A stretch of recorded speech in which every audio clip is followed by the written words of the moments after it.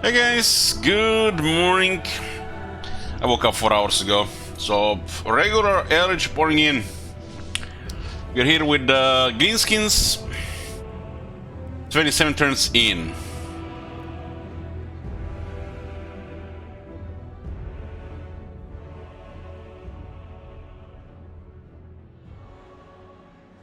Lord Drago asks, just want to ask, what did you say in Discord that you regret going for Scarsing first? Well, it's personal stuff, you know. Personal.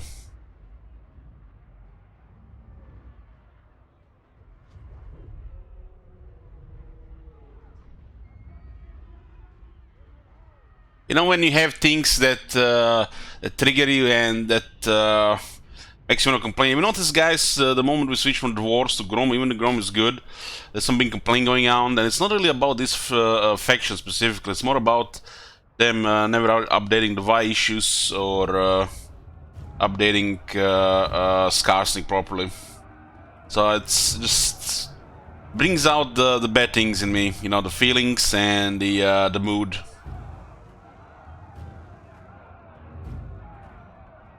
Because, you know, the set of the Night Goblins in the game. How is this a Pyrrhic victory, man? What the hell? In what reality does this get a Pyrrhic victory against this? And use only one in the Goblins. You do have decent buffs on these Goblins, but 2 Foot Squires and a Grell Knight unit. That's crazy. Is brought alcohol yet? I've been drinking just a little bit of red wine daily. Can't believe it drinking that much. Remember, I'm on a special diet.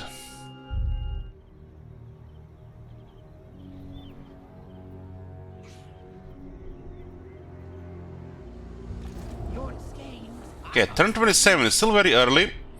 We're doing pretty good here. You can see our territories in yellow here. We got Paramount, Baston, about to get 2 out of 2 Borderloo. We got Lioness, we got 3 regions in Reichland, we got Helmgard, 2 regions in South Grey Mountains. 27 turns considering. That's impressive. Not only that, but we actually have a very solid army and a second one that's nearly there. All that in 27 turns. With 2 legendary lords. This just tells you the power creep of this faction, this DLC. It's unreal. Of course, you know, can be even further probably if you're a little bit more greedy. We're taking very little risks this campaign. Well, apparently the Scarsing battle was a risk, but I did not see it at the time. But, you know, you can never really underestimate the RNG with some of the units, like Fanatics. Supreme ruler of 8 peaks. If the Scarsing was invested in that fight from the start, we would have lost that battle. But there are some bugs in battle AI and some really bad behavior. And Scarsing was basically just waiting. Scarsing is actually an impressive stats for the early game. And the AI just kept in the back, like a master necromancer, you know. When you see a lord that's supposed to be fighting from the start in the back, especially, you know, playing very hard difficult, which makes no sense. You know, it's just bad behavior or could be bugged. It's usually a master necromancer behavior. Master necromancer doesn't really go in unless there's a weak target from their standard behavior. There's a RNG factor to this. But it looks like more and more lords are showing Master Necromancer behavior since the Beastman update.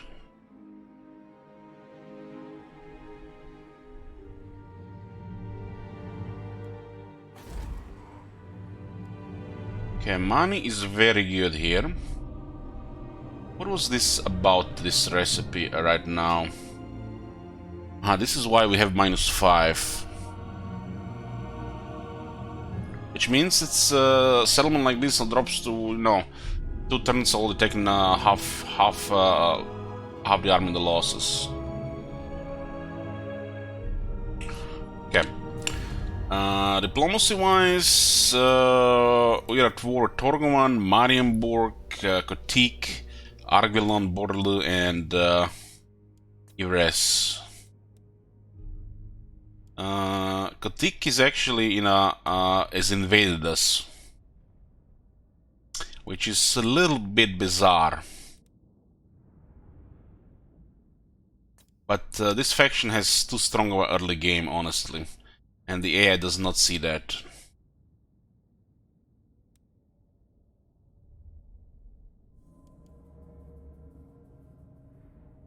Look at this Bordeloo, man, that just went poof. Prince Eltharion. And Dark Elves have invaded Ultuan, and looks like it's been going good here. This is gonna be very bad for the High Elves soon. Very, very bad. Even without us, I feel like they might get overrun, but with us, it's going to be guaranteed. King of Kings. Setter has gotten Galbaras.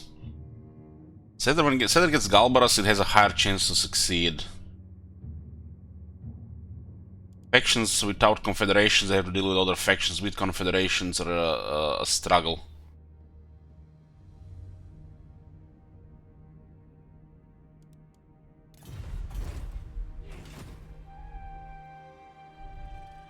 Okay, we got 65 scrap here, and we can do some battles. We should do them in the right order, so you can upgrade more goblins here.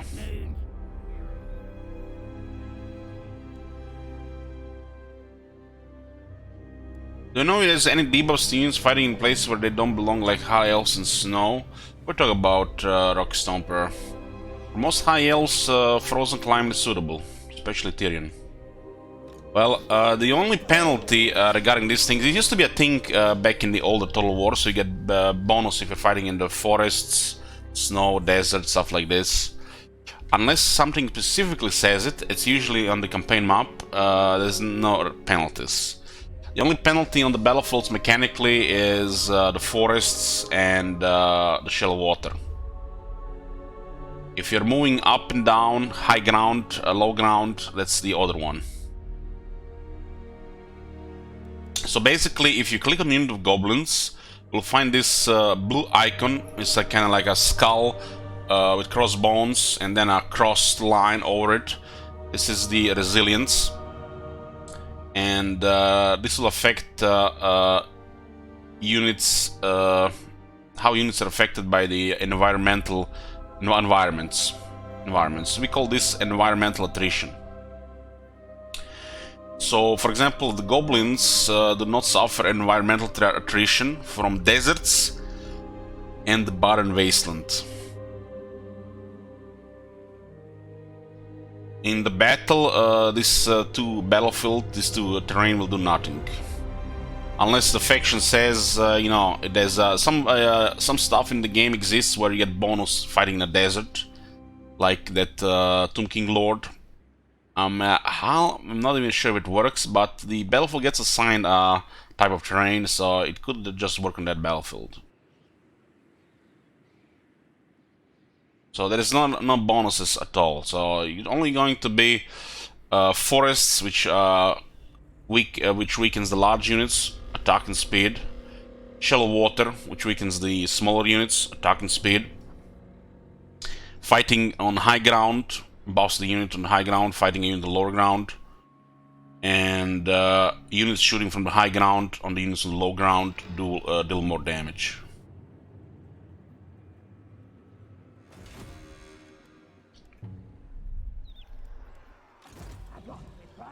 Scarson is rank 16.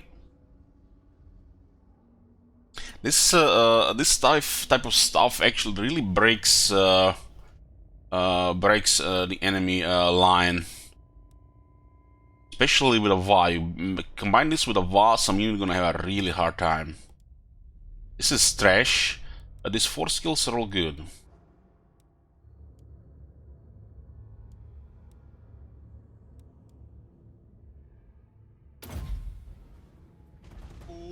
my god. Have you seen that shit? Hey Livo, thank you for getting support. What the hell? In 2 turns our first call to war will complete.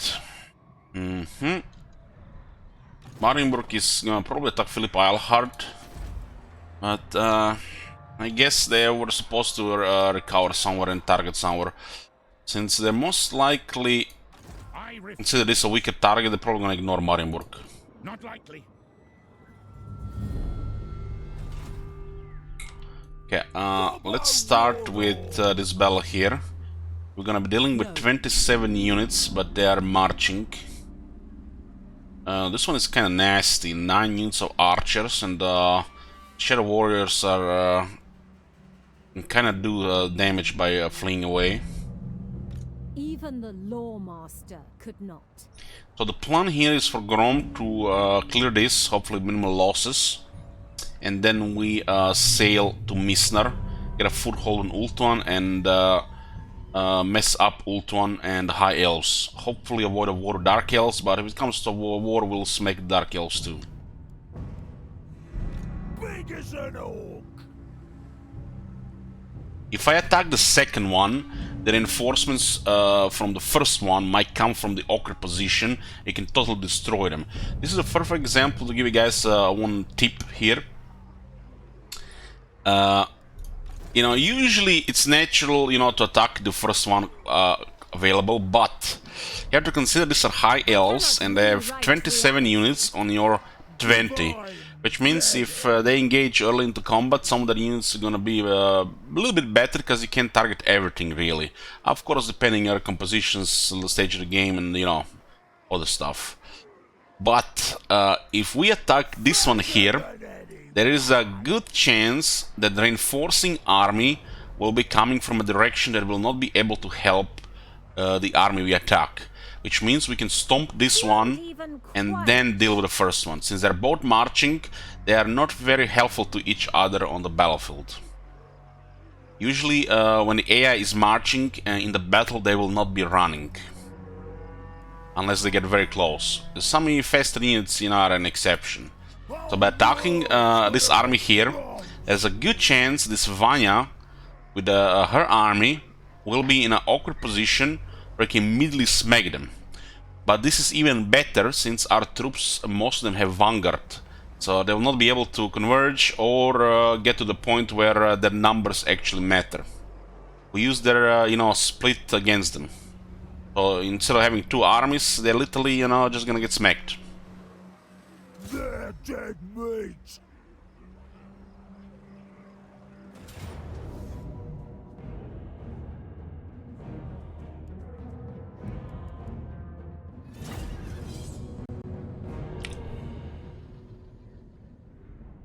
If these armies were, you know, in a good position, on good vigor, like encamped, actually would be a little bit trouble.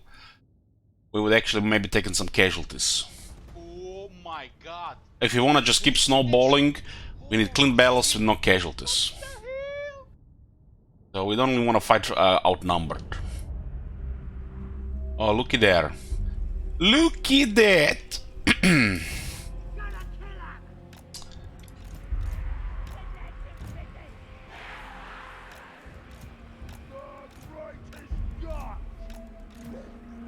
Those boys about to get stomped. We don't even need to shoot here, this is a slaughter. Vanguard against a reinforcement like this is very good. The rangers can do some damage if they get like a proper engagement, but they're outnumbered and we can put range pressure, magic pressure, and we have more characters. Should just send this on the other one. Keep in mind the enemy is entering the battlefield very tired, so they suffer penalties. If you're wondering about these things, you know, sometimes I underestimate the marching sense, especially early in the campaign, and you can actually pay a hefty price for it. So basically they will be 15% slower, they'll have 25% less melee attack, they'll deal 10% melee damage, they have 10% less armor, 25% less charge, and 25% less reloading. because they were marching.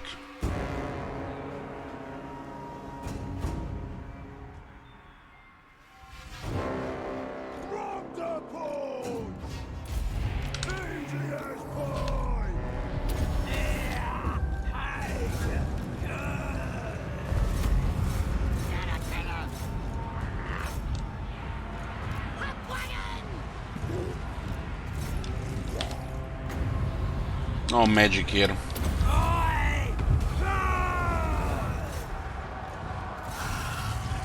Get the numbers closer so we cause more pressure.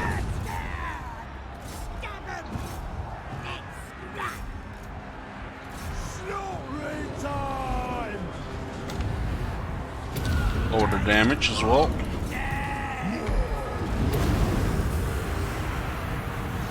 It would be nice to have this would be nice to have some different magic, but it's all good as well.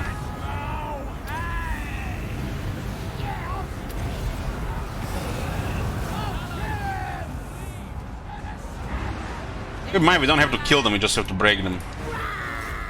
I will break them.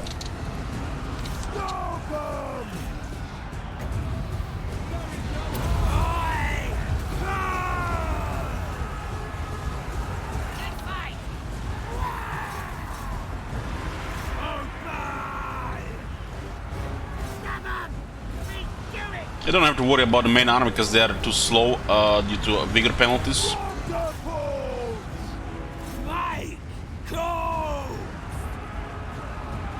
And that's it. Good night. We just dealt with a medium-sized force like they were nothing. Literally nothing.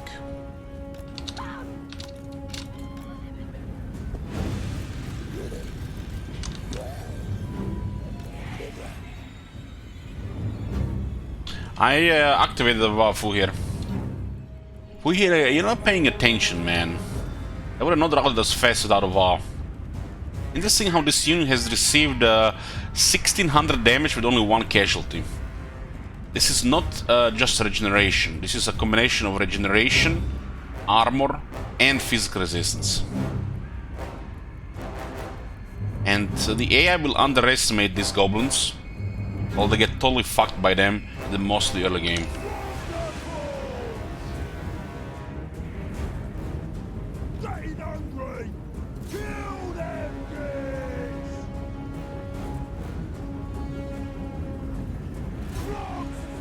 Should chase the Shadow Warriors. We got two fast attackers here.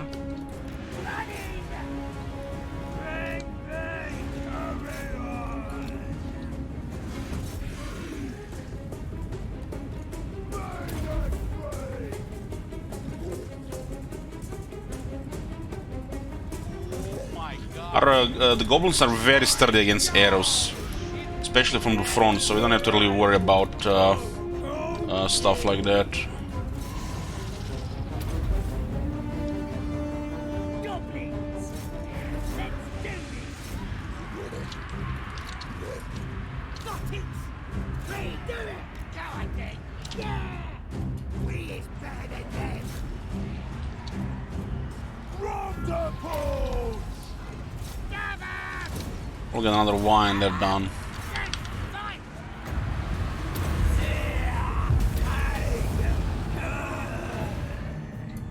This guy's actually getting hit back. Still missing that rank 7 bell skill.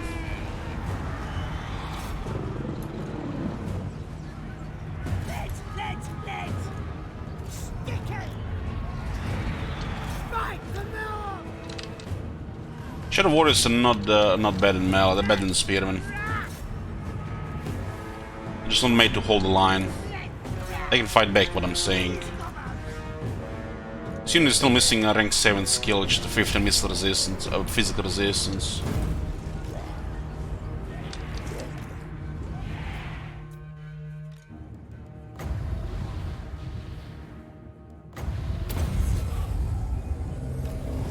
Let the Hager generate.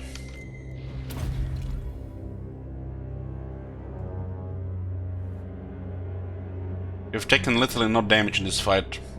Acceptable casualties on the goblins is up to 80.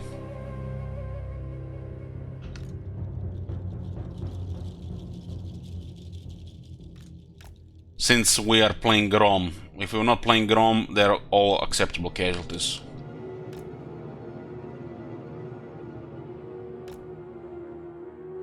I guess for Scarsing is also acceptable 80. Hug gets hit, but it has a very high pool. What the hell? Been watching you for years and you have always been nice and answered all what I have asked. This is way overdue. THX a lot, mate. Well, thank you, Young Stomper. I guess you missed those streams when I was not nice.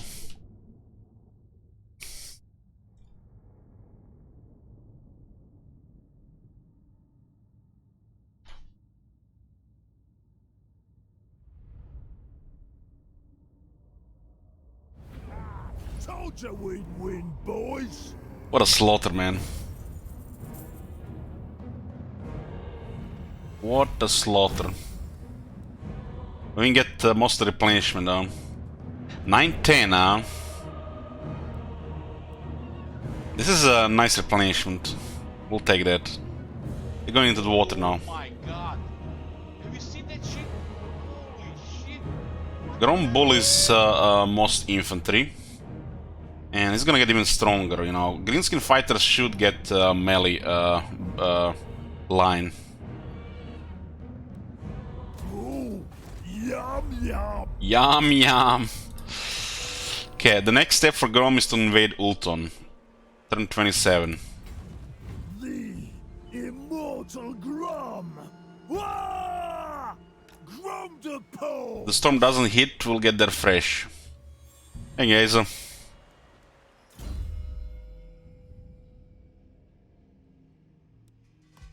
Working on the Renowned Fear next, and then we'll get up towards Deadly Onslaught. He's missing one skill point for literally a perfect build for him.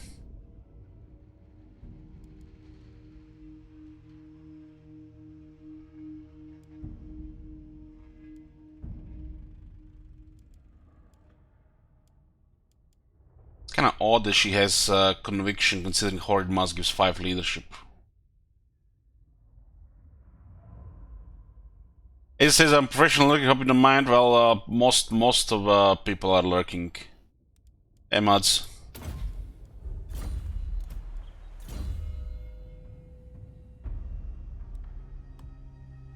Yeah, we got Goblin Big Boss to the point where he's semi-reliable.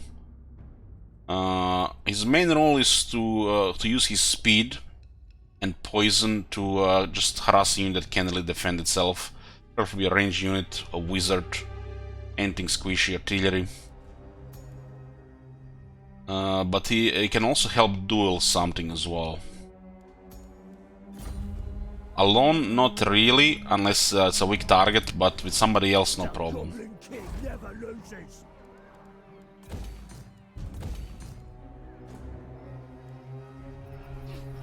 This place might rebel before it gets a little bit stabilized. We do have 8 obedience from his food buff.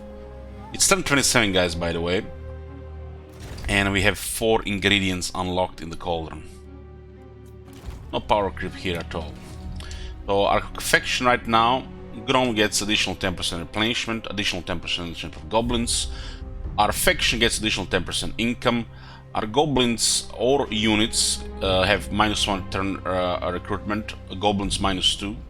We got extra ammunition for all the goblin missile infantry. Double shot for goblin missile infantry. Regeneration for all the goblins, plus 8 obedience all provinces, -8 leadership for the enemies. And if you're one of them Pepegas, you can even, you know, start them out. So yeah, faction effects on top of faction effects on top of faction effects, where any idiot can really play the early game. Meanwhile, other the greenskins get dick. Okay. You know, this is what I find extremely hilarious. You know, being somebody who sometimes have to argue with people, sometimes have to ignore people because, you know, they're outnumbered 100 to 1. You know, when they mention things like balance, and if they're even trying to defend developers in regards of balance, you know, the developers are missing a couple of letters in the word balance when it comes to, you know, working the game, especially when it comes to DLC and updating the game. We will. Supreme ruler of 8 peaks. I have to say, this skill is excellent if you Confederate Scarsling. Scarsling is your best second lord playing Grom.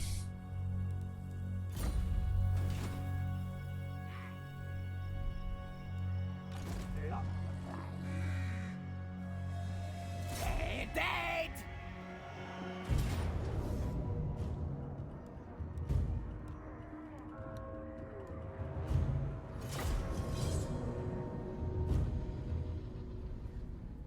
Oh my god.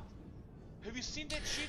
When you see a lot of these factions, makes you really wonder who worked on Akai. If I had early access on Akai, I would have had the most raging rant of all times, shout from all the rooftops and towers. But apparently, you know, those people playing it, well, like, that's fine. They can't really complain. They're on their, you know, take, right? How the hell did they let Nakai get, you know, into that state released? Unlock all those extra armies, but literally no economy. Meanwhile, listen to this. I kid you not, over the time, I had 2 or 3 people send me a screenshot, either from Reddit, other forums, or even their campaign, where diplomacy window is opened. You are playing Spirit of Jungle, and what's the name of his vassal faction? Defenders of the Old Plan, something like that. Basically, what happened, Nakai's vassal declares war on Nakai, and Nakai depends on Nakai's vassal to make money. And then vassal says these words: Nakai comes for you. To fucking Nakai! It's a problem with the vassal system, and that faction literally, you know, shame on the early access people, and shame whoever let that happen for that faction to be released in that state. Warlord of 8 peaks. Gonna kill him.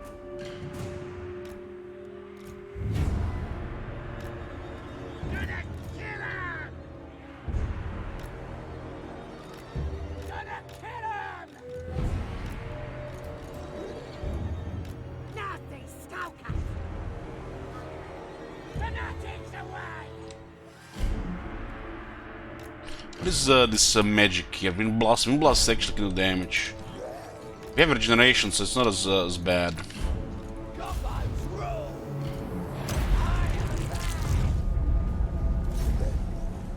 Let's grab. Skarsnik.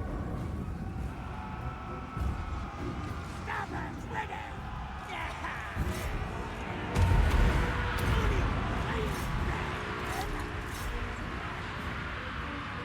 Warlord of 8 peaks. Yay.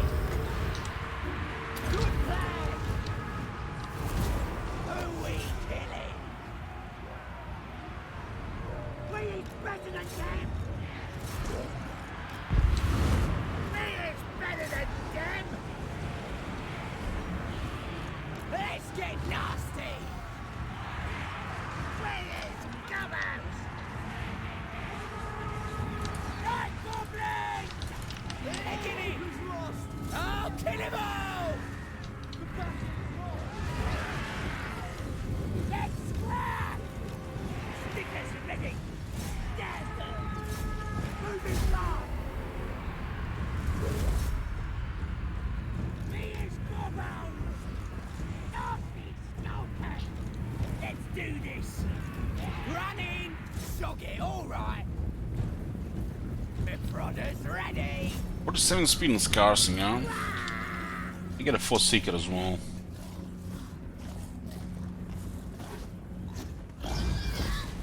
I got me prodder. Attack! Not sure Goblin can do attacks on single entity. I saw Goblin swallow stuff like Chosen Iron Breakers though.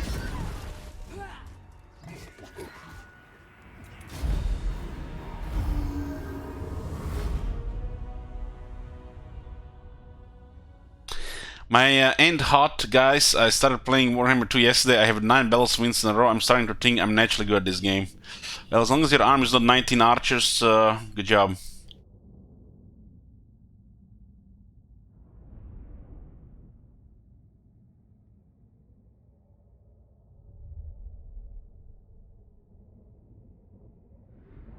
RuneScape.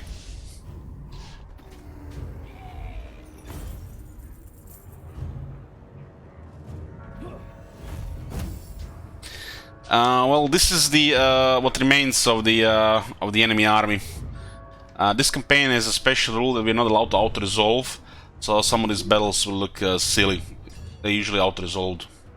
So we're not using auto-resolve, which makes battles like this worse. Repeatable follow-ups on the rebellions worse, but some of the large battles might look better.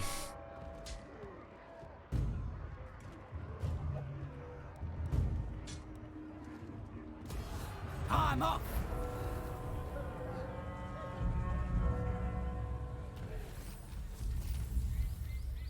Skarsnik, warlord of 8. Well, the rules for this campaign have been decided, Firefox, at the start of the campaign. No auto-resolve and no retreat. You're not bending anything.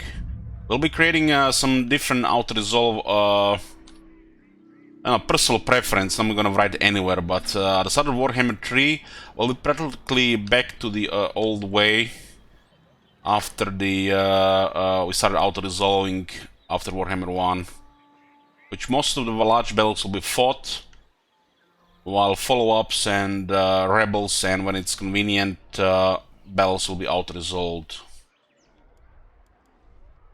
But auto-resolve has become a good thing since it's been, you know, patched, because we suffered long enough with 50-50 bullshit.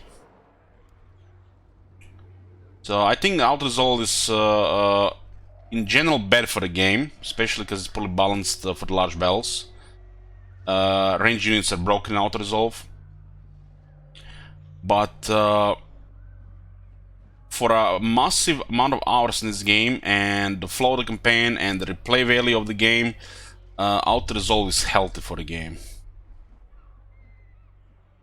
Just some of the large battles are terribly balanced, and some of the range units are broken auto-resolve, like Hellblasters, Shades, organ guns, stuff like that. Right then, let's do it.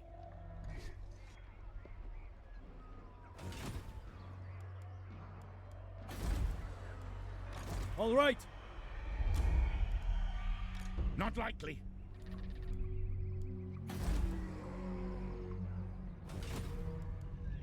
Your schemes, I got What am I gonna do with Skarsnik here?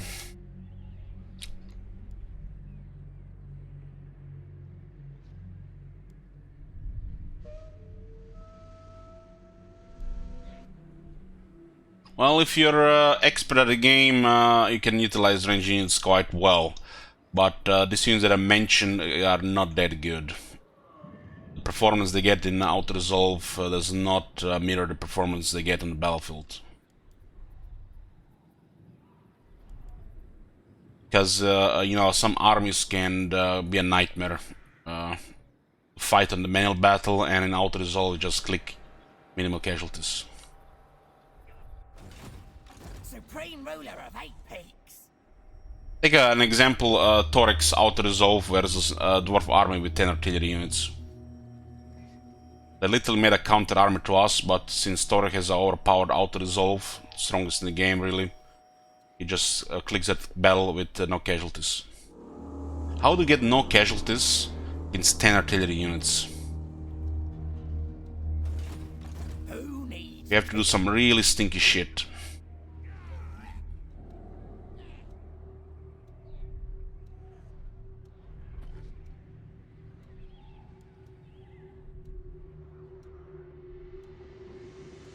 Not sure what we're gonna send Skarsnik.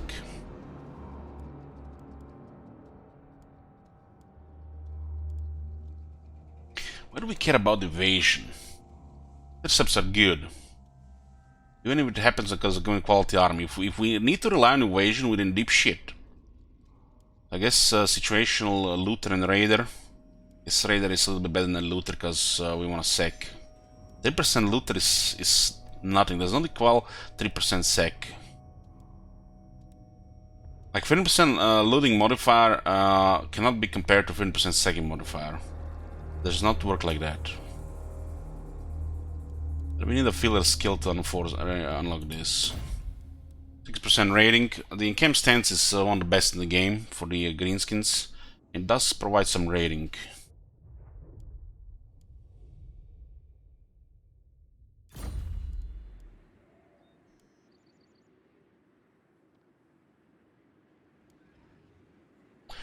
Is there a major difference between a greenskin versus a troll army? They seem to have very similar units. What do you mean? Troll army.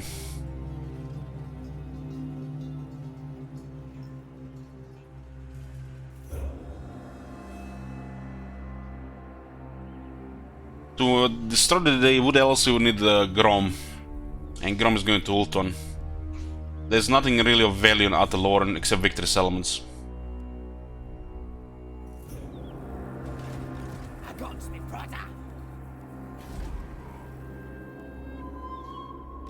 I think I'll keep Skarsnik here for now.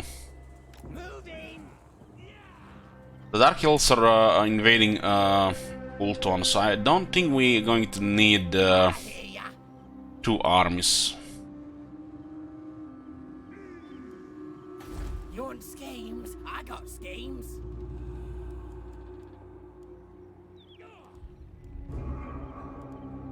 Yeah, there's a major difference between this. Oh my god, this name.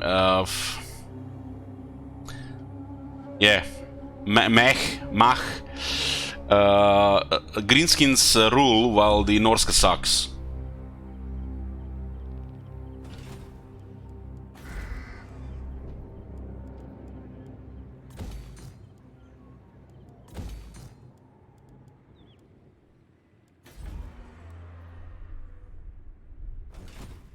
Use me!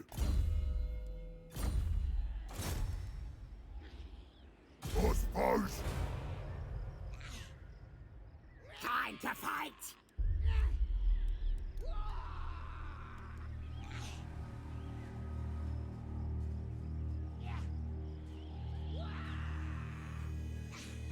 This is our 3rd army.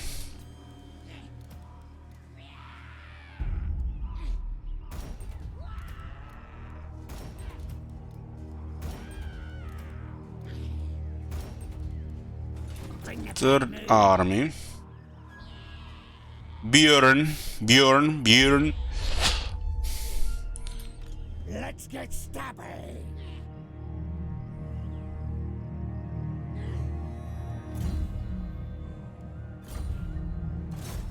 On it. Head button more. Like we're underestimating the Grell Knights, but we can make the whole play to destroy them first.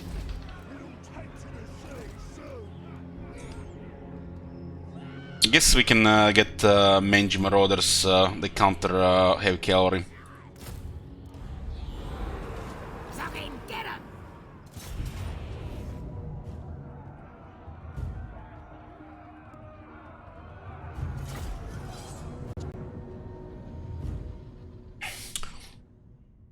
Night Scalder is pretty good.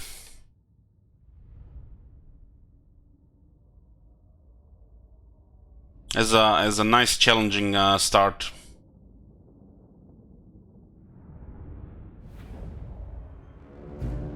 Might get spicy for a couple battles, you know.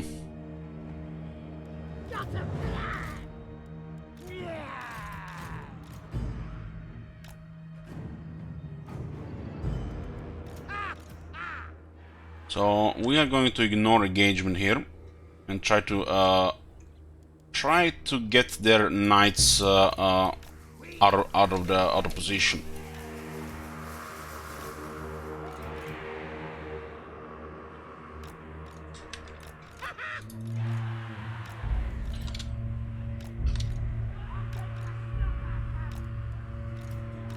The skirmishing cavalry counters heavy cavalry, but you know, in the big picture, you can't really manage that many of them to matter. But you know, in early game, smaller battles, they can make all the difference. Moving fast! Running! Moving fast! Running! Looks like this unit actually gets a goblin buff for speed, so they counted the cavalry counts on that one as well. This is bizarre, cause most of those don't affect other cavalry. Running! Moving These units are very weak to archers, but they're pretty fast. First thing about this unit is they got AP missiles. Otherwise, this unit has no damage. running! They're very squishy as well. Moving fast! Running! They'll have to respond, and we can just mess with them. This unit does not get tired, so it's better than other heavy cavalry. Running! Knock one hit! Moving fast! Running! We get this unit out of the picture, we can proceed with the rest of the battle. Moving fast! Running! Moving fast! Running! Whatever! They're not taking the bait here, huh? I guess they're trying to engage with range. Moving fast! Well, this is called harassment. Moving fast! Running! Moving We'll harass until we are happy with the result. running! Moving fast! Running! In the real world, there's actually a different word for this, but you can't really use that word on Twitch. Moving fast! So, harassment is usually what you use in Total War. Moving fast! Come on, strong! No, it's a bad word. Running! Moving fast! Running! It goes with a you know certain underground animal, you know. Moving fast! Running! Moving fast! Running! Lads! Stabby time!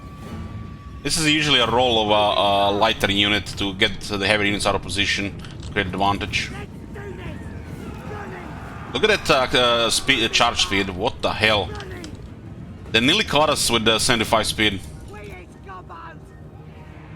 Smash 'em up! There's a different speed for just running around, different speed when you're charging. This unit has actually almost made contact there.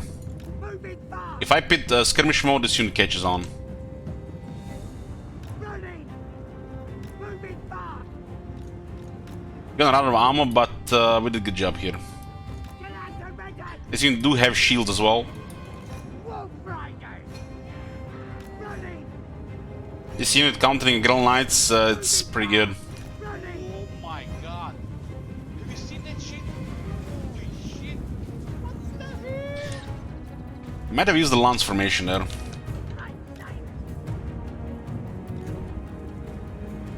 Moving fast! Running! Moving fast! Running! Moving fast! Skirmishing is a mechanic. What we're doing to them, we are harassing them. But like I said, in the real world, that is a different word for this.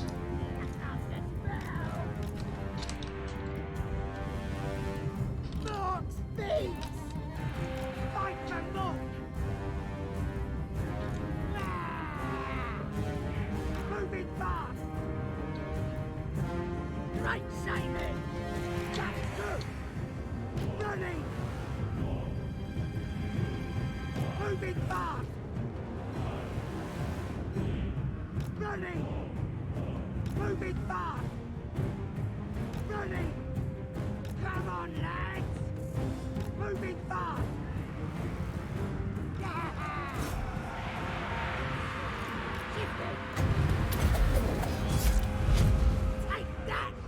Yeah, do outer rangers on this side. Talk through me! Running! Probably use this to get some unit out of position. Red boss!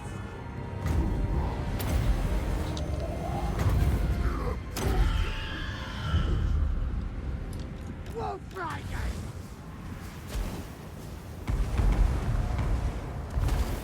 Moving fast! Goblins!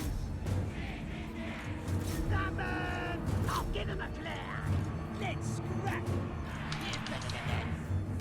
Talk! Happy to help! Scanners ready! Ah! Bells ready! Running! Got both great swords out of position, nice. Right, Simon! It's the 3 characters, they're not really fighters, but they can fight unit like this together. Moving fast! What am I doing? Get him! Nine! Gotta kill him! Who can we stand? We do get penalty here, nice. That mindset leadership makes a difference here. This could have been the factor in the out resolve, the -8 leadership. That's a pretty sweet effect from the Holden. Especially not fighting against veteran armies. Rally! Gotta kill him! Who can we stand? Gotta kill him! Ah! Stick him! Time to Right, Simon!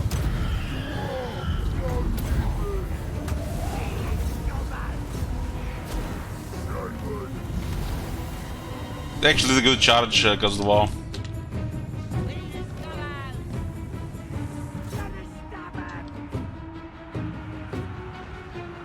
Kinda hilarious the scenes are considered large.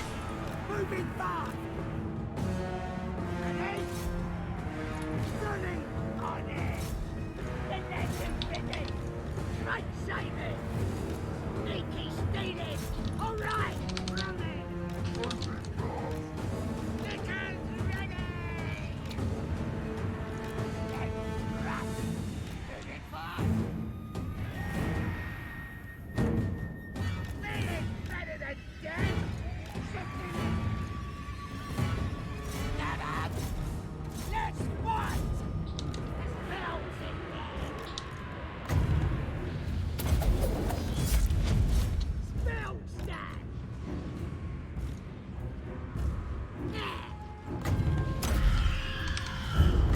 This room will have you! We zombies! Moving fast! Red boss! I'm the boss!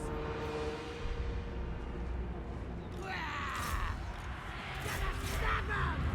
Come on, lads! What? We ain't gobos! Get away!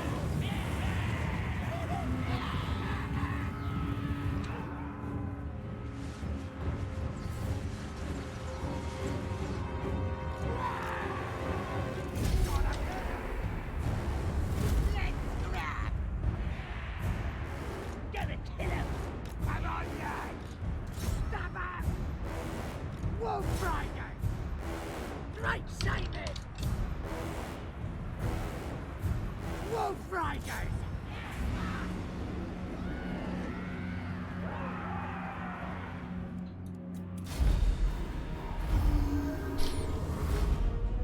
We have harassed the Grail Knights and they still got 49 kills.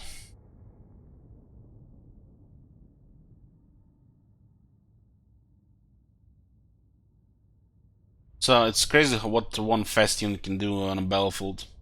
The enemy has no answer for it. That one will get countered by mounted yeoman archers.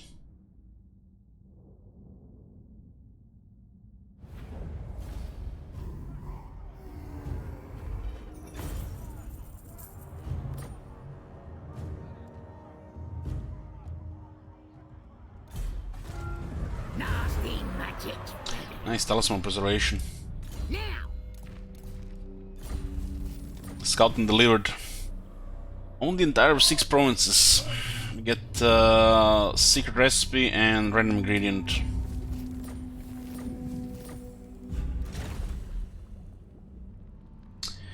It looks like the random ingredient we unlocked is the one we already have, so it doesn't do anything.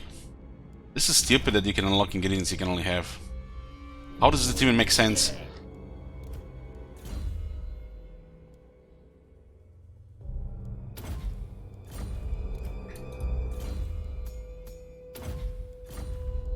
I'm special. The tribe's ready. Anything you say. Now they'll see. This army will be helping with public order, with obedience. Oh, we had this before.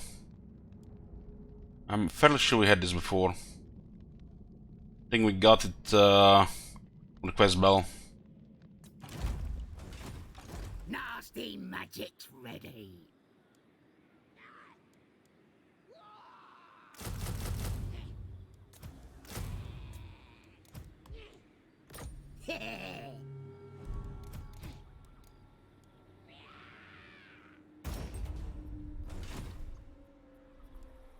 I got the brother.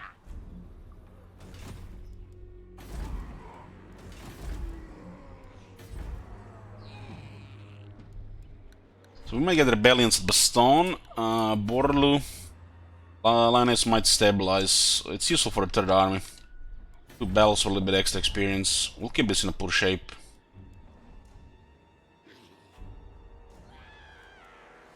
Got sacked recently.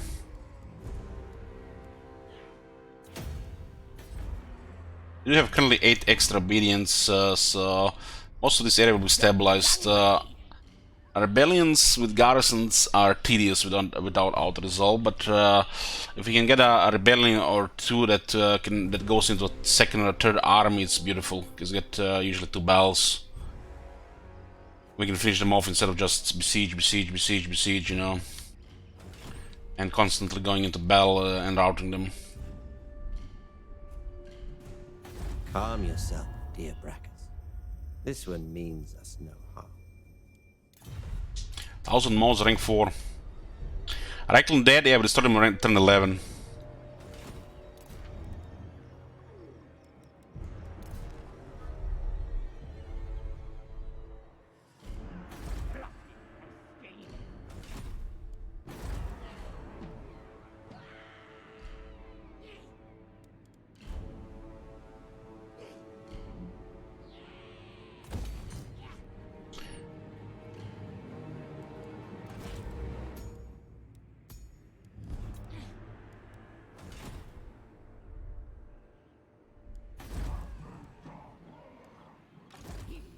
You get one of those stone trolls in this army. You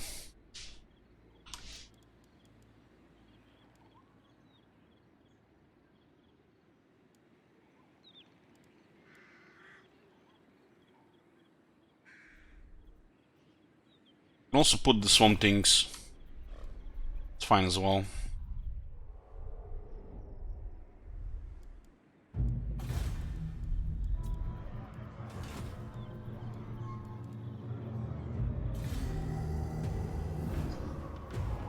I can get him in a long companionship cake.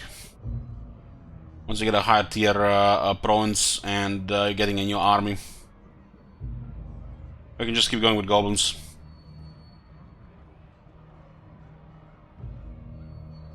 On the base, the Black Orcs beat goblins for a new army. Just have to afford them though. Goblins are cheap, Black Orcs are not cheap.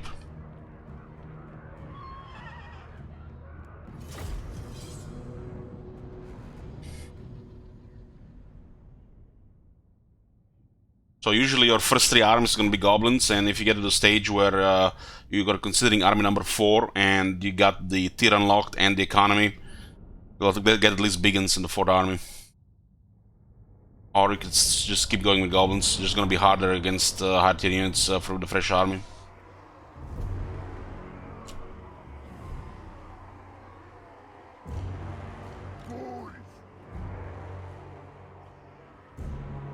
We could also just concede, but let's go into slaughter here. Where's Gobos?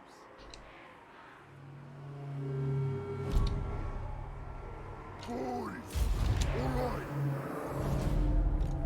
Goblins! Nanny! What? Let's do this! The lads are ready!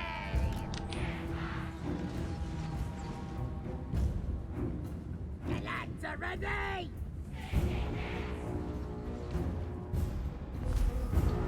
Wah! Where's Goblins? Right then! The lads are ready! We're better than them!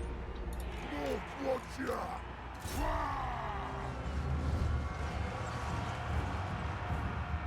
Let's scrap!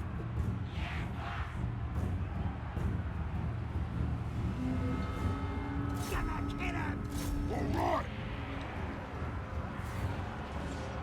Where's better than them? Run in! Stick him! Moving fast! Gonna kill him! Gonna kill him!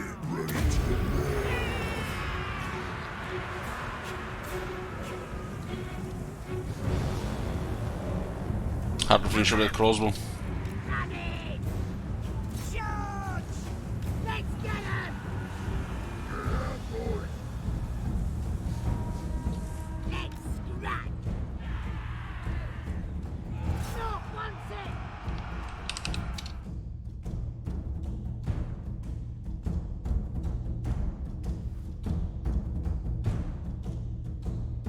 The second time they're routing on.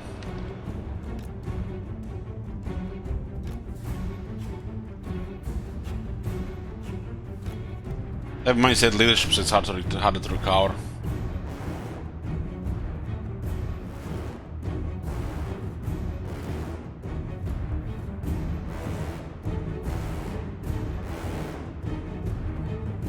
Surprised there's no outnumber penalty here.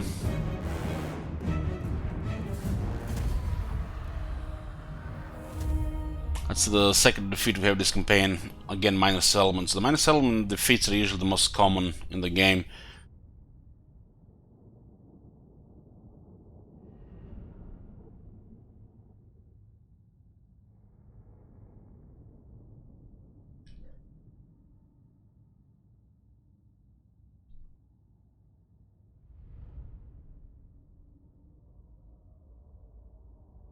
He pretty much got smacked by his neighbors, but he still managed to send an army around to attack our minor settlement instead of trying to regain some of his lost territories.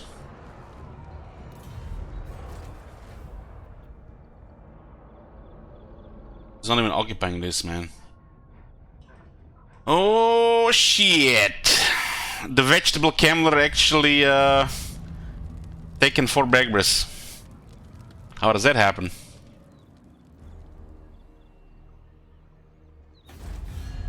Ah, they're no longer the word Forest of the Artois. Okay, that makes sense.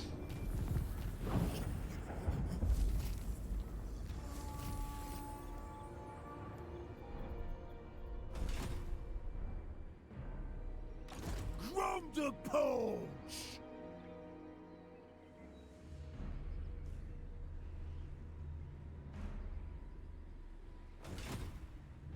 Unkillable Grom! Ulton is at a stage where they are unlocking almost early tier 4, which is the perfect time to smack them for maximum thief economy. We could have been on Ulton already, but this is also still a very good time to attack them. Still ideal. Rockets! We get as close as possible to the settlement. Hoist the sail!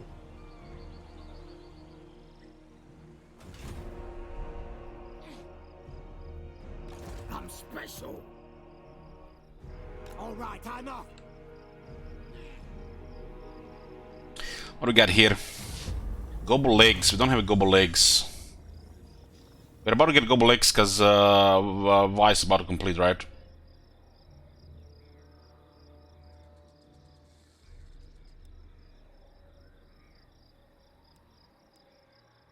You have no use for Hug's wares, but can still get the lads to very carefully ambush her later and rob her blind. We kinda need scrap, so we'll take the scrap.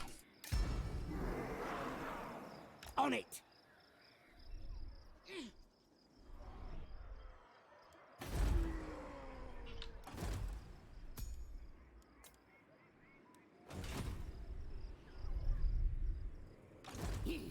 This is the first rebellion happening. We cleared a good public order, but we actually want rebellions in this area for the Third Army.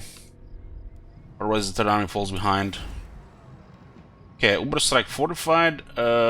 This is where we keep replenishment growth.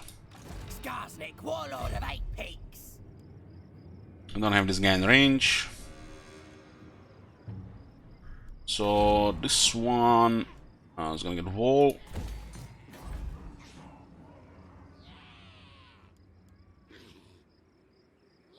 The tribe's ready.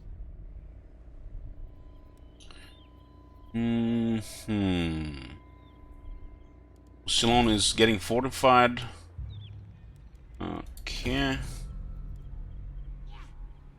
I guess we'll set up rebellions on this too, and we'll ignore it here.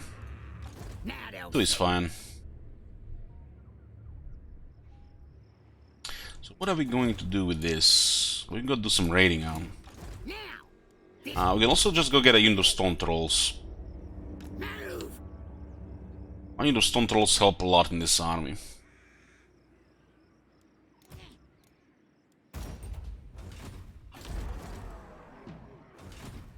What?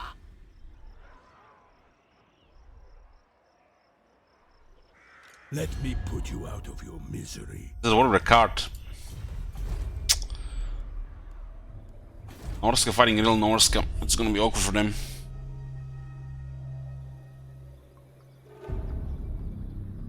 So it looks like this place rebels. It's still battle for Scars, and it's not bad. It's unlikely actually rebels because we're getting a leadership building. The leadership, it's the type of the building. It gives obedience, which is public order for greenskins. Wouldn't mind smacking a meal there.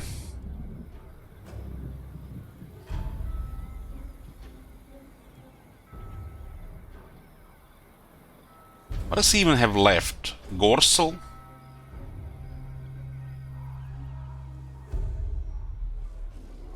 How the fuck are these guys still live? It's probably... Maybe they've never left the settlement. It's really bizarre. Skarsnik. 2 in 1. Yeah, I'll put Skarsing in the settlement here, and let's see. We can elect Taskmaster or our lords. Me. Oh yeah. 10 turns in March Sands. Killing majesty.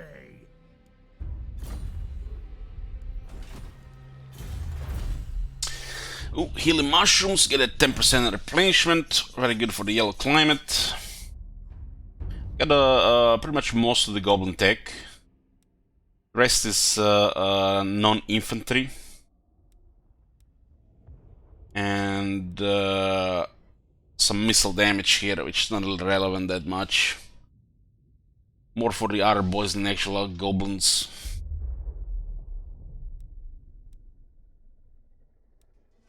They managed to get 25 missile strength, the goblins, And this is 10% for all missile infantry.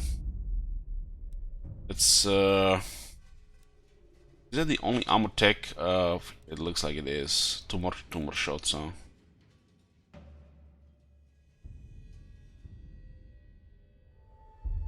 Giving Spider Riders leadership in recruitment cost and technology. Then they give us attack or AP. This armor should work on the Wolf Riders 7, and the Wolf Riders should get AP or physical resistance. At least they didn't give me more speed, you know. I'm not even that Papega.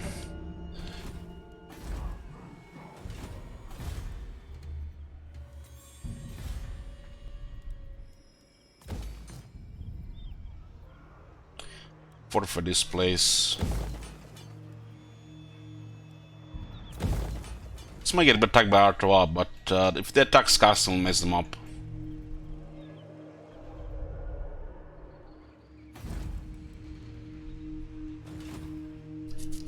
I think the worst thing that happens on Ultron at this stage is Dark Elves declare war on us. Nasty magic. Ultron is in pretty bad shape.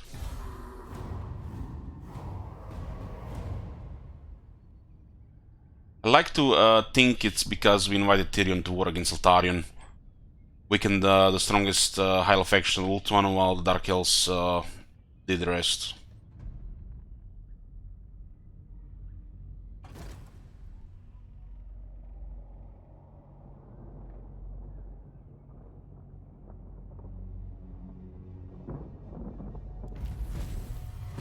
Okay, we have completed our first VA.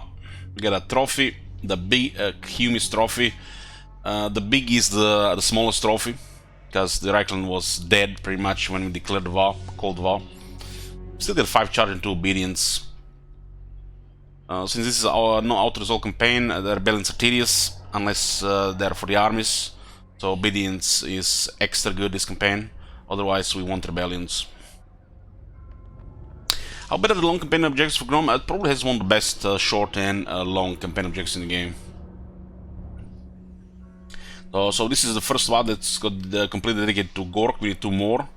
We started bottom feeder because it was not a very good VA. It was just basically finishing off the Empire that was already in ruins. So completing this quest, we got Lucky Banner and 1000 resources. A new ingredient has been unlocked. How come? Gobble eggs.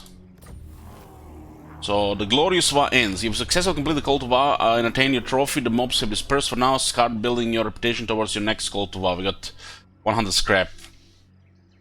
And one of the mobs... one more unit available for recruitment from the regiment panel. Okay, we got this bigger... the big... it should be the lower ones.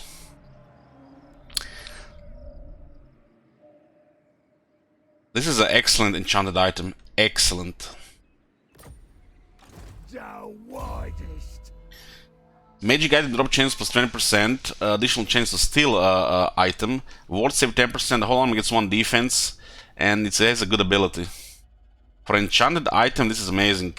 This could easily have been a talisman and still be good enough.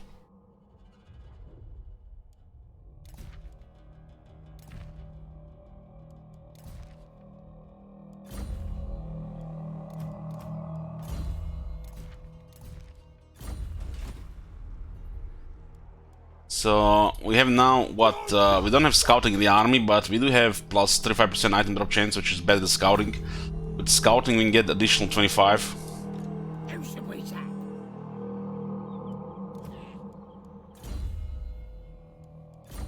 It pretty much guarantees an item after a bell. So we currently have a big penalty because bottom feeder, but it'll get fixed in a few turns.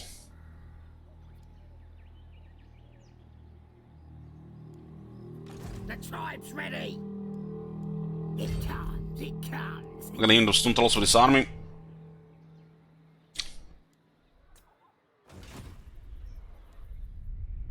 Pointiers are just big stunters. Okay, we're on Ultron. Kritik is an excellent entry to Ultron for Grom, preferably with 2 armies, so they don't really have a chance to invite and counter you with bigger presence. You outnumber each one of them then, but not all of them combined. There was a lot more presence last time, but this time we used diplomacy to mess them up. So there's no welcoming party. Kotik has invaded and they got smacked, which means literally no opposition. We get free roam over Ultron with Grom. Downside is the Dark Elves are here as well. which also make it easier at the same time, but you know, we might put us in a conflict with Dark Elves. Ultan is Grom's continent for core economy. From the punch!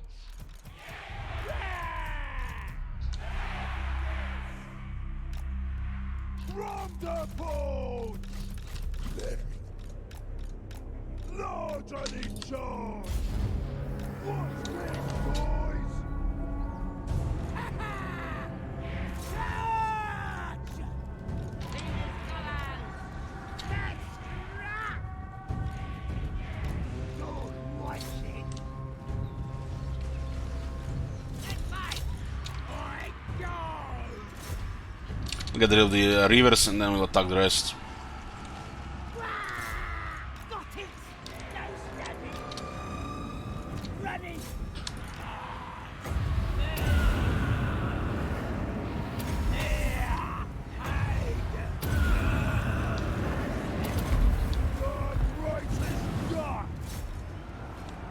Let's scrap! Alright! Please go by! Nasty stuff!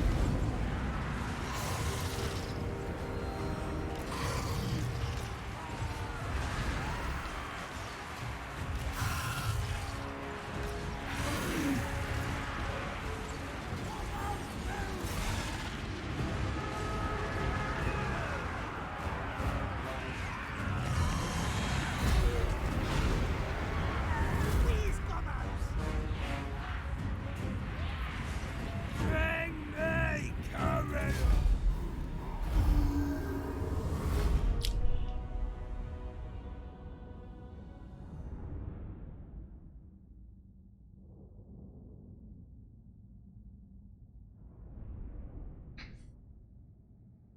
It's royalty. Yoo-hoo! Yankov.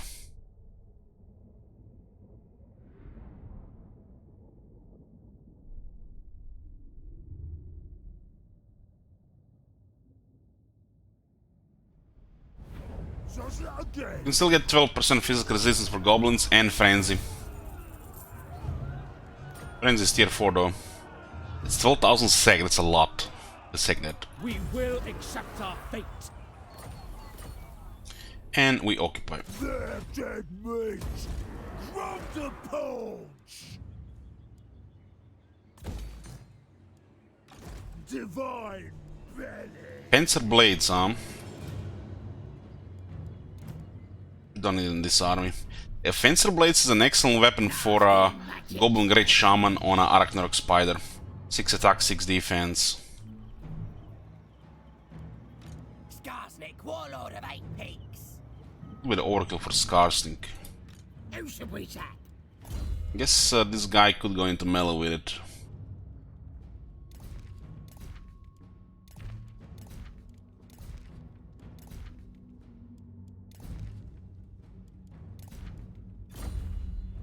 No, actually put this thing here because these guys are going to be dealing with a couple of rebels. Skarsnik doesn't really matter.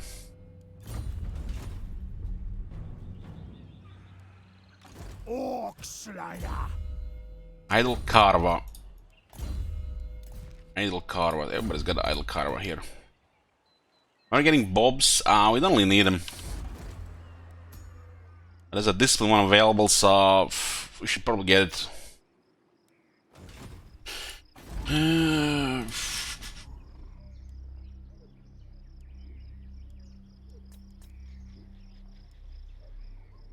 Bone for war!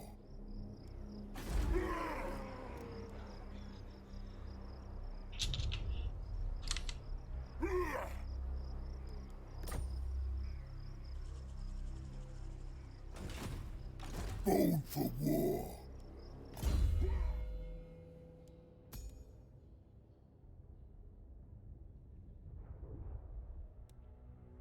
There's a very strong fighter hero with some other stuff as well. Boss of the field for the Orc army. Line Kreka if you want to make it smeg harder. If it's in the Gobo army. One Orc army if it's on the campaign map.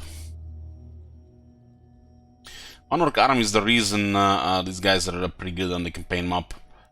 And you can actually have this faction has additional effect for the campaign heroes as well, which you can activate as well. Hero action cost minus 25%, hero action success chance plus 10%. So not only they will succeed more often, so garrison units probably gonna be pretty decent chance, especially garrison, but it will cost very little. I think they have like 85% reduction. This one does require a level rank 15 orc shaman though. Find us a fight, yeah? No slacking.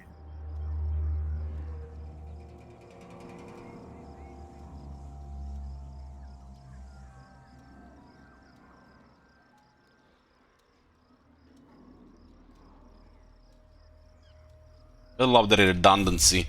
He's immune to psychology, but has an ability that grants himself and allies in range immune psychology. Has 2 times immune psychology. Why did they just remove this immune psychology here and kept the rebel rouse, because it works on himself as well?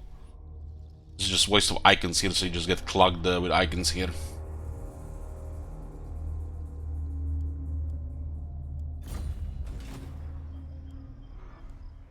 You want schemes? I got schemes. Fatter than anyone. Let's put an extra icon here, so because he doesn't have enough there. What is this meter? Speed debuff on. All Hague bombers are targeted with a triad of unintelligible trollish invective, powerful and relentless enough to cow even the most stoic of hearts. Good for dueling. Keep the hitboxes close.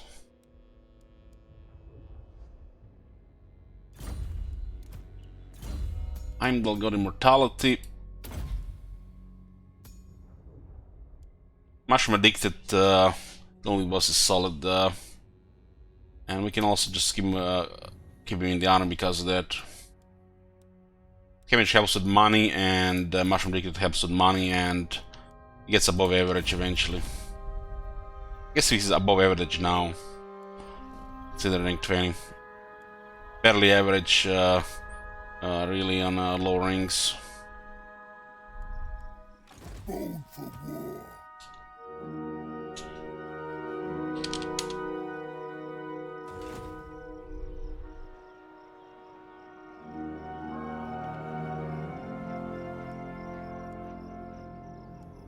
Supreme ruler of 8 peaks.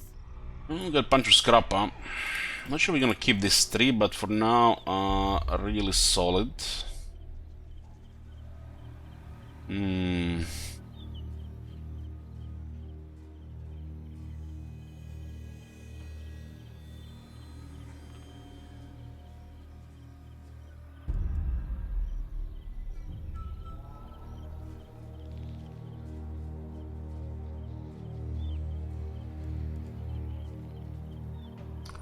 What are we gonna do against large targets in this army? We're gonna use Goblin Archers. Goblin Archers, maybe a Troll if it's a weaker large unit, and a Skarsnik.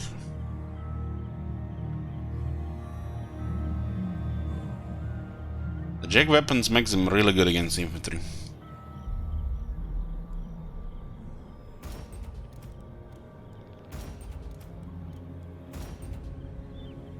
Helps with Opportunistic Murderer, and the bigger losses only affect performance because anti-infantry. Oh my god. Have you seen that shit? Holy shit. Hey, Omen.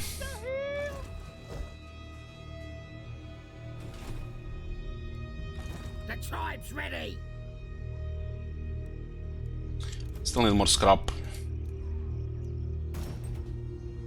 Once these units get scrapped, they become good.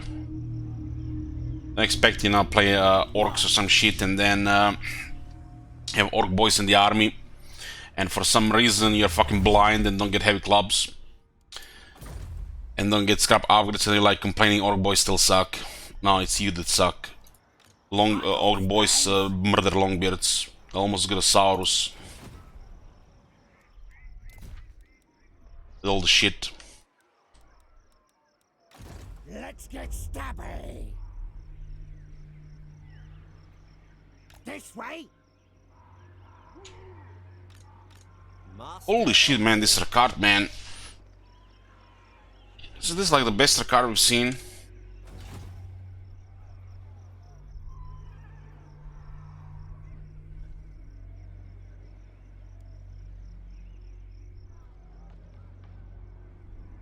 And Ricard is doing really well this campaign.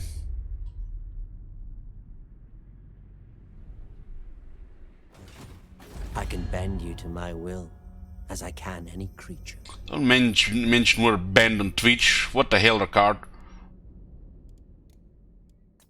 Let's try to get military access with him. So be it. Plotting and scheming.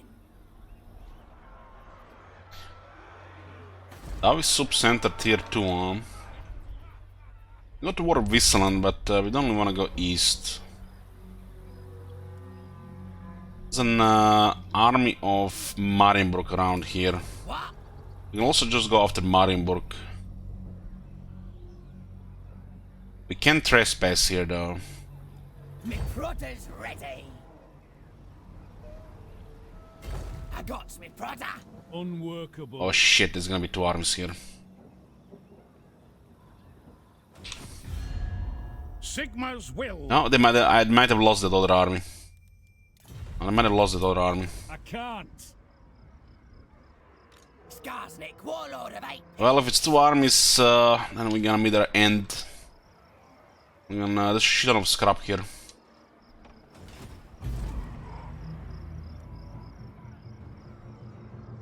Not possible. I don't believe it's 2 armies considering strength 82.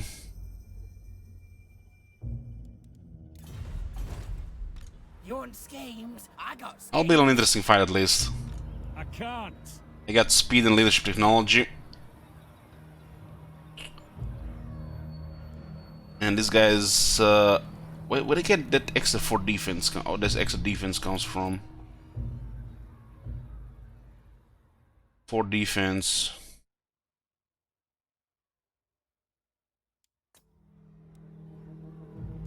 Is that the defense again for melee infantry? But they have extra defense as well. This might be ugly. But consider the military strength was unlikely they had 2 armies. Maybe the military strength is lying on the quality. It's early game, this army should still count for quality. So, this is unlikely they have 2 armies.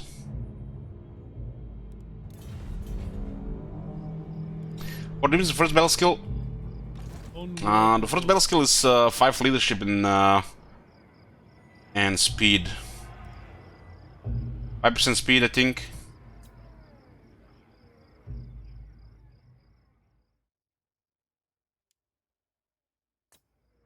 It's the other skill.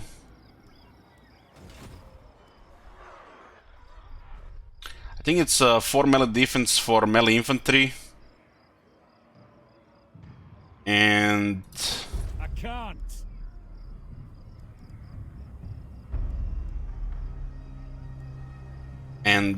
charge bonus, right?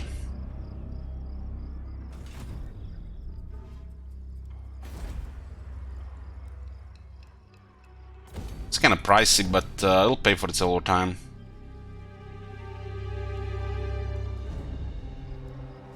Do what I say. Now.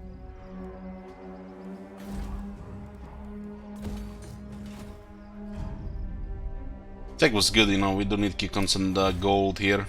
Looks like we're facing constant 2 extra rebellions now because on bottom feeder. A bottom feeder is gonna be really bad if we have 2 armies. There's a period of you know, post-war blues, which is now bottom feeder. It's usually 2 or 3 turns, unless the war was extra good.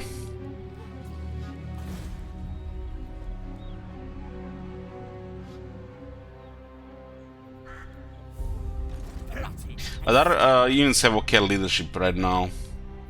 Supreme ruler of 8 peaks. Well, Sky Arms gets destroyed, you know. No retreat will eventually go against us. There's no hero here to scout. Still unlikely they have two armies, but it's possible. Possibly it didn't update massive recruitment. Could recruit 10 units in a single turn.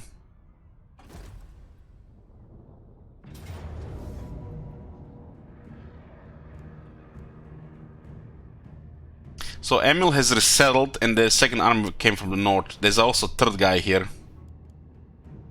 Considering bottom feeder, we're most likely dead here. A retreat here would have been amazing, but this campaign is no retreat.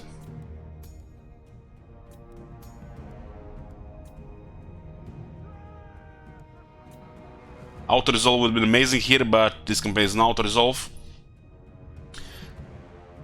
Maybe that extra leadership penalty fucks us up. We'll see. We do have +9 leadership from Skarsnik, which actually going to be beneficial this battle since I got -10.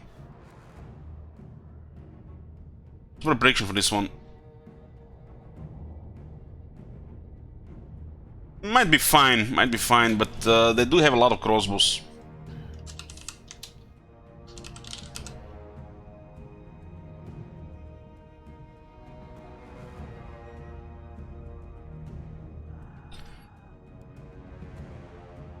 Luckily they didn't get the technology against the greenskins yet, but they do have leadership, speed, and defense. Defense and charge for melee units. On this type of terrain, the crossbows actually matter. Maybe we get lucky with the reinforcements.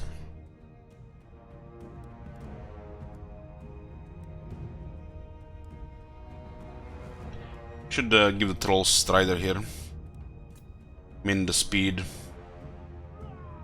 This -10 leadership is really bad for the trolls for this battle. And the night goblins.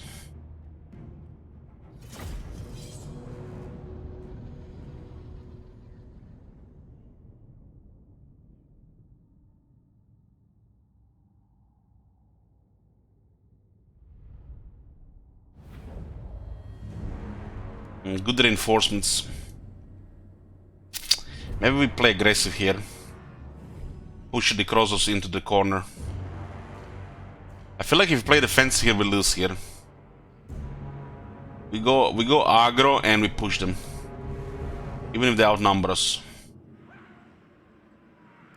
If we can push those crossbows that they can fire in melee mode, they can't do shit then.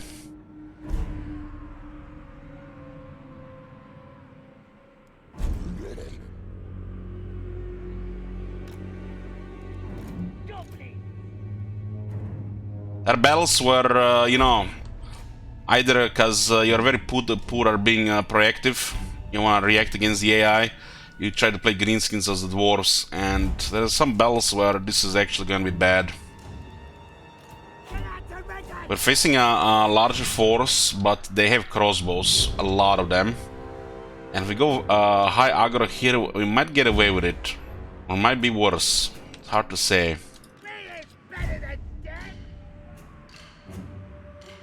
I feel like it might be better here to just rush them.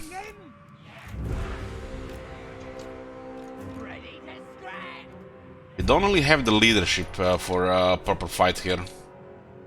I understand leadership right now because of reputation. The Wise ended, Cult Wise ended recently.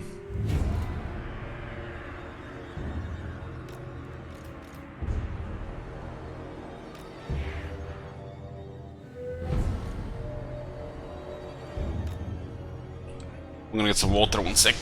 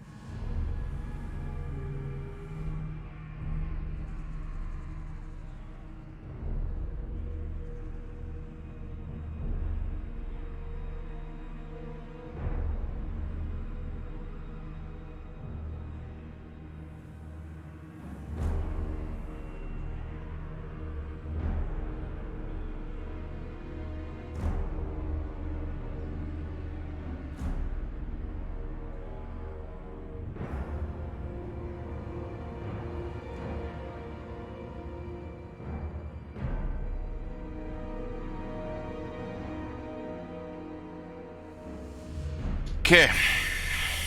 This might be messy. If I had the 10 leadership, didn't have the leadership penalty, we actually had a leadership bonus instead. And this will be much more reliable. They do have 3 lords. So if the VA was still running one more turn, we might just get fucked here because of reputation. Those 2-3 turns of post-VA blues. Because it was just a small VA. Scarsnik does have +9 leadership to nearby allies.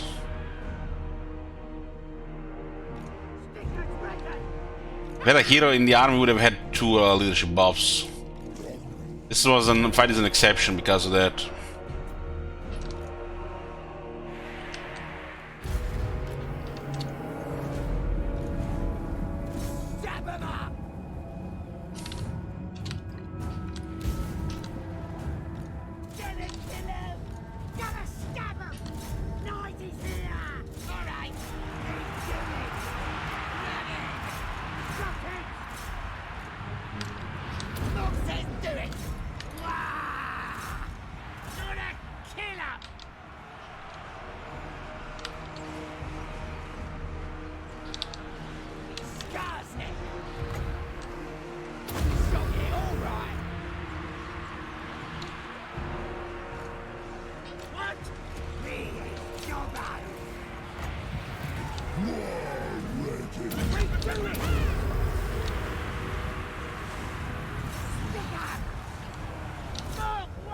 Looking pretty good so far.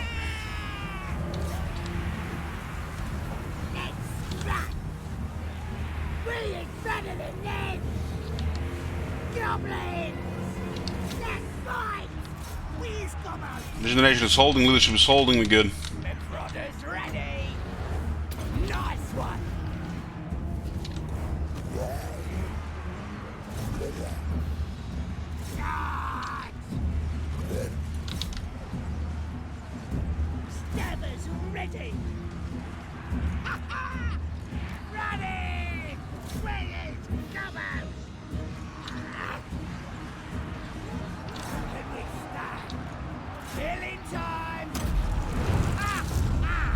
Gonna get a second one soon.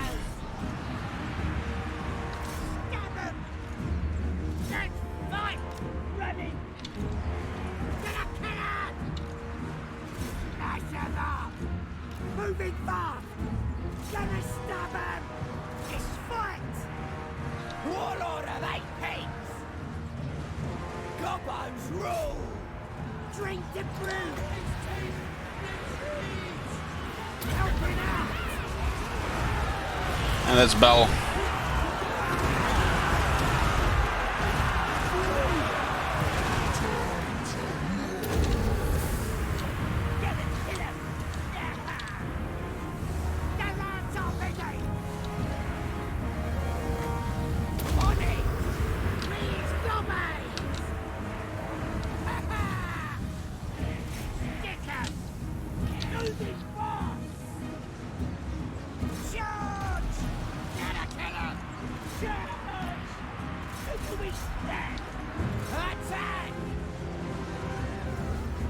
Imagine how worse this would be if we didn't rush them. If we didn't use the Vanguard and go aggro on them. I'm guarantee you this would be much, much worse. The range will get in position, the lords will get all in position. If I didn't use Vanguard here to put the pressure on them, this would have been way worse.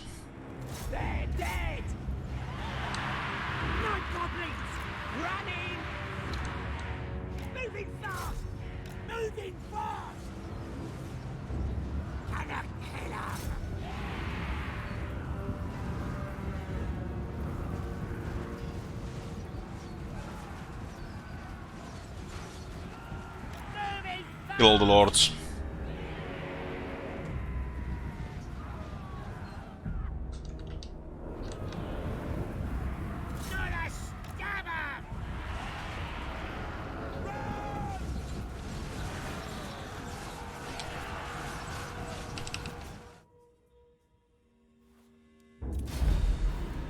Heroic victory. 366 kills on regiments are renowned. Goblin fanatics. They do have Razor Standard as well.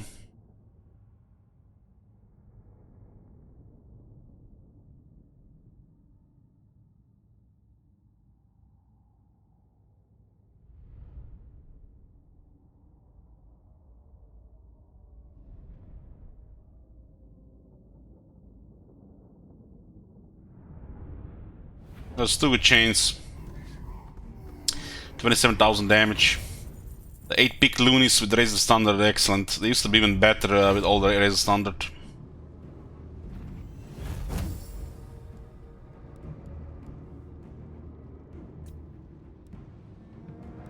Casualties? What casualties? Still gives points with their cart as well. It's a big victory here.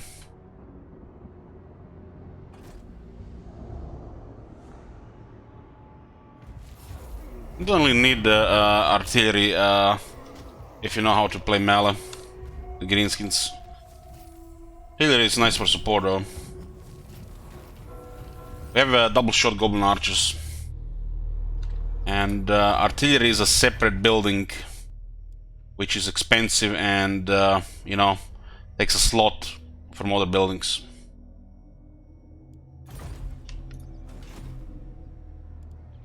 Not likely.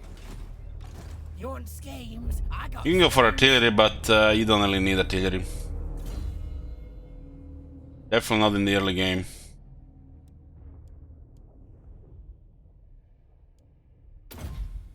Night goblins are sneaky and pervasive. They creep and crawl from every hole to join the killing.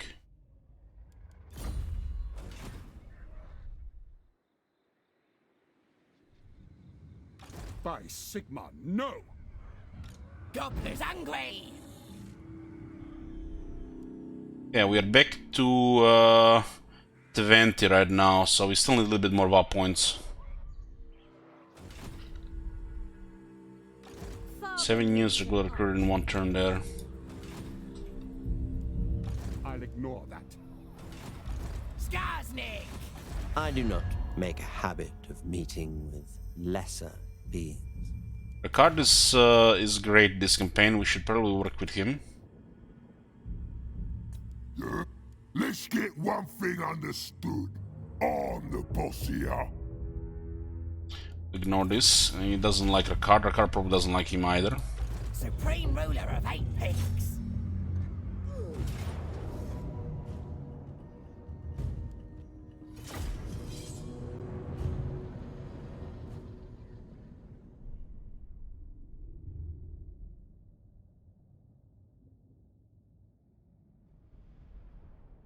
If you think you need rock lobbers with greenskins on a regular campaign, you should reconsider what you're doing in melee.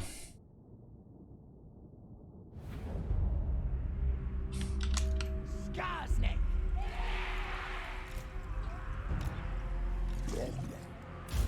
I got me brother. Get lads in busy. Gonna kill him. Come on, guys. Whoa! Stop it, ready.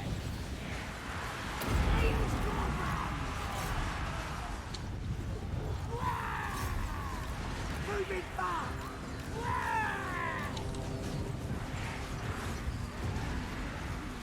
Stab him! Crooked moon! Goblins! Nanny! Mooksies, do it! Stickers ready! Goblins! Warlord of 8 pigs! Moving fast!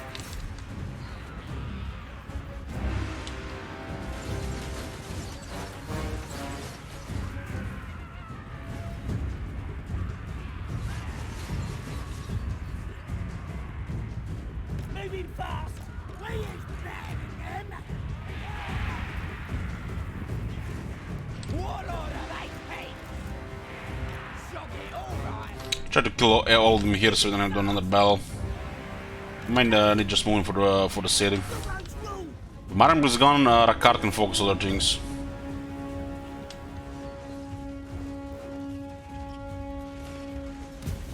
These are dark shots right now. Moving fast! Ready! Stickers ready! We's better than them!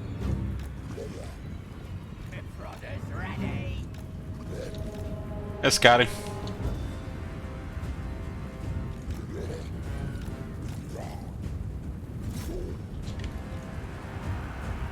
Moving fast!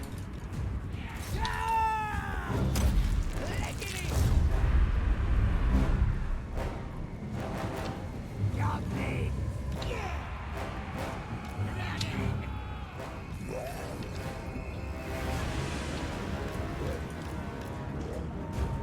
We don't really need these trolls to do anything in battle, except for the siege attacker in other situation. Who can we snap? Charge! Running! Make sure that they get killed here.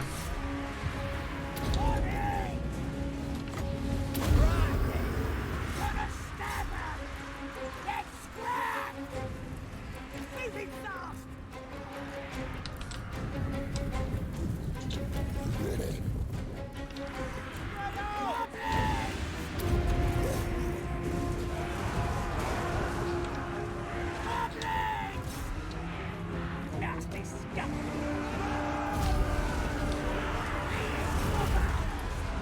Nasty skulker! Running! He is Gobbo!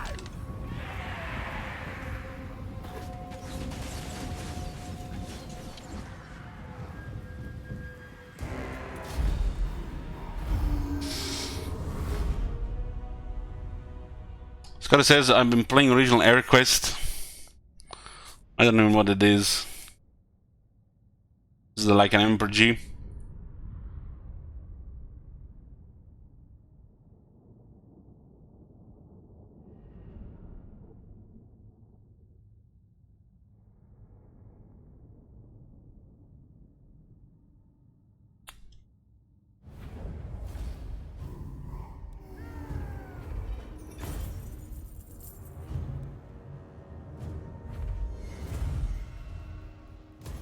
Moving! Plotting and scheming. Think about it, we would have actually been in a worse situation if we didn't have slaughtered captives, right? But we forgot that we had heavy iron buff on Skasnik. If I remember I had a heavy iron buff, would have not put in victory or defeat there. That was one-sided. Was made the rush even better in that big battle. Totally forgot about the heavy iron. So that the leadership penalty didn't really matter.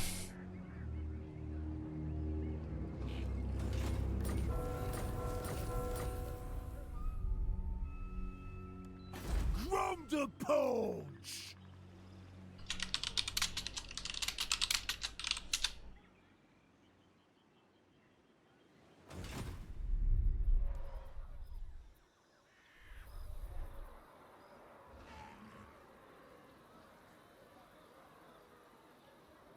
You want schemes? I got schemes. He got schemes. His unique skill, 3 points of 50% movement. This might have worked in Warhammer 1, but in Warhammer 2 this should probably be 1 point. 1 point, another 10%, we don't want 15. But I guess it's still acceptable. More movement, more movement. Gobblers angry. Doesn't feel like unique skill, you know what I'm saying. I'm off. I cannot. Supreme ruler. Nice, it's a tier 3 city, let's fuck them up. Money, money, money, money, money, money, money!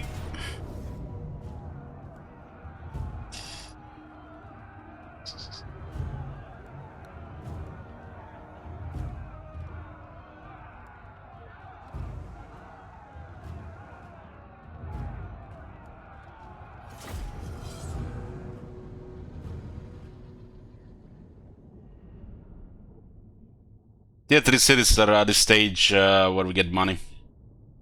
Provinces don't provide much, especially in unpleasant climate.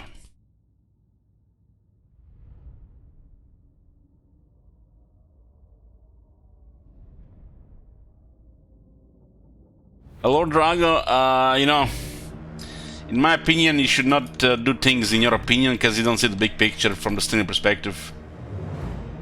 Even just putting two options and let people decide for themselves. You know, blue or red option. It's enough by itself.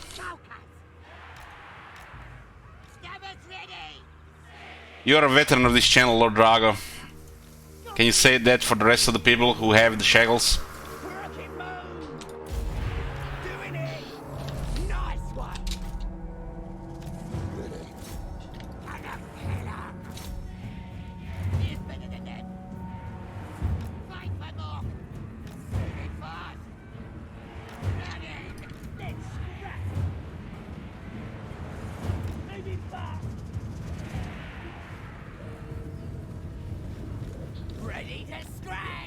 Bit of hidden trolls. Now they're gonna take a little bit more damage. Running! Knife him!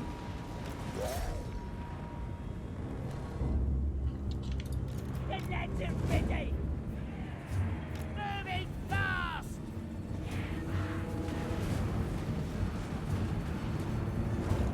Moving fast!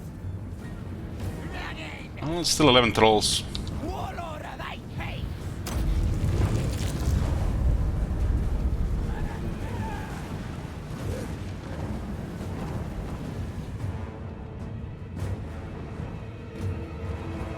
Stickers ready! Moving fast!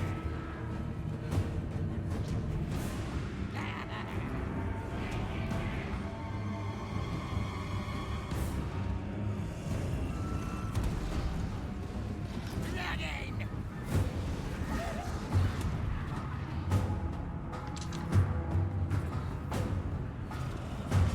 Moving fast! Letting in! I'm on it! The souls just probably just stay here for the stink. Yes! I'll do it! I got it!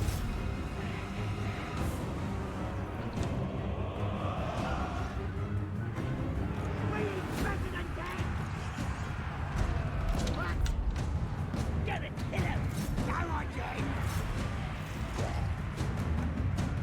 Drink the brew! These night goblins did help this for breakfast, especially with the penalty to the defense. Warlord of 8 feet! Let's do this! Alright! Oh, get him! Gonna kill him! Look, says do it! Nice. Running! Moving fast! Who can we stop? Remember, guys, they increased the cost of DLC by 20%. Let's grab! And still blame Corona on shitty portraits. Where's the key? Running! Scars him! Leaders come out! Let's get snappy! Let's fight! Stickers ready! Get ready to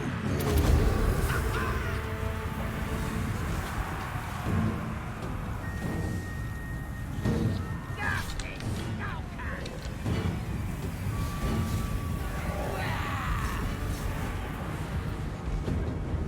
Scabbards ready!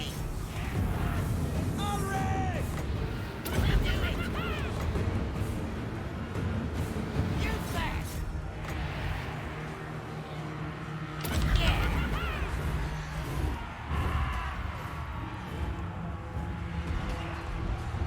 Goblin! Literally the only good thing about night goblins, and it's bugged hover time.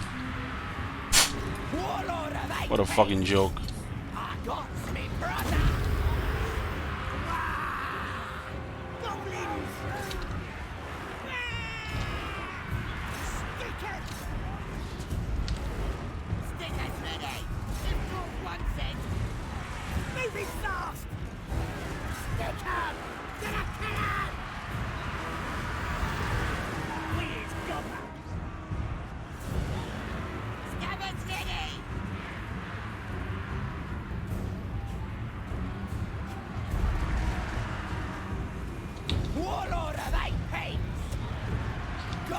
rule! Gonna fill out! Gobbler is hungry! The lads are ready! Moving fast! Running! Goblins! Running! Lads are ready! Goblins! Running! We is better than dead!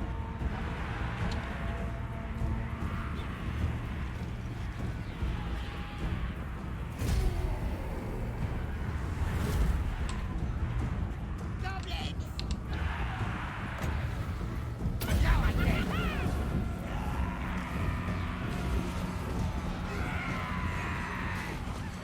It works until it hits the invisible wall.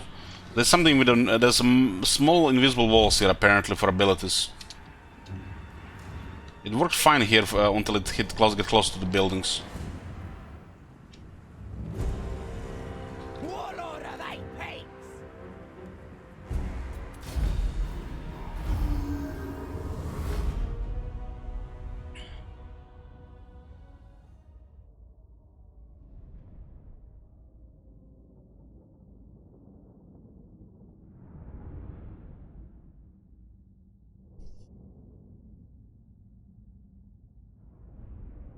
I wish they had a second look on the Fanatics abilities on various terrain battlefields, but you know, it would actually require some effort instead of just creating new content on the Rotten Foundations.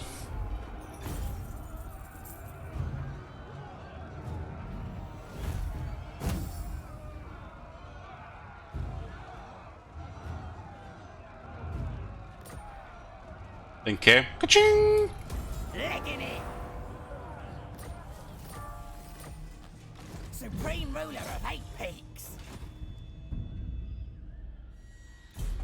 Plotting! Mining has been destroyed. Tier 3. Fuck me.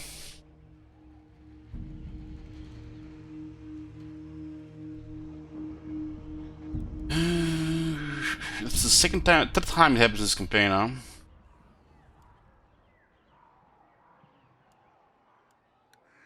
We're still abandoning this shit.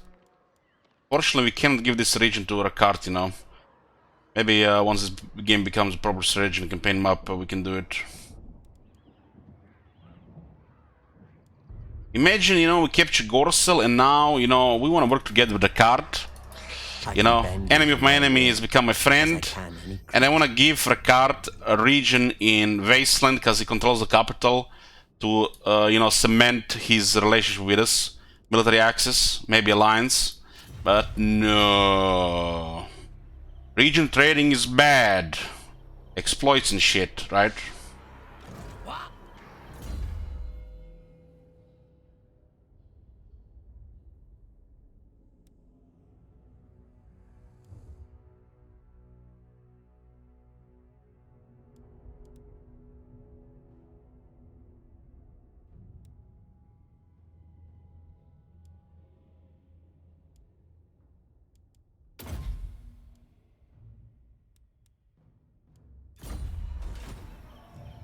I hear ya!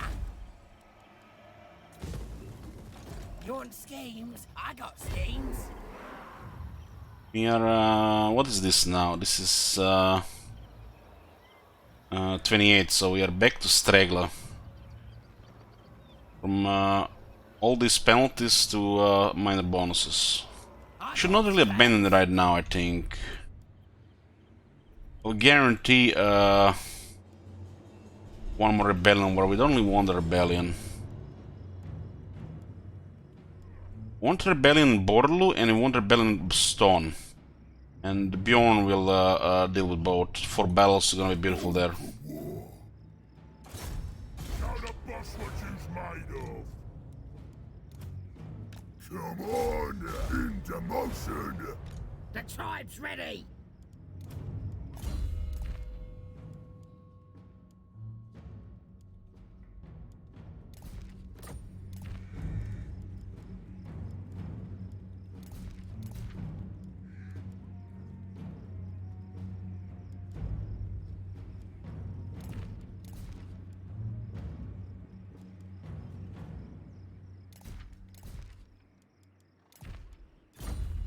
We can even get this, not on these guys.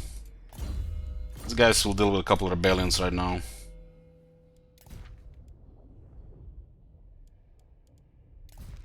Banner for the trolls.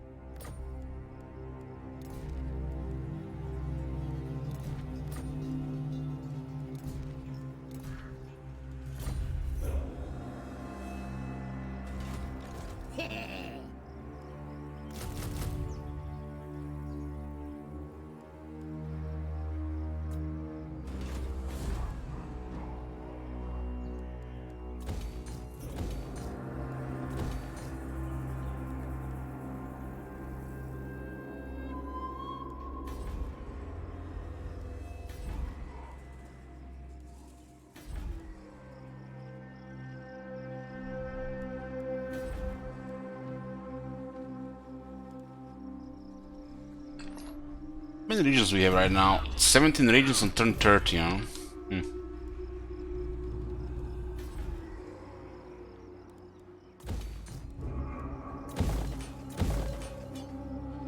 The Skarsink will go deal with this rebellion, then we'll abandon Gorsel soon enough.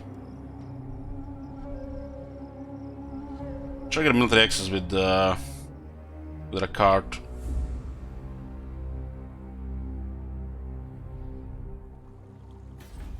Who's this? Is this Skanskar already here? Went around, huh? They don't like us because the aversion in great power, minus 60. There's a good chance they'll declare war on us.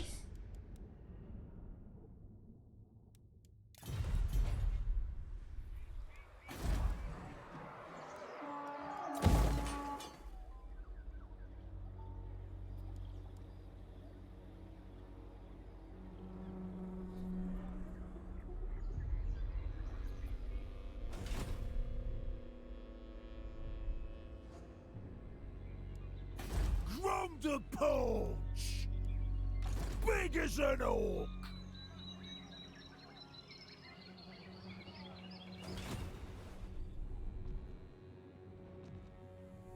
Can't really underestimate the fog of war here. That's the main danger. We can see Ivaris does have something, but the other guys don't have much. The Goblin King! Should have recruited this immediately last turn, probably. Unkillable Grom! This is Tier 3. This will be probably one of the first tier 4s. Ivaris is actually quite juicy. Preferably tier 4 on capture. Guards, stay your weapons.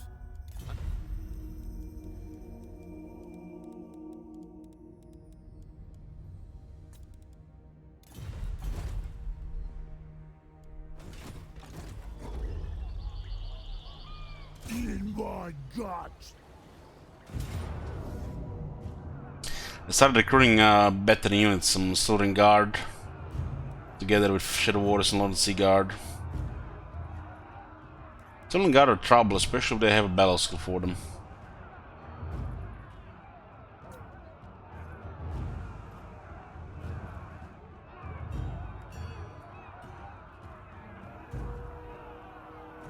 The Goblins have 94 leadership on rank 5. Arknork Spider on rank 8 has 88 leadership.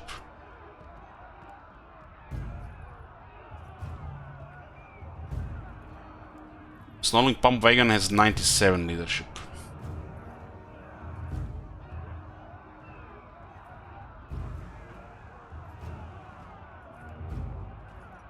Once these goblins get rank 7, it's when they really shine.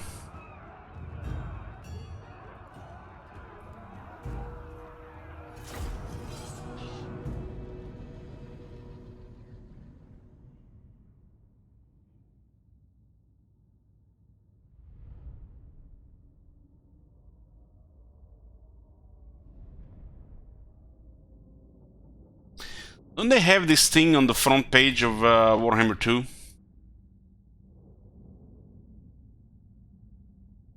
So you go to the Warhammer 2 store, you actually, you know, read what this is. Mambo Jumbo, click, click, click.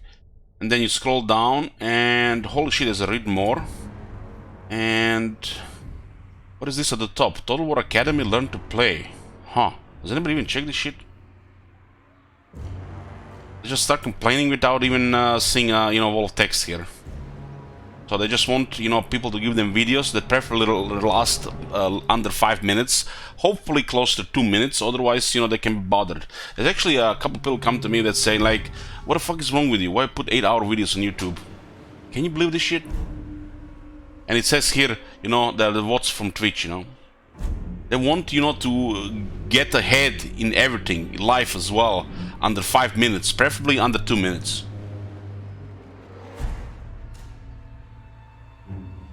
And they try to get into strategy games. Patience, motherfucker! Do you have it?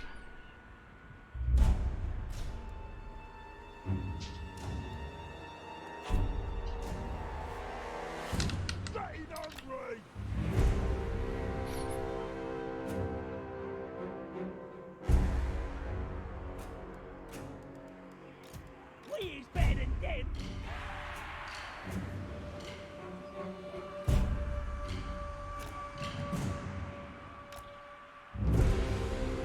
Let's scrap.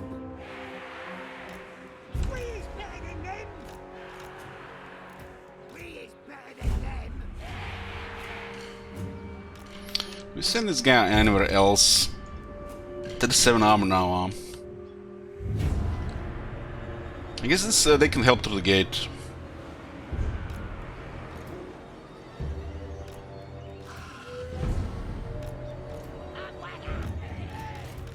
I'm the boss. What now? I'll do it. We is covered. Ah! Ah! Moving fast.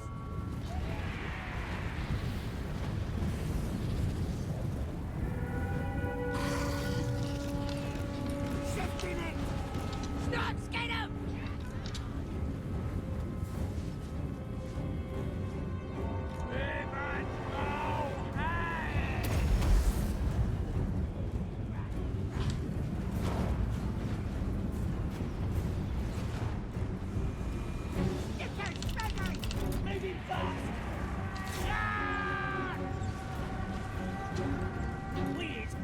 We got a volley on those silvering guys. We can also spirit leech them. Oh, this is 3 units. Might get a Grom and use a Sun instead.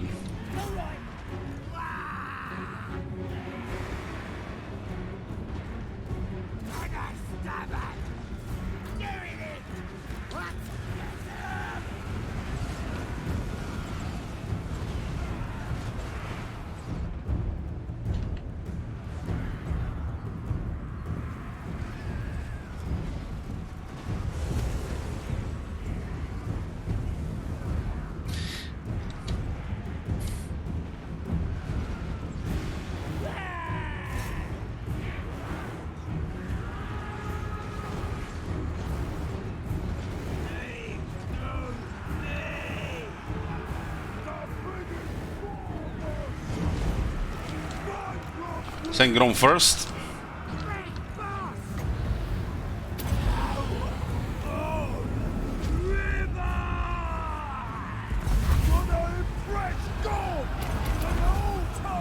I'll send the rest.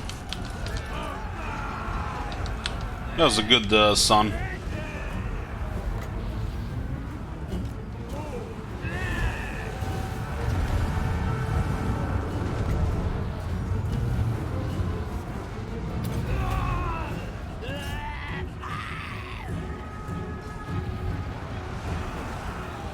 It's a perfect target for Big Boss.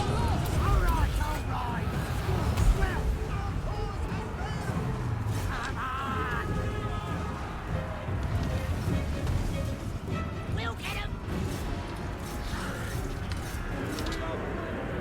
I'll get the snot out of him. Dug us out. Yeah.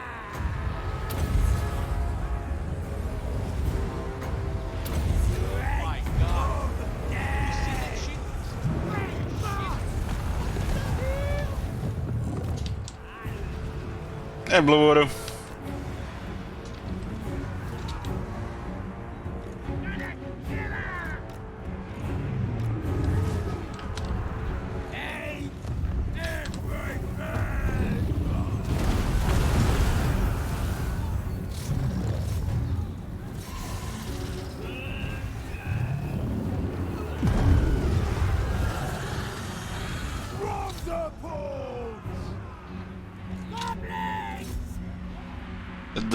The damage on the silver shield don't do much to regeneration in those armor.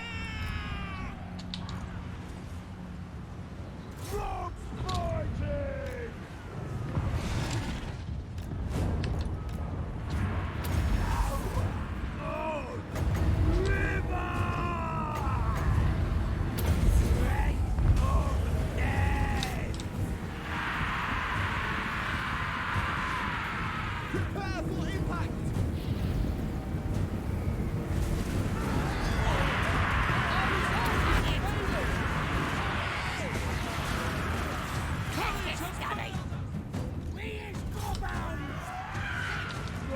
Greatest gut!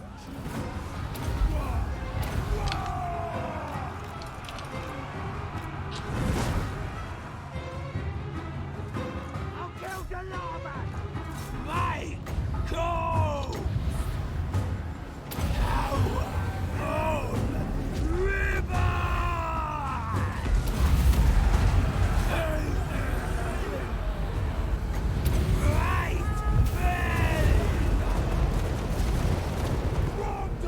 And then nearly kill the stone troll entity.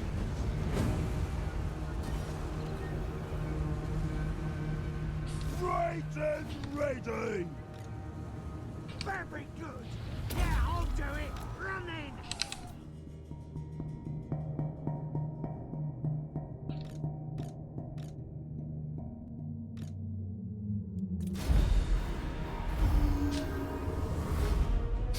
Oh man, I wish in Warhammer 3 the summoned units either get like a generic technology or technology in general that increase any faction with summons, this duration of summons by like 30 to 40 seconds. Or in campaign map they should last twice as long. Summon abilities would be much better if durations would be higher. Does it again! How the fuck she survived there? Didn't I use a spirit lich and she had like no health? Did I imagine that? I believe it was the other one.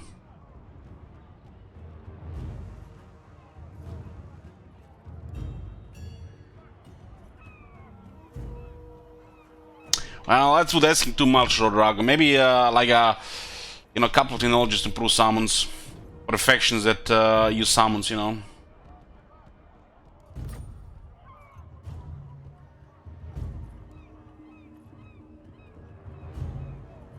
I don't have enough for second occupy, so I'll just loot this place. Gold for Grom! Win the foothold here so we get vision, it's important. Grom the Porch! Floated and unstoppable! Let me get the hero to see in one direction. Spell time! Scarsling ability allows us to grow a shaman here. Gobbo Warlord!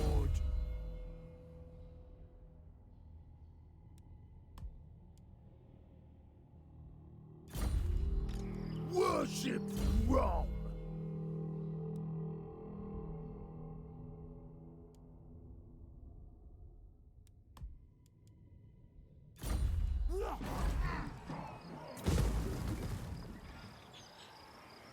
Grom does it again!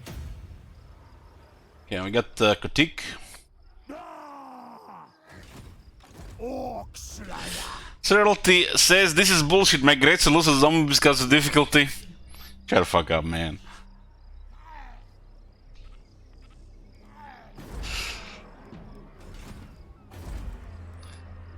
But you know, some people on the internet they do say this. There's the skeletons defeat spearmen, swordsmen, and you know they give aggressors a hard time.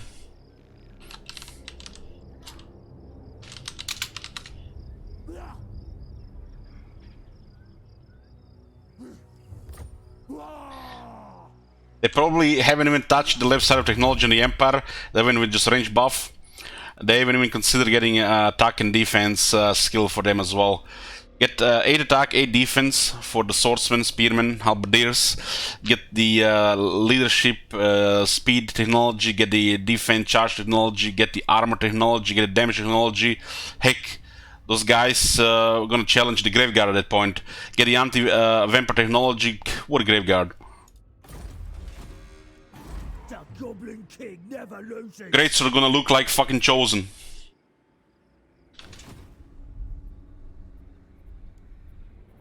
Dogs will. Send this guy to Ulton, really. Just go. More eyes there.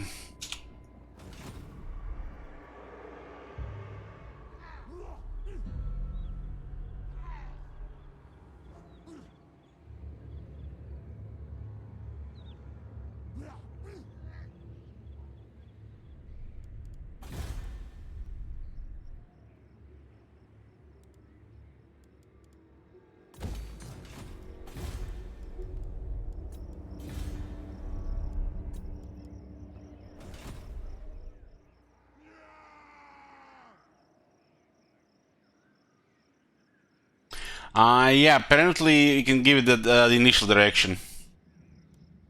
Half the time I don't bother with it, half the time, I do it, cause, I just forget. Sometimes I just care about the initial contact. Like, in the middle of a unit that's pinned, and I'll be happy with the damage. Anything else is just RNG.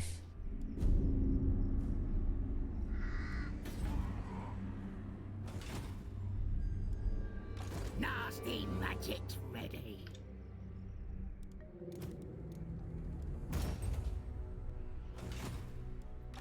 Grom Punch! Far beneath an archmage. So there's an army here at least. It looks like there's a warpath here and they got pushed again. Oh my god. Have you seen that shit? Holy shit. What the hell? Jesus, woman. Your time with me is precious, so make known your request.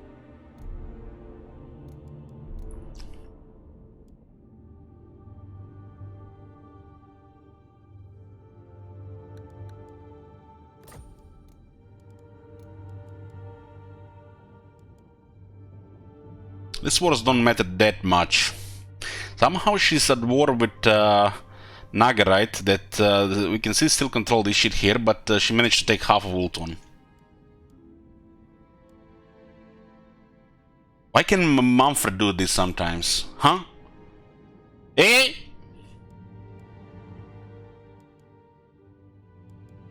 Unlikely.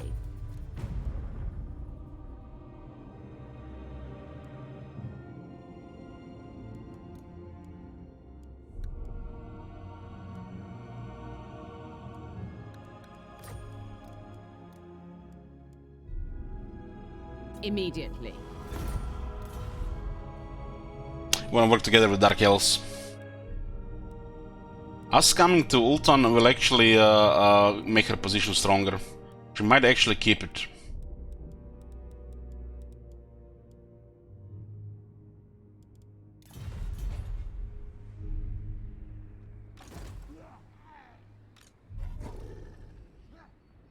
Hey, Panzer, thank you.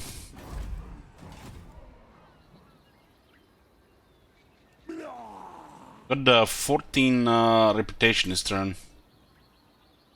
What reputation?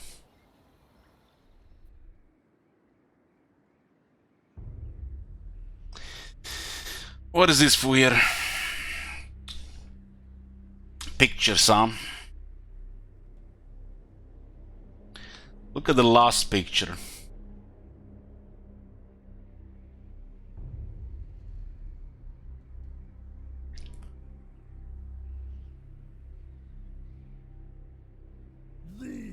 Immortal Grom! Wah!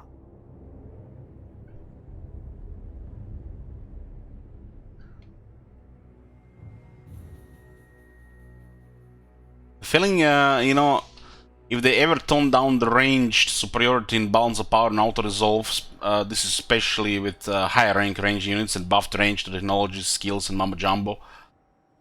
The next step would be a balancing auto-resolve, balance of power on the range encounters, the units with higher range and lower range, like deck gunners and mortars versus crossbows.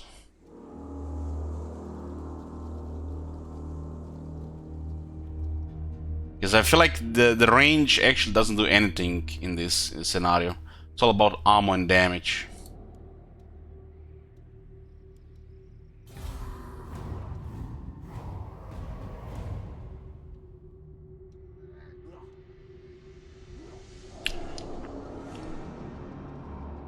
You done Grom wrong! You gonna pay! Oh, that's probably the first bad thing that happens here in this campaign. We have a vulnerable settlement here, so it makes sense for them, but we have an army here as well. But what makes no sense is he's at war with Carcassonne. The Carcassonne is still standing. We are way stronger than him, and he still declares war. So it's mainly due to relations. This is a relation thing. But we are way stronger than him. If there was no army here, it would actually make sense.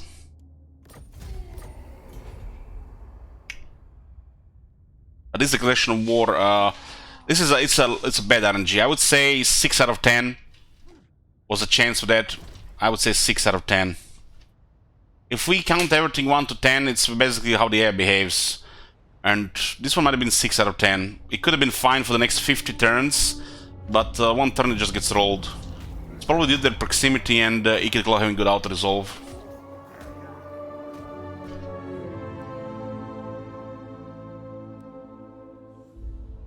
We can get 5 obedience for 3 turns. I'm the boss.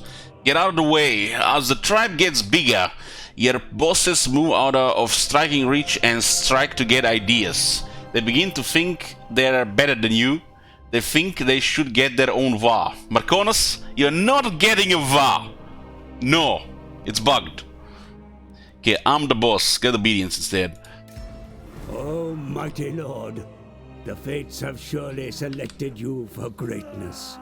Thanks to my guidance, your tremendous power grows, as if driven by some divine power. Your enemies tremble before you. Look at this. 3 out of 3, turn 31. The fuck?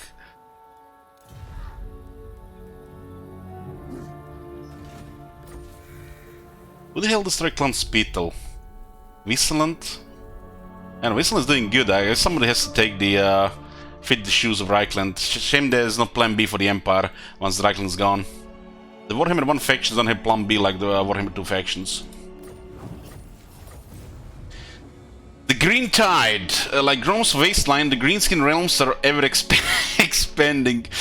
As the momentum shifts and the Green Tide rises, the dwarves quail and the Empire shudders, and even the force of the Chaos stutter. What about the elves? Now's the time to bring outlying territories in the Goblin King's Cauldron. A mention of elves there. Looks like conflict with Vigilant is intensifying. So, Vigilant have no enemies, so if we do not invite him to a war right now, they are most likely going to declare war on us. Faction where he has no enemies and bad relations very likely declare war on you, or get invited by another faction to war against you. This is probably like 8 out of 10 every single turn. Orcs come before me with a proposal. I am duty-bound to listen, but my arm aches to strike. Clan Scryer, you know, they're this weak, there's a scan faction down there. You just destroyed one, I guess you can destroy another. yes. Okay. See. Yeah, diplomacy. This guy's a barely one hit and they're rushing here. What the fuck are you going to do here? Who cares about tier 1 settlement, man? They're like, oh no, we can't even attack it, cuz, you know. This guy actually has something to lose, the Lord and 2 characters. But we don't care about Aquitaine until we see how much military they have. Once we know how much military they have, then we move in, because we don't want to risk this army getting killed, right? We invested scrap, we got a good heroes, and the Lord is gonna be our third general.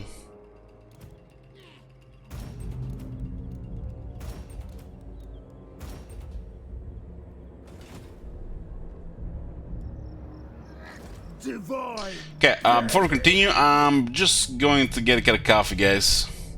Let's do a short break here. I got me brother.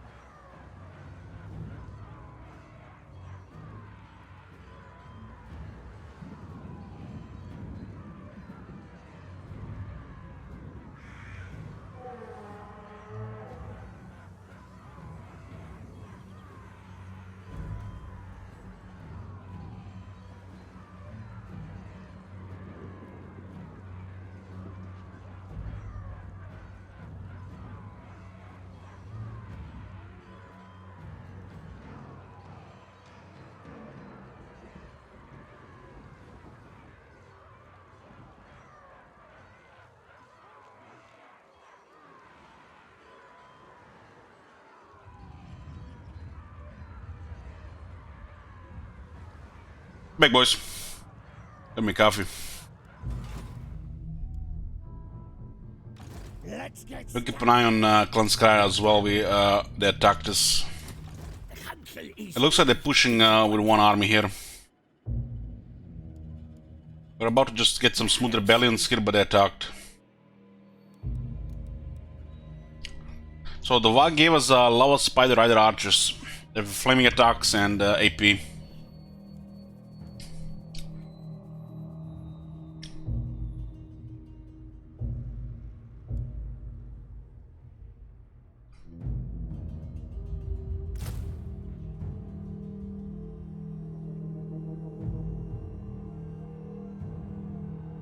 Have they done something to the range of the all-move chariots? It looks different. Hey, Bress.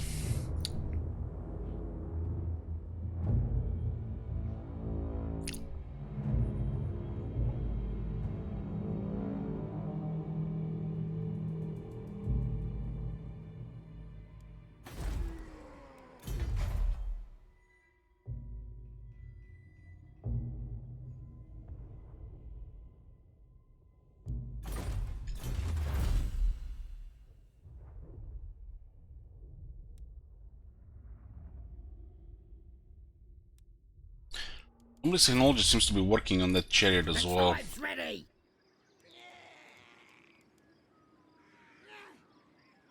28 attack, 97 speed, 58 leadership, 43 charge bonus.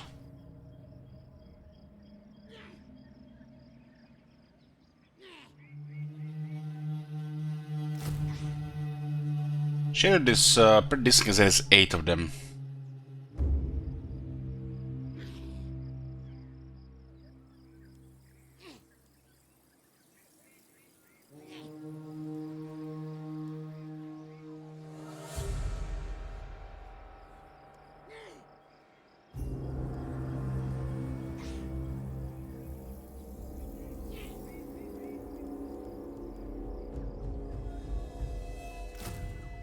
What the hell is special on thief robbers? Is it the Vanguard?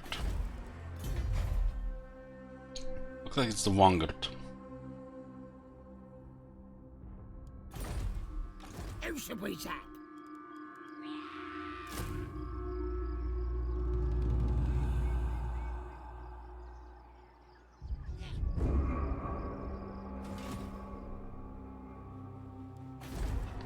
I'm expecting an attack here. Why the hell did...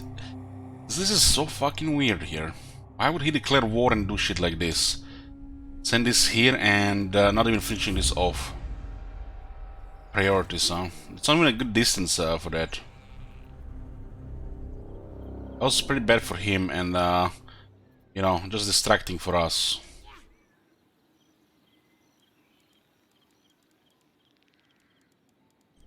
There are 3 disciplined guys in this army.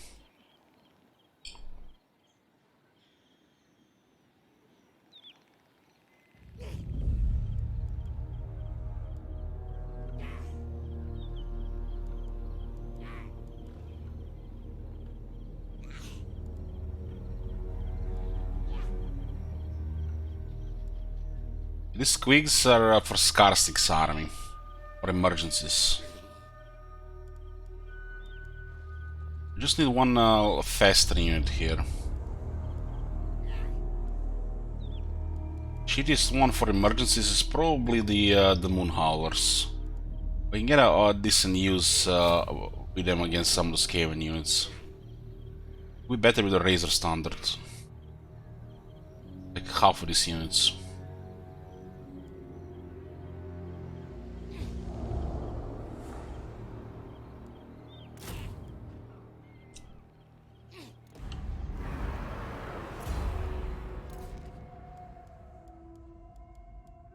More banners.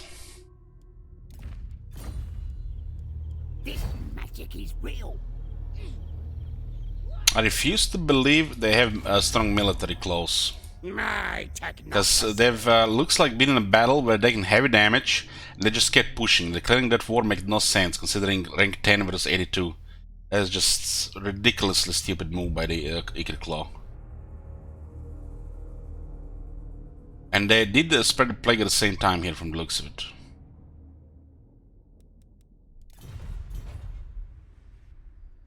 Nasty magic's ready. Away. No, you failed.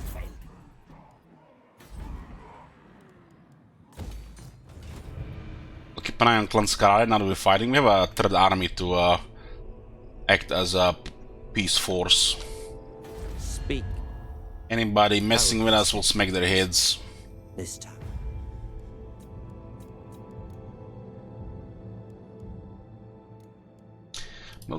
Military access seems like it's close here. An army here. They would attack Mournford if we joined the war.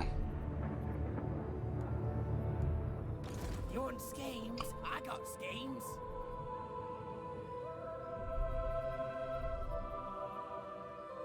Not likely. Should get these 2 more battles here, right?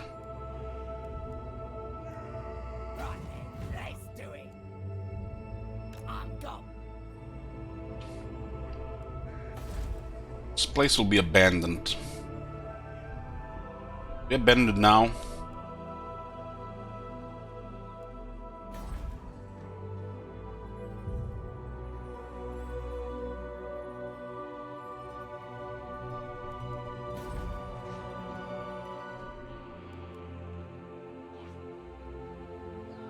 We'll abandon it probably in 2 turns, within 2 turns. Goal has been met. No winds of magic and range attacks for the High Elf Sound. Well, we'll do it within the next 5 campaigns.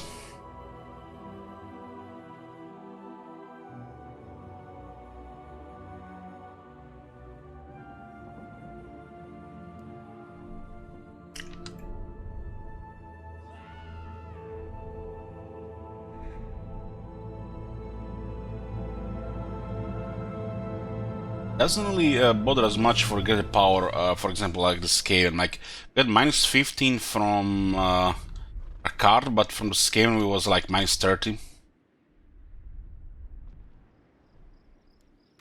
Custom boss. Need to see what's going on down here. Away. Look if there's anything going on.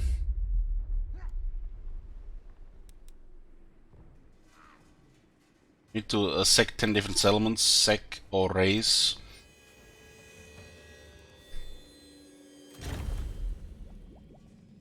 We got a gobble legs now.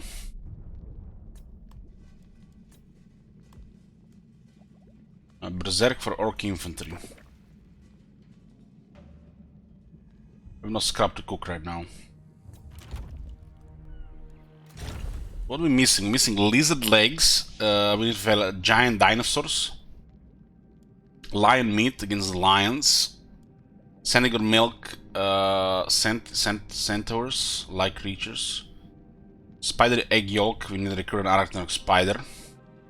Ectoplasm. We need to win a battle against ghostly apparitions. Tentacles, sail and explore the sea or second Norse settlement.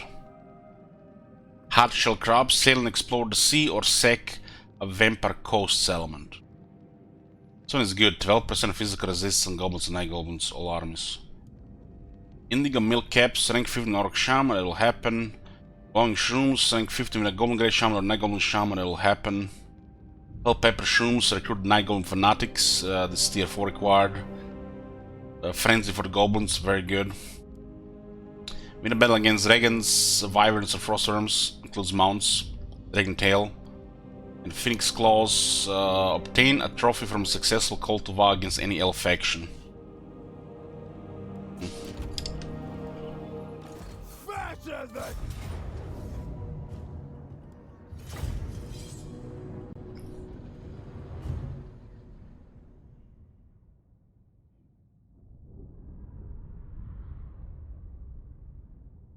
How do you get more green slots again?, the Hag Merchant.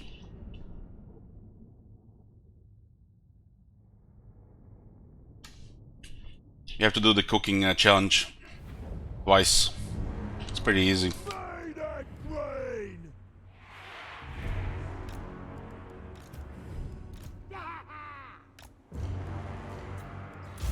Let's fight!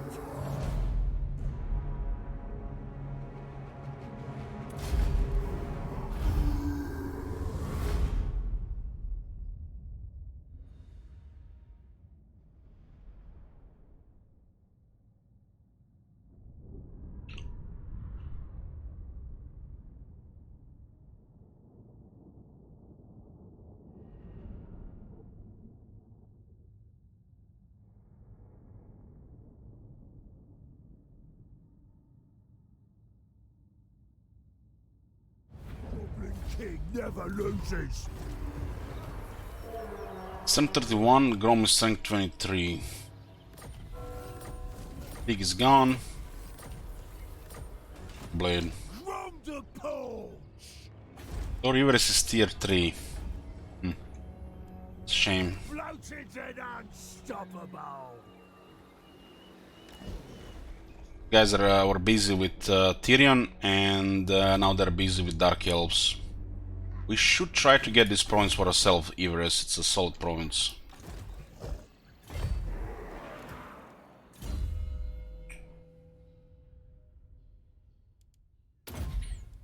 Is this even on the victory objective list, the Everest? Just the standard victory elements here. Now's the time.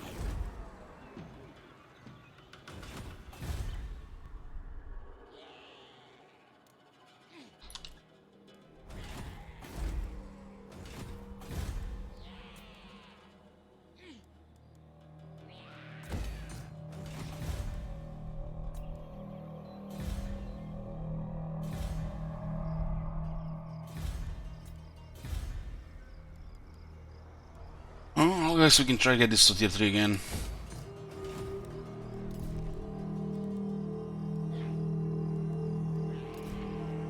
Who should we attack?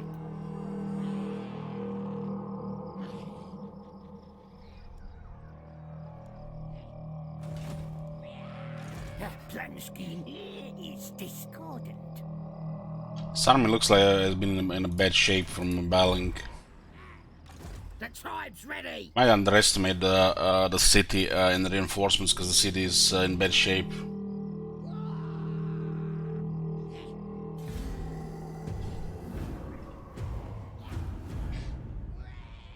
I don't know, I remember who renamed that city. Crazy just poofed. Had some serious military presence from Dark Elves then.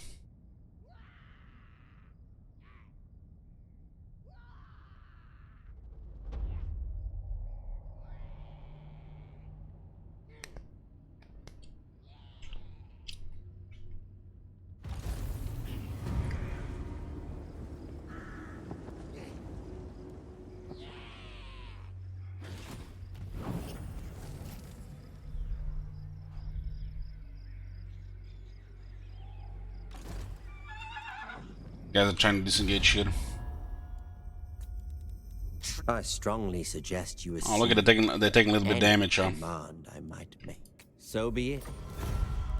It's good. Everest have taken massive damage this turn.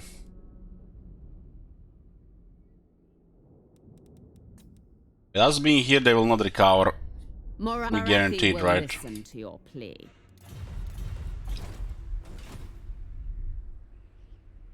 No one can stop Grom! Curse 'em, boss. This way.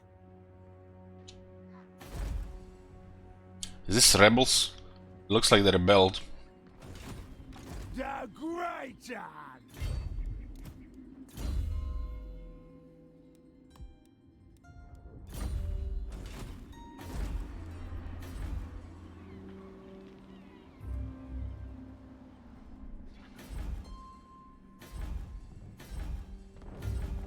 These guys are holding Gian Vale. You don't see the Western Ulton. There's a possibility they take a region from us in Everest. Would not be ideal. We really want the whole province.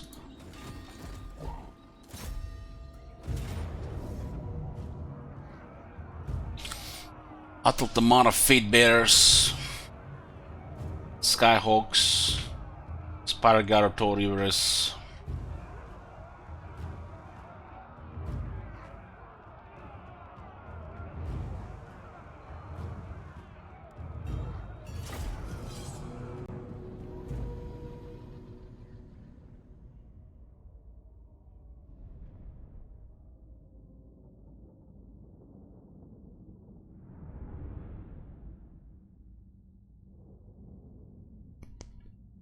The High Elves are extra weaker because we invited Tyrion to war against Altarion. They were fighting each other, and Moratti moved in, souped what remained. There's only really thing that makes the Ultron get completely wrecked in the beginning is if they have like a bad civil war.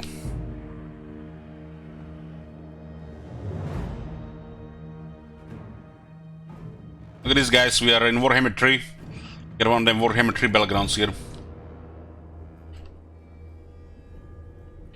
you can see, still it's still early. They are still working on it. Let's just polish some of these rocks. There are bits and pieces of the wall missing. You know, that's why we need to wait 2 more months.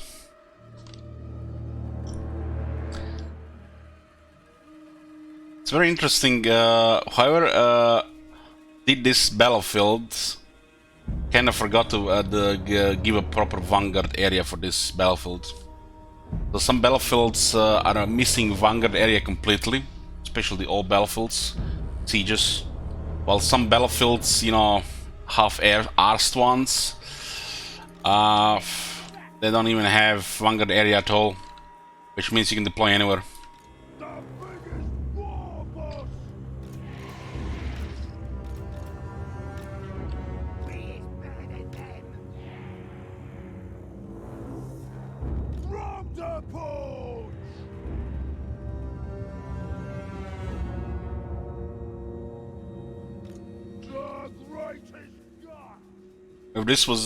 If this was a properly done battlefield, the vanguard would have probably been here.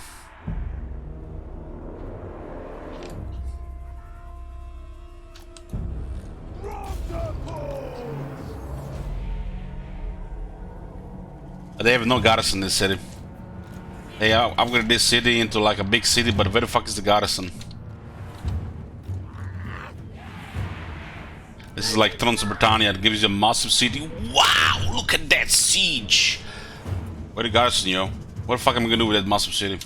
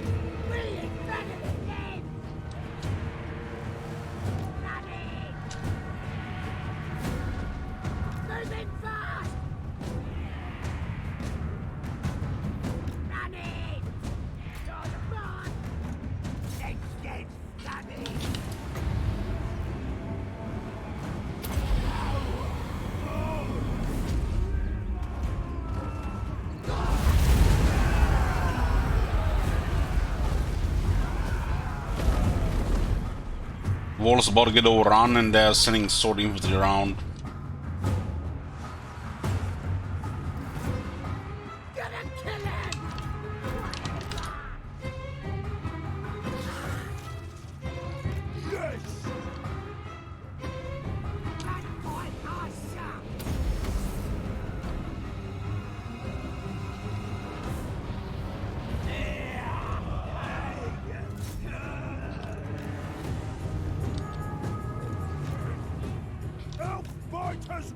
Revenge go hang!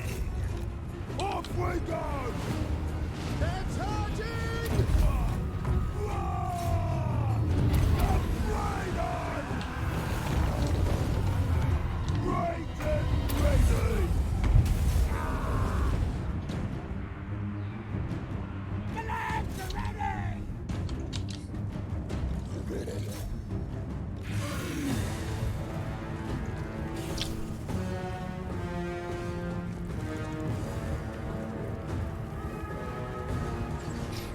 That eagle went after the spider.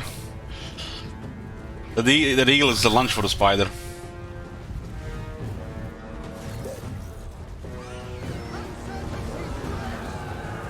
We are lost! There is no hope!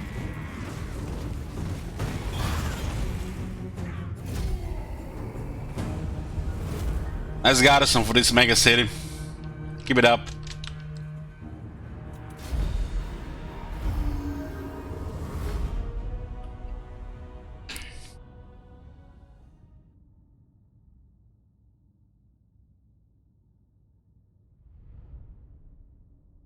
This is a tier 3 city, is like no garrison. Supposed to be a unique city.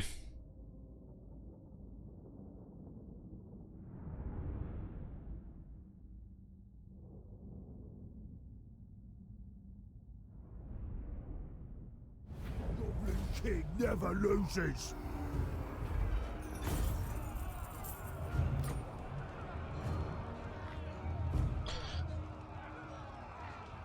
Our brothers will avenge us! Grom the Slayer! Grom the Pole! No luck this time. Look at this, we get 8 units of garrison tier 1.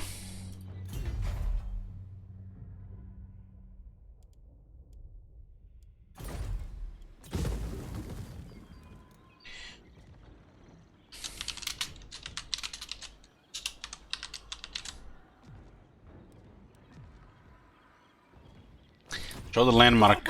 Warlord! Is it hidden somewhere here? Is it behind the Orc Boros building?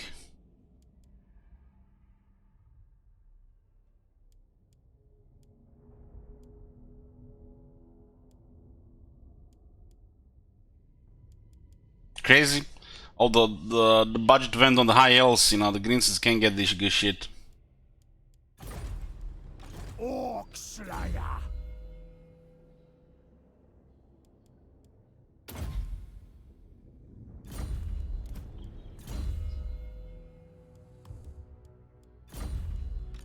Divine Belly!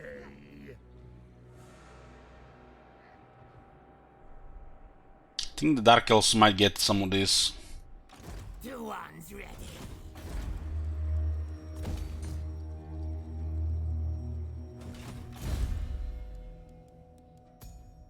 This is our campaign guy. Keep an eye on the clan Scryer. I'm special. The plan scheme here is discordant.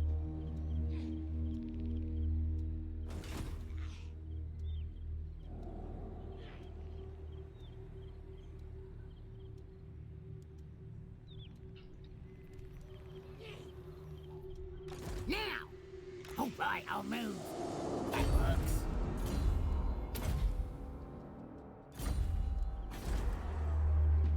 Yeah, we got Brain Burst now in this army. Got the explosion ability, very good against infantry. Supreme ruler of 8 peaks. Don't have these guys in range. Absolutely not. A scheme worthy of Skarsnik. I'm leaving.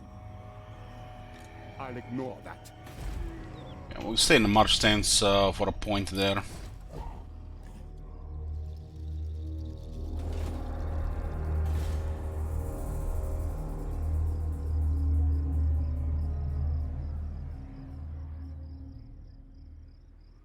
It's kinda good.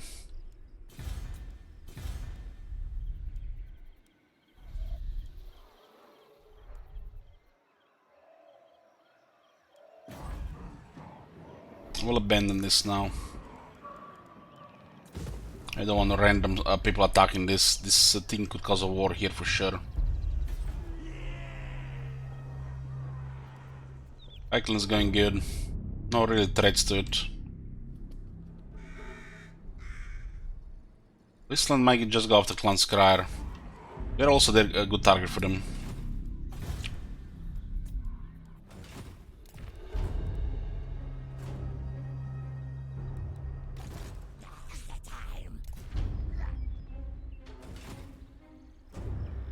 Yes. Marathi, we got 30 points against Katika and she remembers right now. There's a shit ton of money.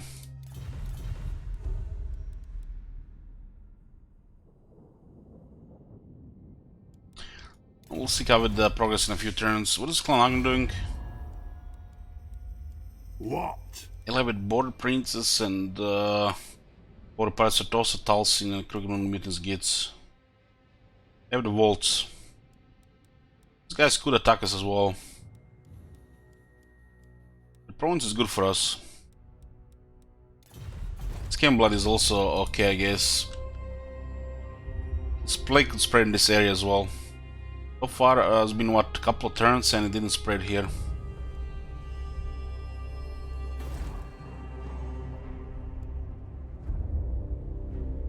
This is making the most money right now. Reichland.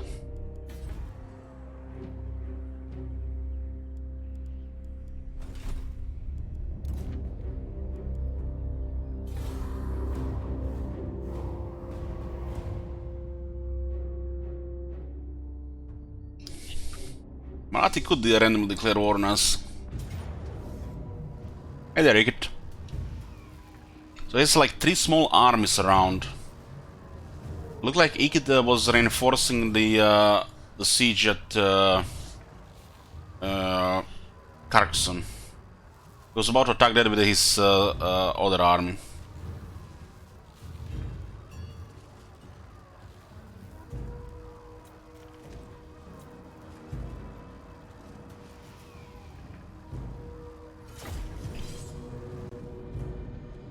The Clan Scryer AI can use nuke once. It would make them scary if they could use nuke once per combat. But I guess then people will complain.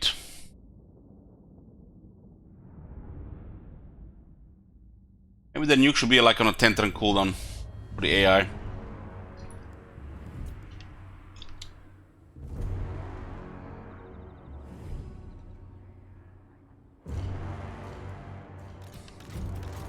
Maybe they use nuke on the big boss.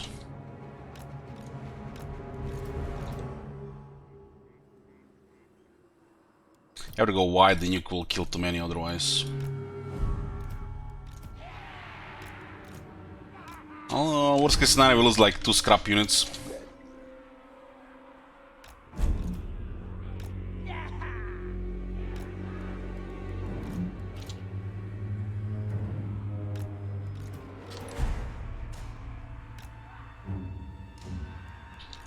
On the meanest! Kill the kids! Right it! Stab him! Get it, kill him! The lads are ready! Stiff him! Gonna kill him! He's better than him! Gonna kill him! Bang him! Moving fast! Ready for war! Go get him! Where's Numbers? Powering up! Stick it! It won't watch it!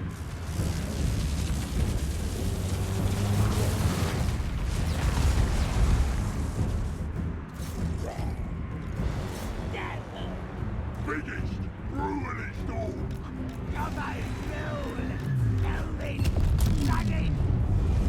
Radius is too big to survive that with a goblin unit. One goblin lost. This might be the best case scenario. Fights in his life! Gonna stab him! Come on, legs!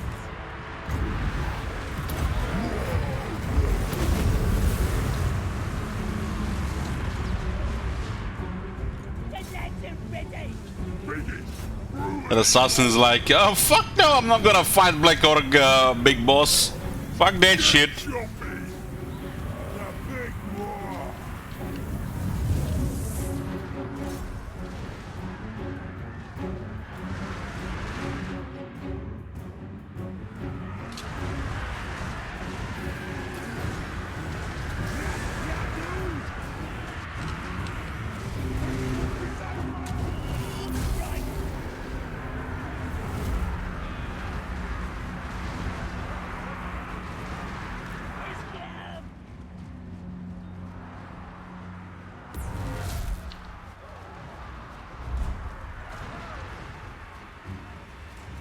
Maybe we can get the down, we get a little bit more money.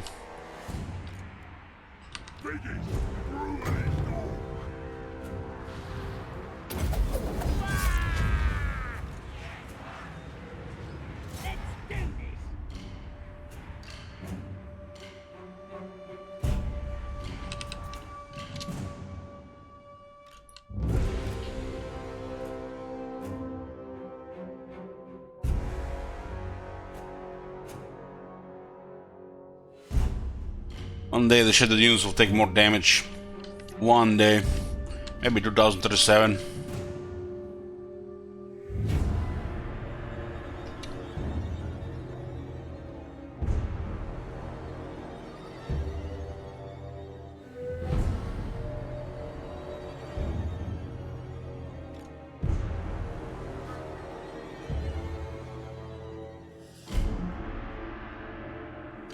Units that are shattered, meaning they are basically fleeing from the battlefield without the chance to recover, should be taking double damage. Make the game look better. Save some time as well.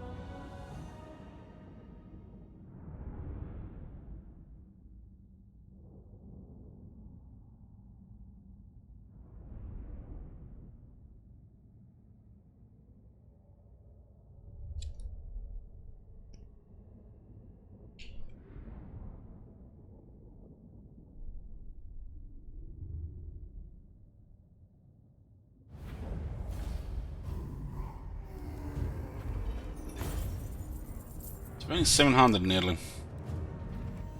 We get another 900, it's nice.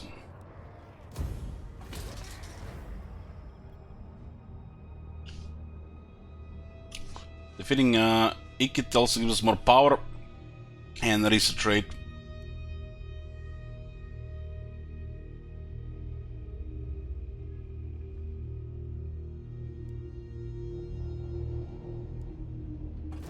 Oh well, they done it. They managed to destroy Carcassonne. You can't let them build it up. It was top notes, not even Ikit, okay. We could use to attack this army here. That's gonna be even better as make a buffer here. Like is spread to this place.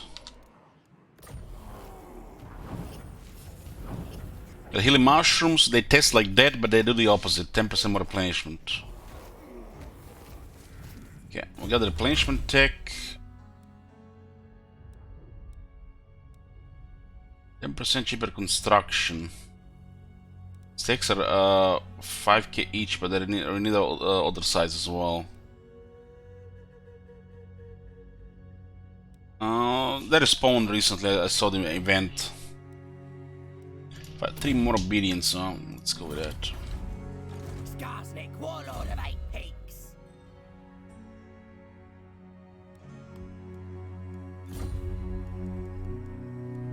Skarsnik got a level up because this guy was doing a battle. This way, I feel like the last stand will be around this area. This area is overrun, really. There's nothing to do against Grom's army. Big as an orc, corpulent majesty. 23% movement. Gonna screw. Won't be able to loot this. Second, I mean.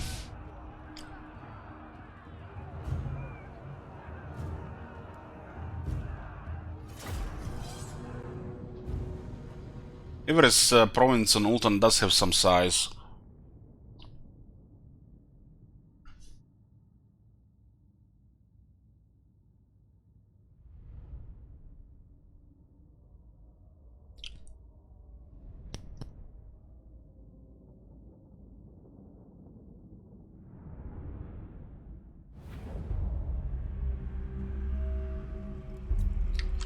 Getting hungry. The greatest gut. Wait, Scotty! Let's scrap! Looking for a scrap. Roll! Crash! Moving fast! Running! Mooksies, do it! Gorgeous Morgan Smiley.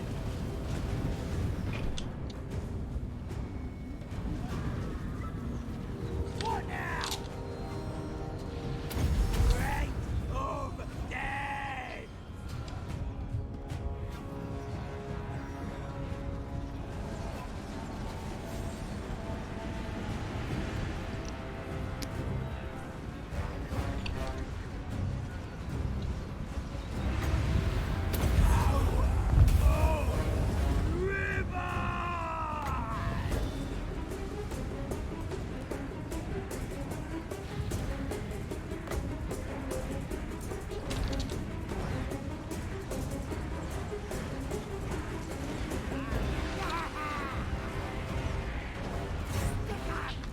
Rub the fat.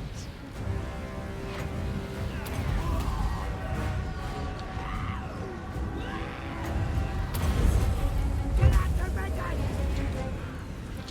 The biggest war boss. I'm the boss! My daggers ready!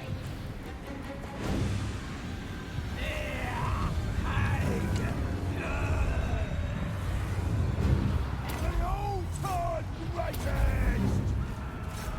I'll kick the snot out of him!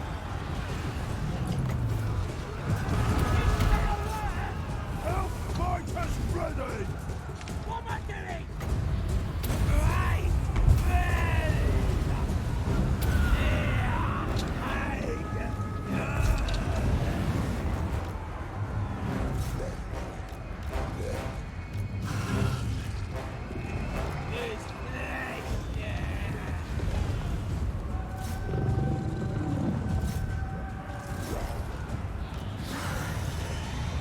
Time to get standing!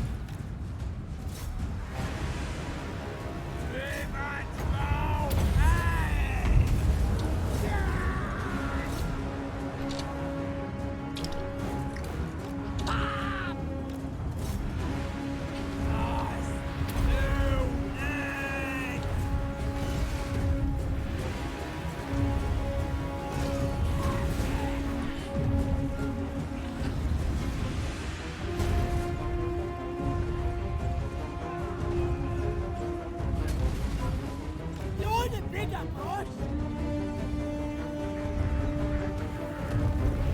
Shifting it! Run, Scout!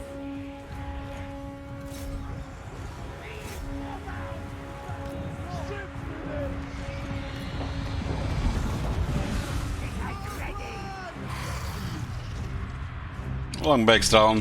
What you want?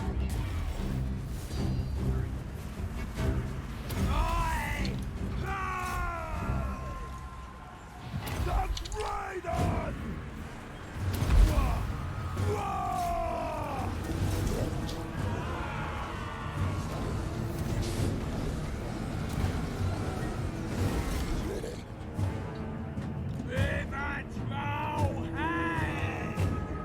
Get him!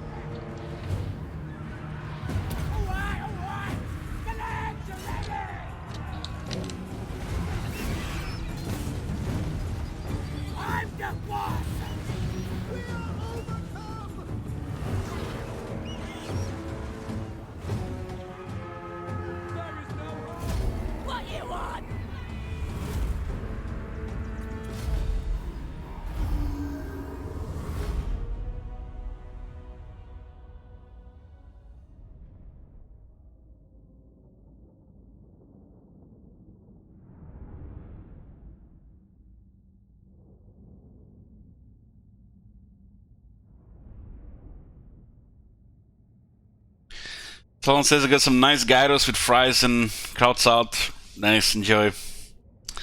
I like some good food and some good program to watch. Find a good show. Before Marcono's comments here.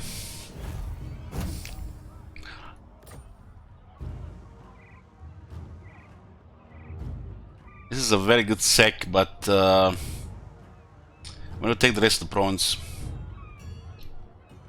This is Grom's place now. We are zooming here. Ooh, tier 3, look at that. What do we unlock here? Lion meat.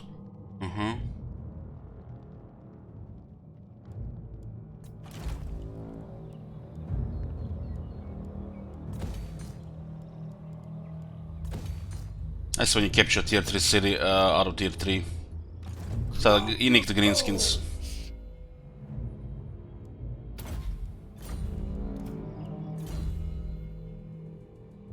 I'm thinking of doing a shorter stream today so I can go watch season 3 of Wire.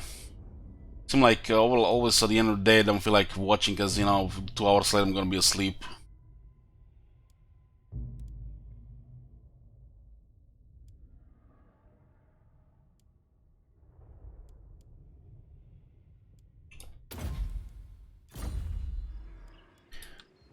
Weapon good, talisman good, enchanted item great. Armor is good for this guy. I think we did get an auger blade.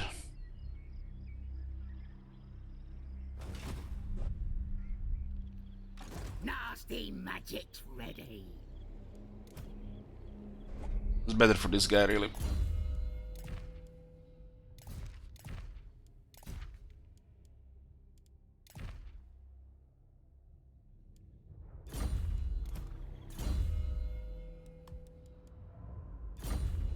Bjorn is rank 6.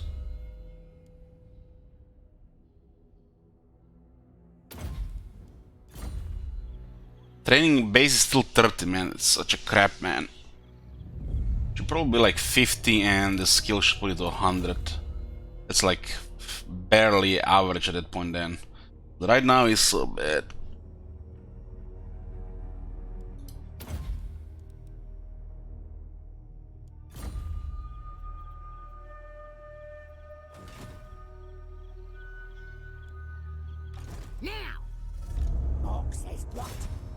These guys are attacked, but they have no chance against us. Let's get started. No, you failed. They're even dying to the plague. Unless we get plague ourselves, we can just clear them here. Now they'll see. Dog wants me over there. Best to encamp here so they don't get ambushed. The stance is one of the best things about the greenskin rework. Maybe not the best one, but it's one of the best. No movement required, and it does use the greenskin so well. It makes even the raiding, you know, a thing. They respawn here and attack the weakened Carcassonne.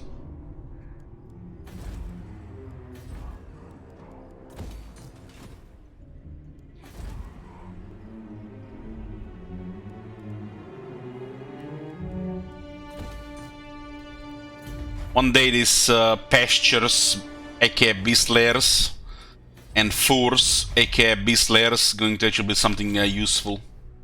Not this dog shit. Same resource, 2 different resources doing this, giving the same building, and this dog shit.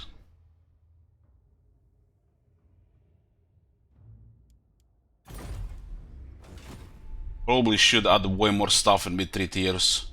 Some province benefits, not just the upkeep production here. It's only +1 recruit rank. They've totally forgot about this building even existing, I think.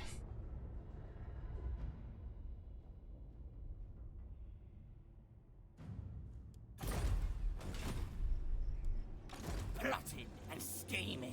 More battle for Scarsing, that's nice. Yes, boss.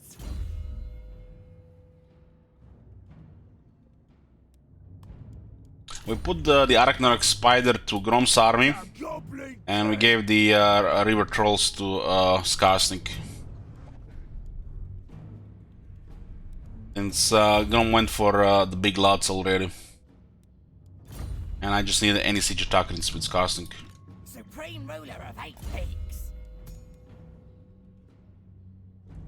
Getting this is some more economy stuff here. The greenskins. It is early, we get more armies pushed as well.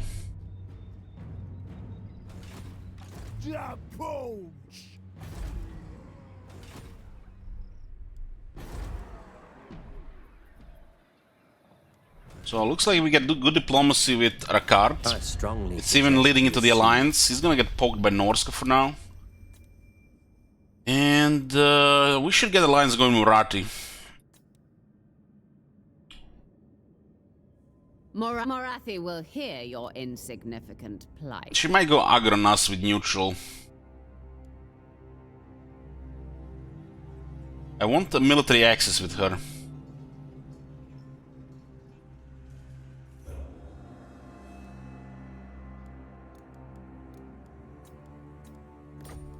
For Kane.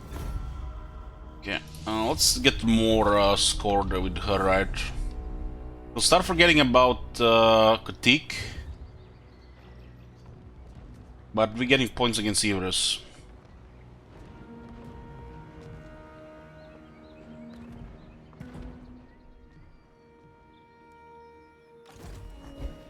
Hopefully we can get both of these before Dark Elves take it.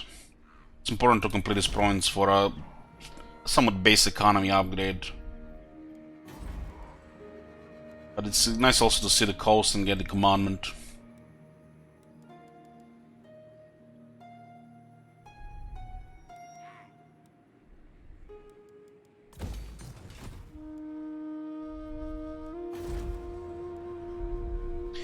$733, we got 19 settlements, we got 3 armies, 6 heroes. Nobody really that threatening us.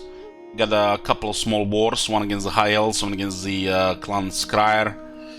And we got a couple of provinces rebelling. It's pretty much cruising here.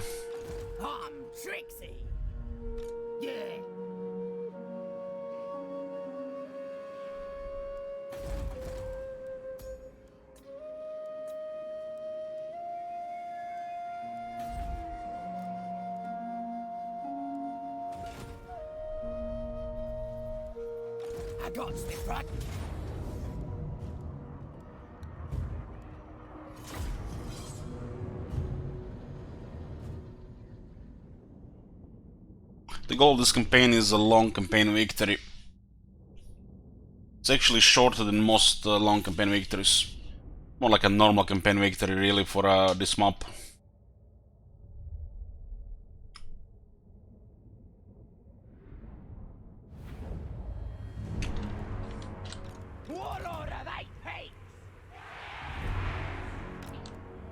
Let's see what they do if we deploy in a column.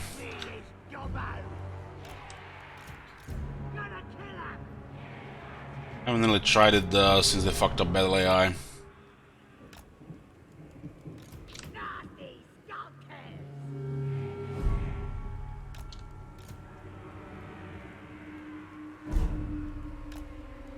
Warlord of 8 peaks! Crooked moon!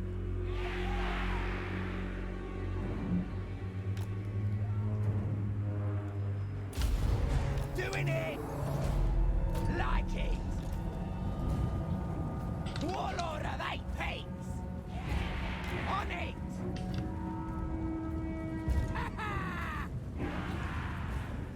Warlord of 8 peaks! Gobbos rule!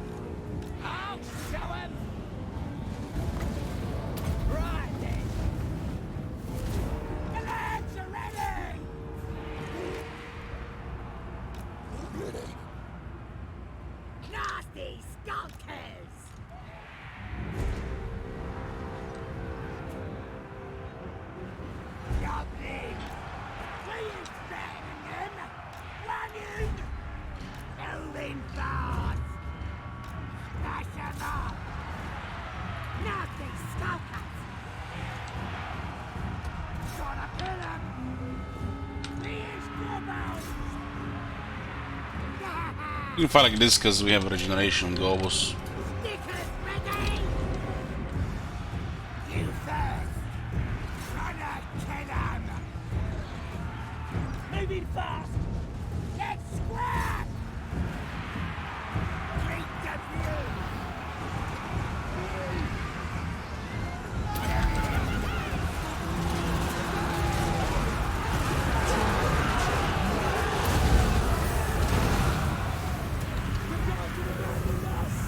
Yeah, I don't think they like that very much. Running! Let's fight! This type of formation is for the fanatics. Ready! Ready to scrap! There's the cave! Gonna kill 'em! Stickers ready!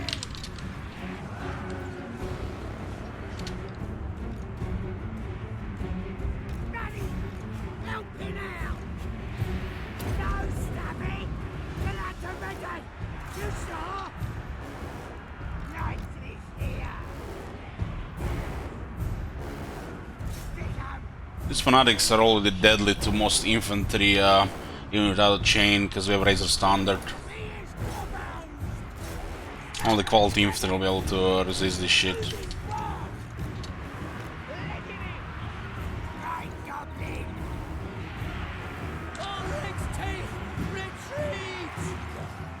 They are wavering! You first!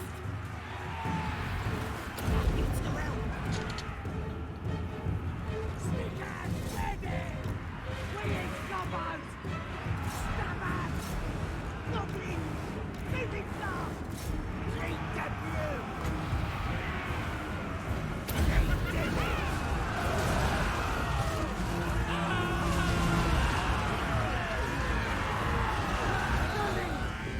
I think we just went wide with the goblins and killed them all with just goblins, but it was fun to do fanatic play. Moving fast! Even in this hill terrain. Running! Moving fast! Gonna stab 'em! Stab 'em!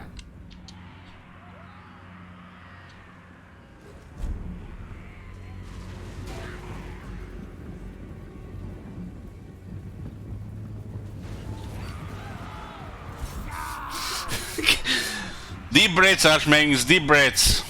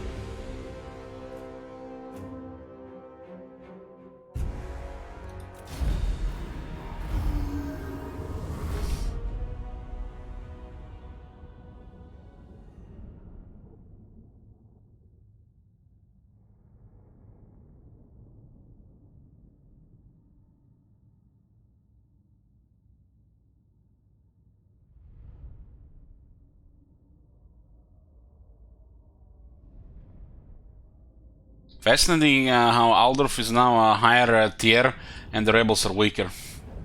Something is definitely fucked up. Remember the last Aldorf rebels?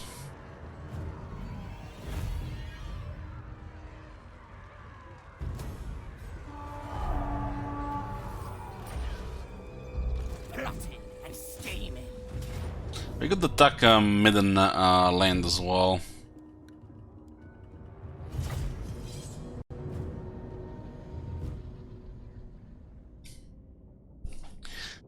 Moonskip says, Strackle and I watched the Slanesh trailer 3 times again today. Give me a link, let's watch it again. You know, for science purposes.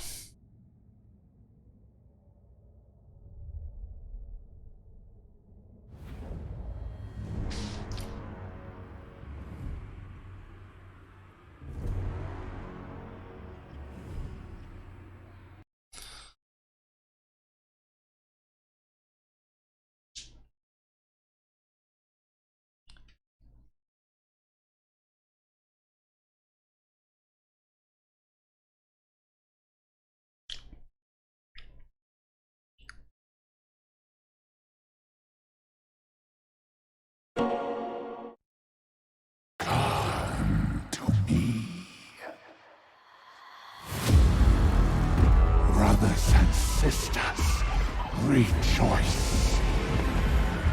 Pleasure beyond imagining awaits you. That fucking model. Desire. Pride. Pain. Excess in all things. Partake of perfection. Give yourself to the Dark Prince.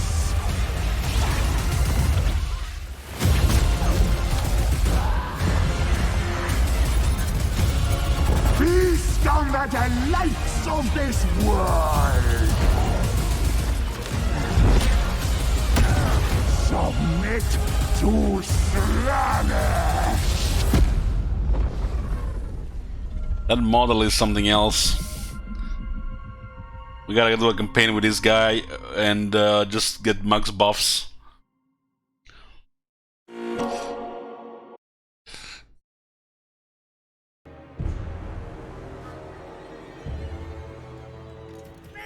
Is it a telephone miracle? I don't know. First time I hear about this.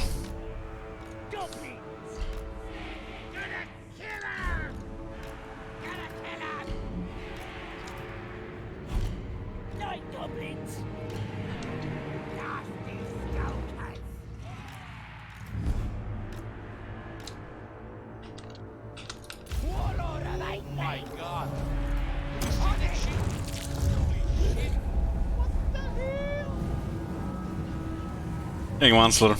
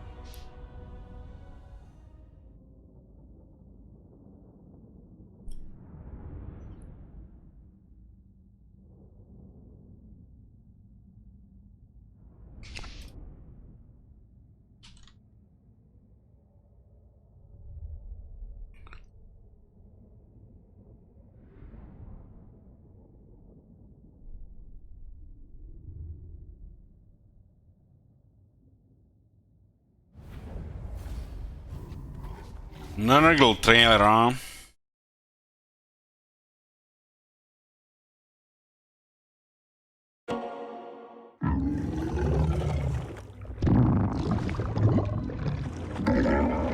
The Flesh Legion. I don't think I've seen this one. A pestilent parade. Gaze upon the dominion of life and decay. A fertile universe pregnant with delays. The time for virulent rebirth is upon you. Rejoice in proliferation.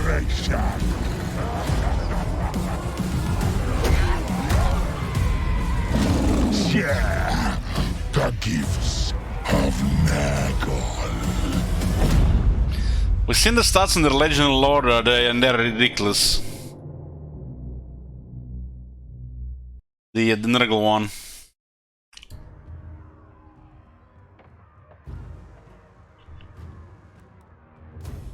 Two in one. They're like crazy good. You want schemes? I got schemes. So what is this faction doing? Maybe we attack them with Skarsnik. Do a little bit more stuff. What? Midland, they're at war with Hochland. Declaring war on Midland would have to declare war on Nordland at the same time.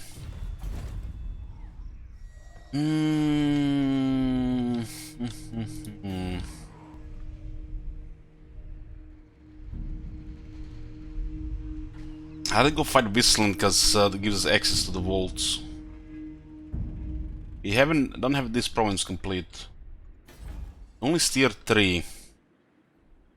What is Whistland doing? The Empire. Going after Clan Skryre, yes, we invited them.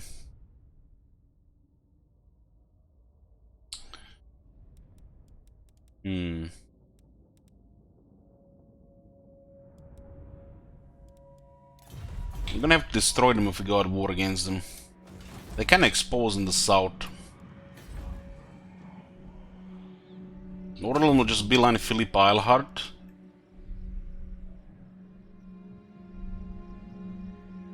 Probably best to finish off Forest Artois here, so Rakard can focus on us, other things. Don't need to start 2 more wars here. Sounds like a good idea. Moving.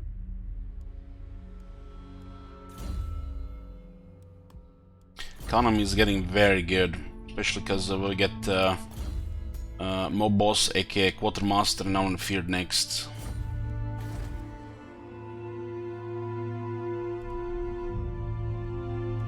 Skarsnik gonna have our best movements. I guess it's okay to clear the minor factions that are around. Restore Artois, and then the card can focus on Wulfric. For Karen Ka.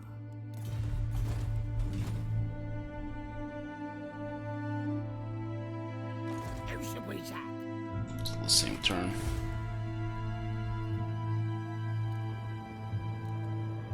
Lord of Botonia. We're dealing getting rebellions in Borlu and Bastone. Bjorn is supposed to be undead, but we had an opportunity here to push Clan Skryre back.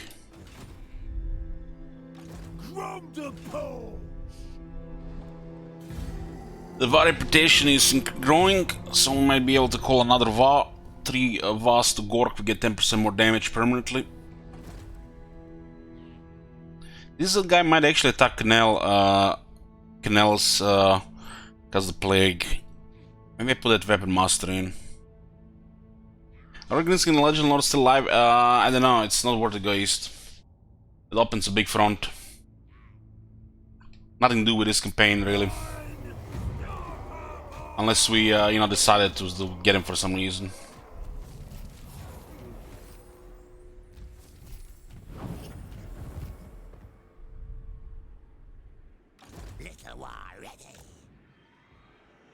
So it looks like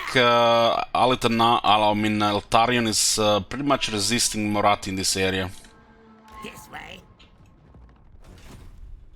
Floated and unstoppable. What?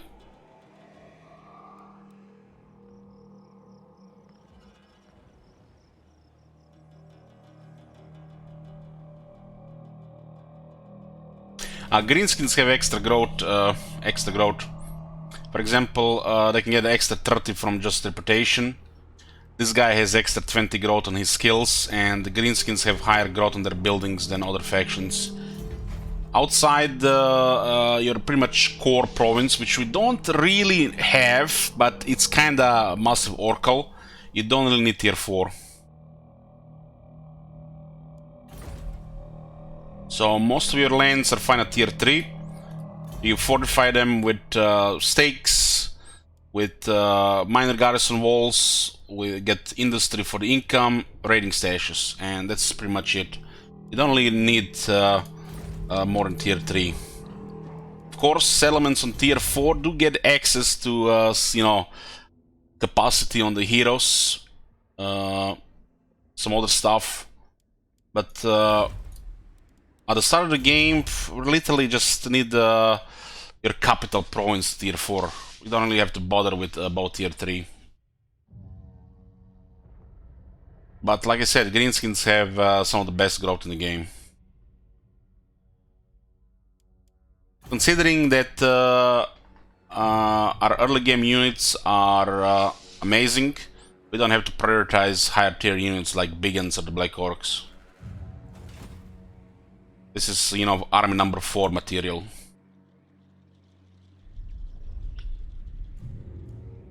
From the poles! But focusing growth is, yeah, it's the way to go for most factions otherwise. Chop 'em up! This is tier 3. We should march forward. We get point toward Taskmaster. And we can sack and occupy. Sacking is the way to go for the treasury. Always sack and occupy if you can. For greenskins. Even if you sack and occupy a settlement, it can still be tier 5 on the provincial capital and tier 3 on a minor region.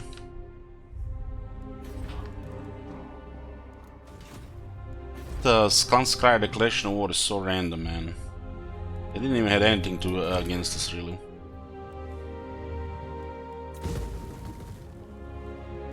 Like, this is a 2-region province for the greenskins. 95 growth. And there's a 120 growth here still. 100 growth is like a good amount for tier 3. You wanna get a tier 4 and 5 early, you need more.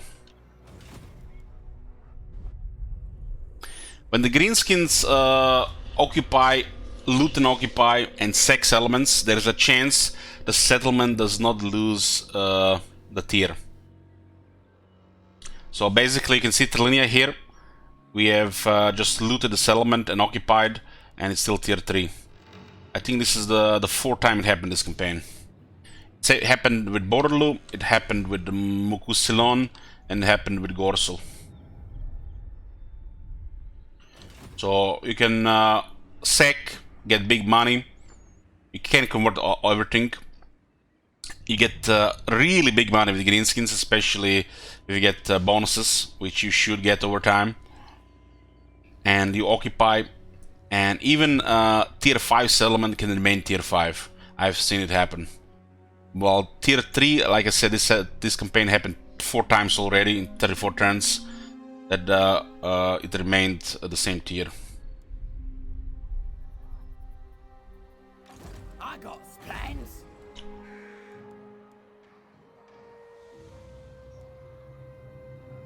This is a 10-slot city, huh?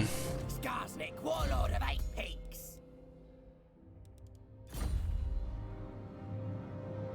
Could like go for like a few squigs. You can also just use the Regiment Renown, right?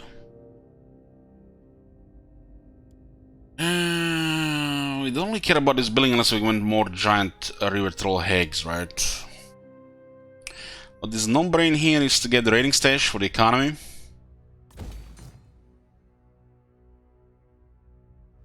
We can consider more growth, or we could unlock more unit recruitment. This building chain not really important for this campaign until later. Both are pretty much tier 4 buildings. This is dog shit. Well, this is okay for some nice goblin squeak hoppers. We are not out of the zone this campaign, so the squeak hoppers will be even better. We want to have a couple of these with Skarsnik, I think.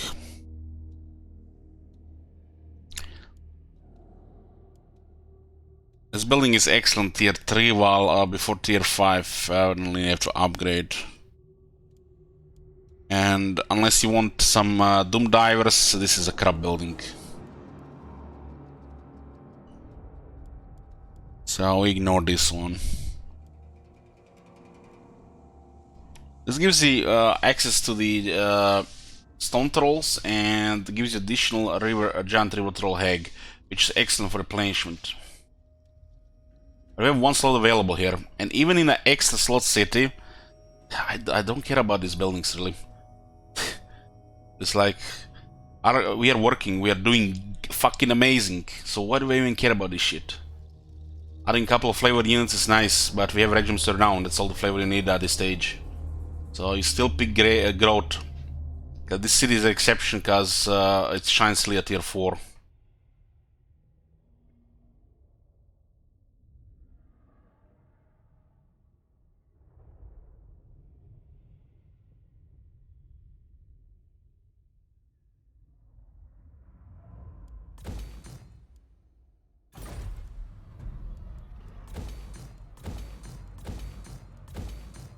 We have managed to keep Aldorf, even though it's not really bothering with that much with it. Very low aggression here.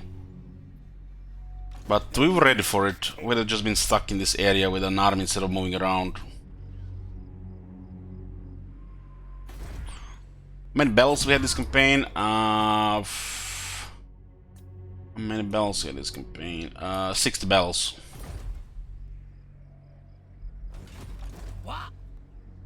Like I said, with greenskins, you want to get a second army very early. Don't really be bothered about being in negative income per turn. The greenskins scale crazy with more armies.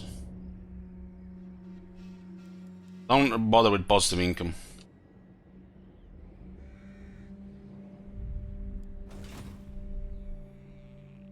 Nasty magic's ready. Gobbler's angry. The only reason why we have positive income right now is because we're using goblins. And this faction has exceptional goblins. And you wanna hear the best thing?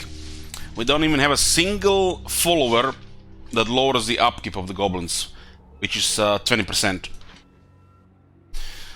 Only one of our lords currently has 3 points in Quartermaster, a version of Greenskin's skill here.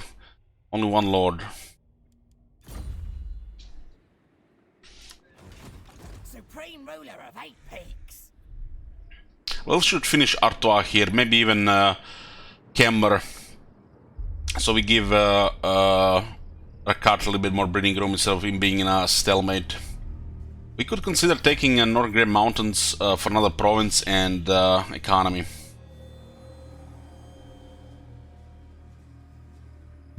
I hear ya.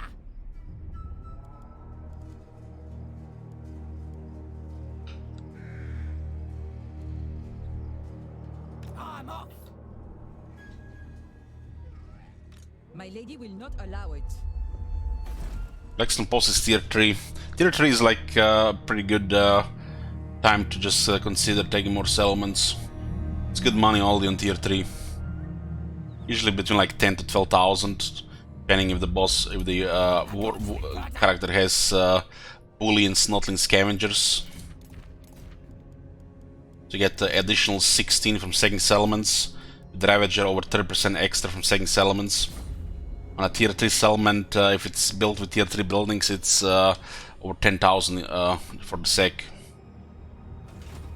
Lots of plans. So I guess for Skarsnik, he's just gonna make sure these territories are protected, and we'll expand close to these territories. And the next base expansion is Norgrim Mountains. So attack the Artois. They might go immediately for Philippe Eilhard though, from Gisuru. Maybe we hit Gisuru first and then we hit Davis Subcenter. And we'll try to take Norgrim Mountains. All these factions, they don't like Rakart. And if we clear this area for Rakart, he can focus on one side only. I'll do much better.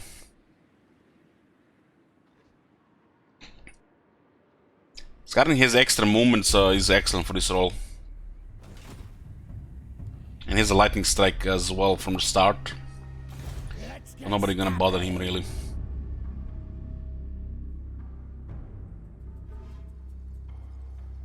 This way. These guys are dying to the plague. How many chieftains did they recruit? Jesus. How the fuck they have 4 chieftains?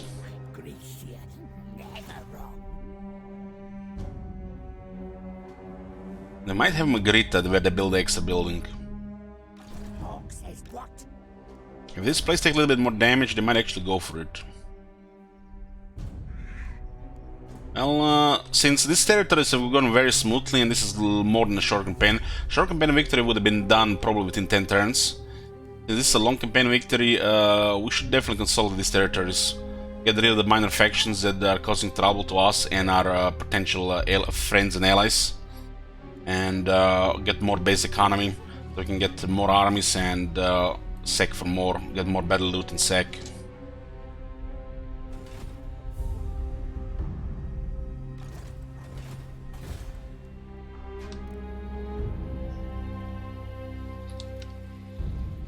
Several battles available here, and we want to do it with this guy here. It's gonna be a juicy experience with this guy. This guy gets a rank 20, he's golden. We get Immortality, we got Archneric Spider, and we get some base skills. His magic is pretty straightforward. You just get 2 points here and 1 point here, and that's all he needs for magic. Later on, towards the end, the extra points can be put like evasion towards Archondred, but it's not important. The only thing he needs to upgrade Sneaky Stabbing and Itchy Nuisance, and the Shrine will do the rest. So you basically have a debuff and a buff, and that's little wow. Makes you unlock other skills at a better value and sooner.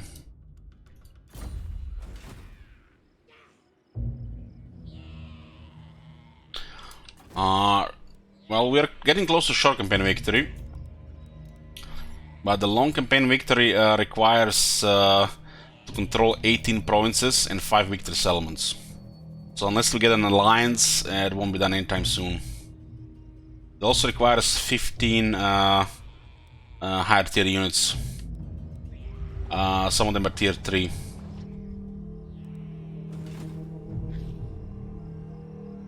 We're taking our time, we're not really rushing it, you know.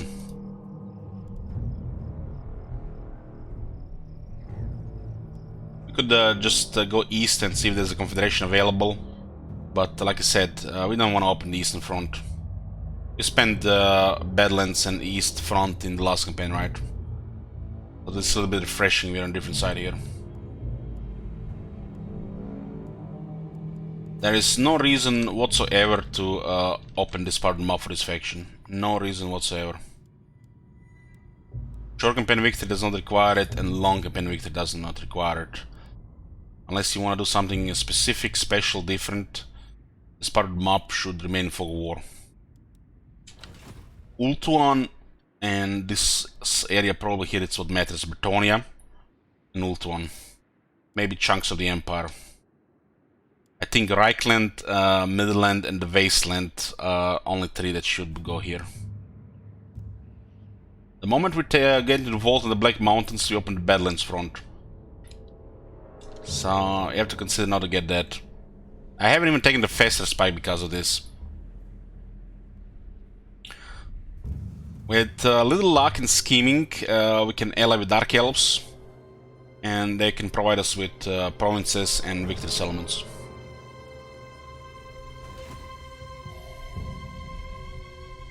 We're working on diplomacy with Marathi. We got non-aggression pact, and we have friends with Rakard.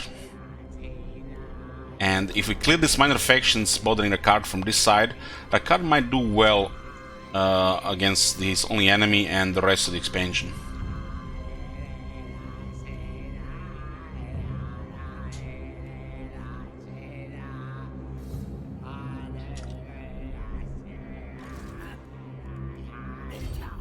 We should sack this place and get the fuck out of here. There are 2 battles here and 2 battles here. This will be a juicy experience with this guy. It will be better to get the plague, so we sack and march away. We could consider raising, but there's an army on the eastern side.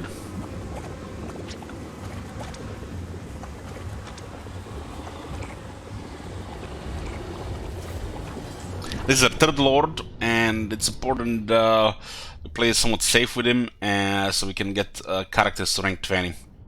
That's the most important thing in the army. Characters rank 20. So they're mortal and they get some, at least some skill set. Some battle skills, some paint skills, heroes, some other stuff like magic or melee stuff.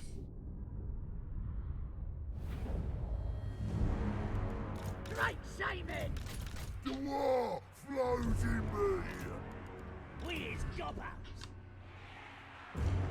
We ignore the right side and the trolls will protect the flank, since they are not in the vanguard. Great saving!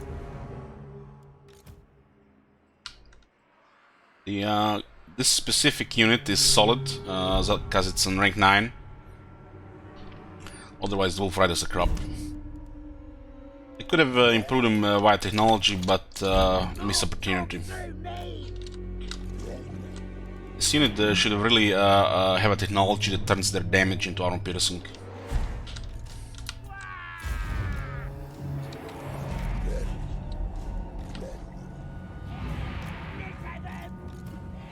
What's wrong with our vigor here? Ah, beastman stuff. It's a blood ground. Very strong thing. This guy's good against weapon teams. Oh, that's not good. Go away, go away. I need to regenerate. You can see the three take massive damage, but no casualties, so they can regenerate. So we just get them away, so they can do that.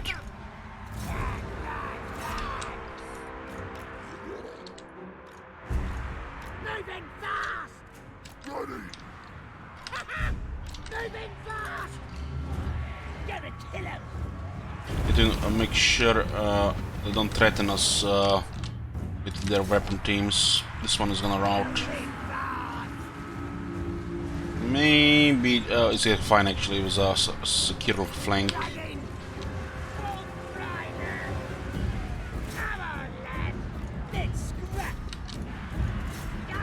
This is a chaser unit, so enemies that have been crippled, that unit goes in. Opportunity stuff, you know.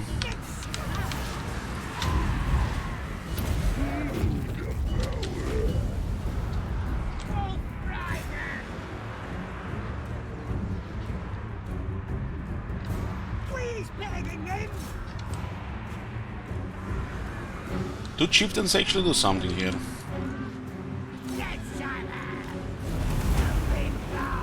Should disengage here. These guys have fear, so these guys all out. They've taken too much damage from the plague. But still acceptable casualties. 80 casualties are acceptable in Goblin unit. Everything over 80 is actual casualties. Some melee units, you know. You're in melee, you take damage. There's no way around it. The higher the quality of the melee unit, the better use of the melee unit, the less damage. There's a million things that kill infantry in Warhammer World. Just have to accept that sometimes the melee units will take extra damage, over 50% of their entities. This is like perfectly acceptable damage for a melee unit. Anything lower than that, it's amazing.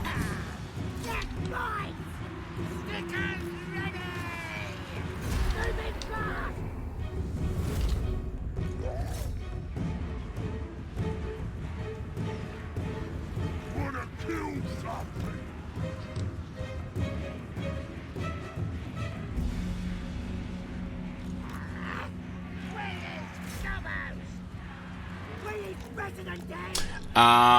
King Roman, did you get the memo? They increased the prices on DLC again. It's over 20% now. It's not $9.99 now.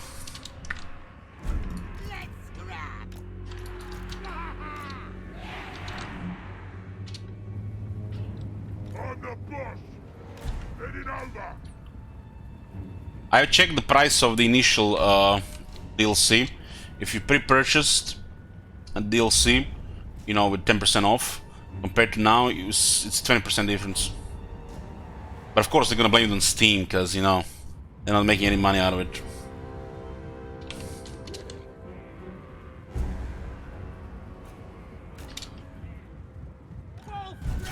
Again, I would not really even be bothered by this if they just get their fucking jobs and patch the fucking game and not 2 patches in a year. I would give you money, but no. Now we're gonna ring on all fucking bells with their scammy practices.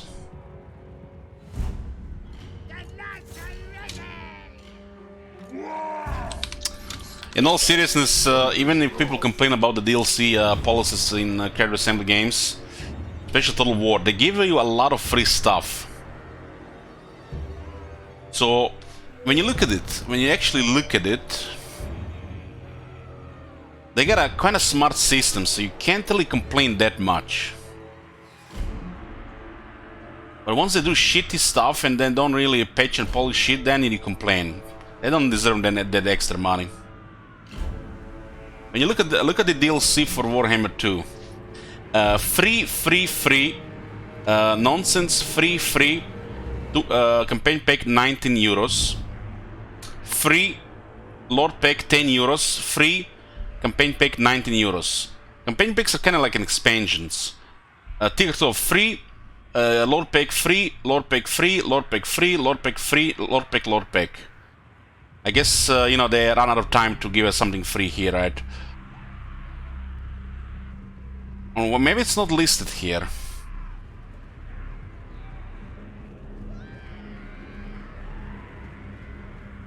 So they have this free DLC policy, so people complain less about their scummy, you know, DLC system.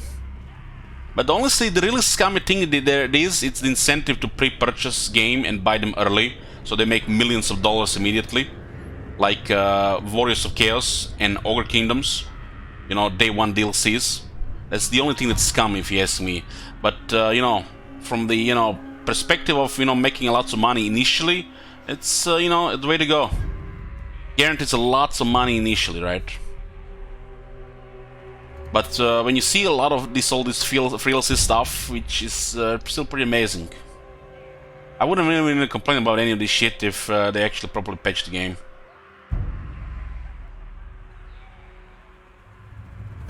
It looks like Torek is missing here. Ah, it's at the bottom, my bad. It's at the bottom.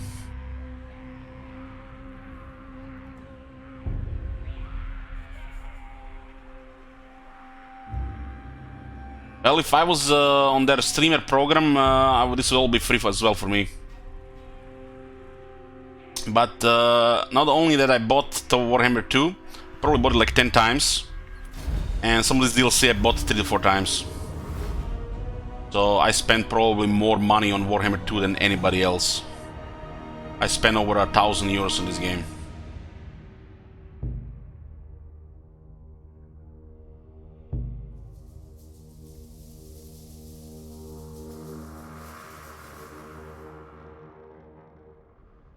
How can better from multiple times? My brother, some DLC gifts, Warhammer 2 gift. I did also give away with my own money. So yeah, probably over 1,000 euro. Is the problem set to private? Yes, for the game history it is. You can still see other stuff.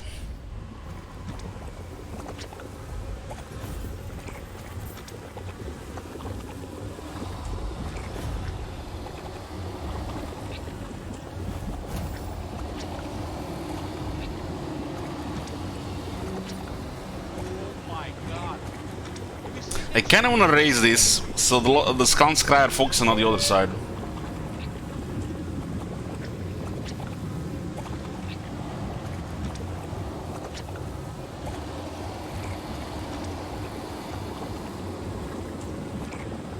But we might end this war early, since they got wrecked. This guy has to do something, right? Sec makes sense.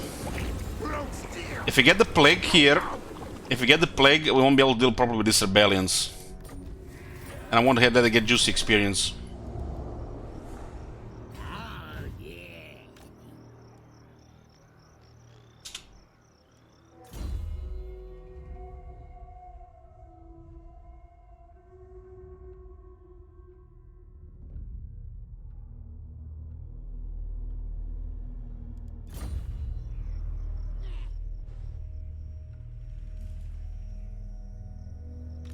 Yes, boss. This guy is fucked up when they declare war on us.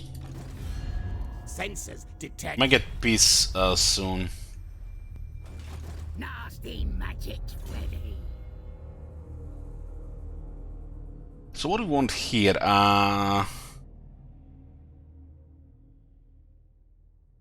Think we didn't even cast this bell really. We have a wizard in the army, the proper wizard. What makes the most sense here is to get renowned and feared. It's just way too good. The rest of it doesn't really matter because we have the basics.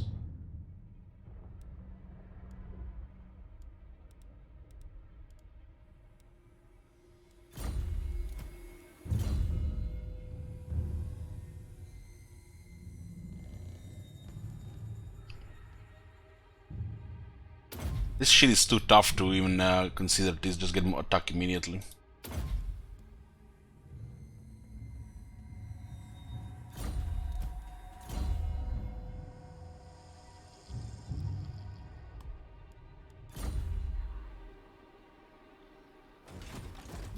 We'll get 2 bells here and we'll get a couple of bells here. But why is this improved public order here? Who is doing this?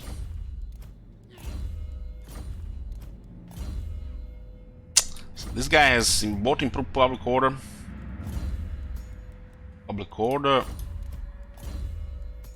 so they give +2.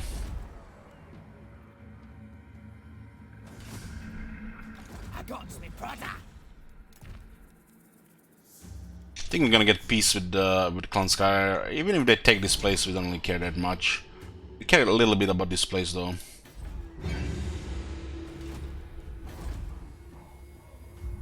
We have 2 bells here and then 2 bells here, then we can smack Clan Sky again. This guy will protect Bretonia, while Skarsing will move around. We're building up scrap already for the next thing. What is this?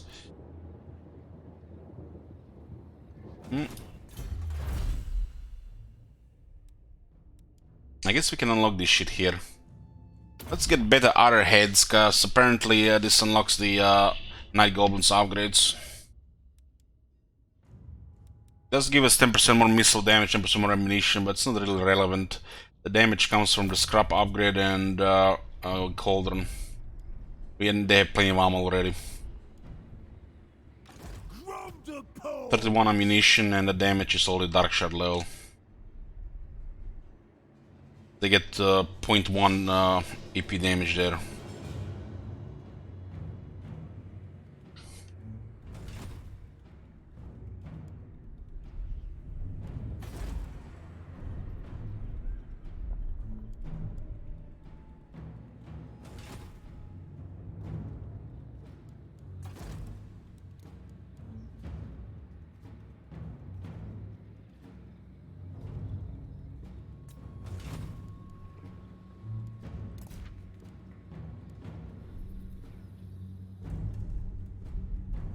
Yeah, Skarsing targets the Northern Mountains, Bjorn will guard the southern Bretonia, and Grom is taking over Ultuan, trying to get treaties with Marathi.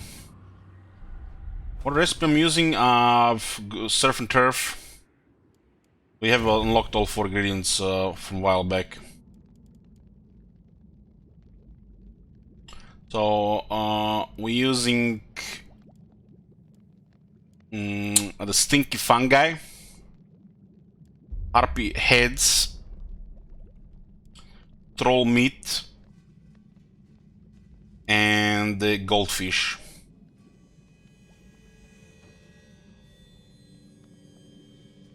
And we have made it with Surf and Turf, because the other versions give shitty Grom buffs. The one with 100 damage and Armor Thunder is good, but it doesn't work together with Ratlet. And Ratlet is better than Armor Thunder.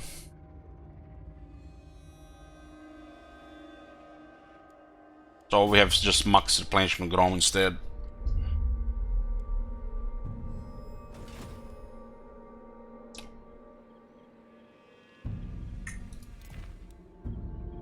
So we're going to destroy Everest before we even unlock this shit here.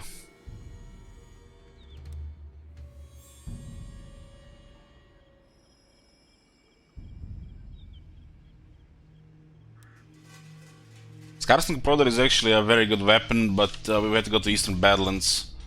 And this looks like it's the second half of the quest line. Text domain makes sense.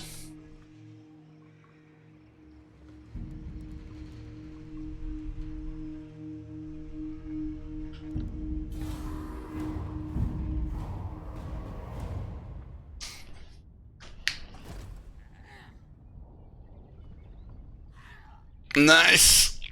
It's amazing what Tyrion does your dirty work for you. Oh man, inviting Tyrion to war against Altarian was... Sometimes, you know, checking diplomacy and seeing that potential enemies have no enemies, and instead of that going against you, they can go against your enemies. It's not a joke inviting high elves to war against another faction.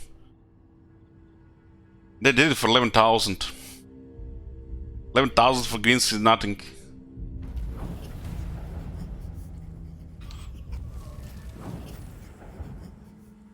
The Goblin King! So plague has spread to Aquitaine.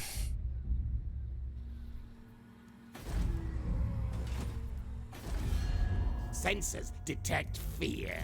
So Tyrion was invading Eltarion, and they were basically losing military on both sides, while Moratti backdoor both.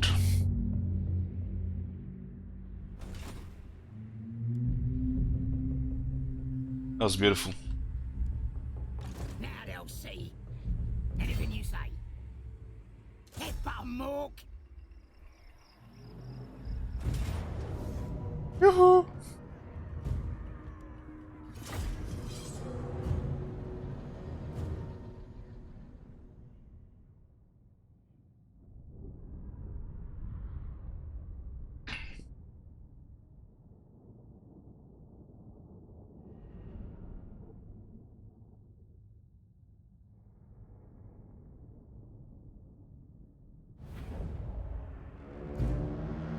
Right, Shaman. Was that just a bunch of cavalry here? Because ready.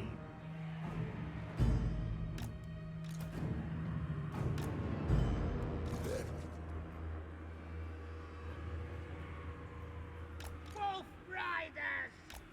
You guys are too damaged to participate.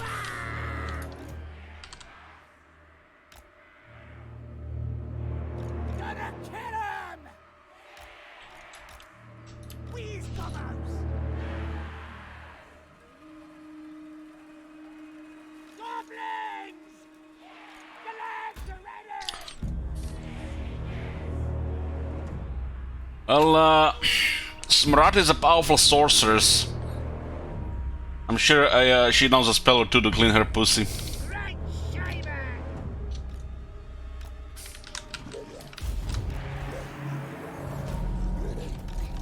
All right. The big war. Gonna kill him. Mork says do it. Help me now. Gonna kill him. Moving fast.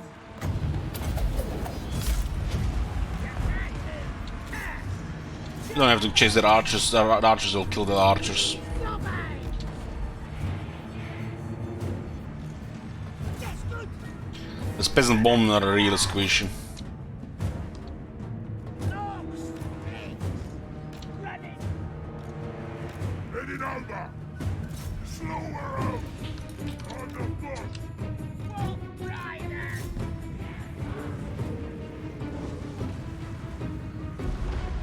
Let's grab. Right, Shaman. Goblins. Biggie.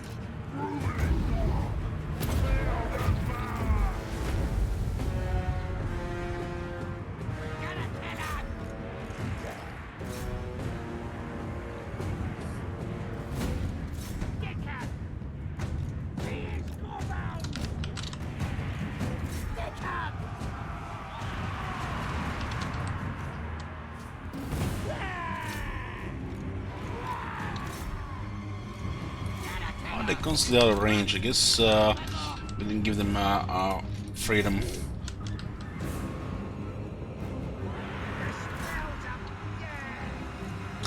Guys, I'm gonna give you a little bit of heads up regarding Warhammer 3. Kekwi will cost double on release. I'm just saying. From 25k to 50k.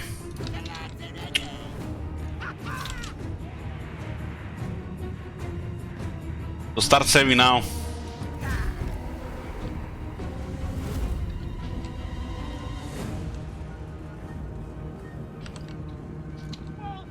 I don't want to listen to Kekwi every 5 minutes. Especially as if it's gonna be like over 1,000 people watching.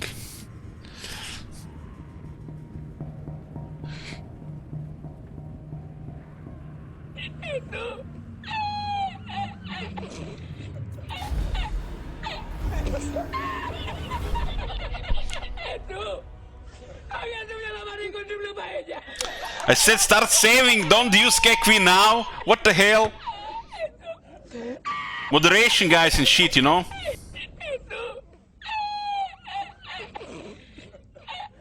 God damn it, guys, you're hopeless. Fucking hopeless.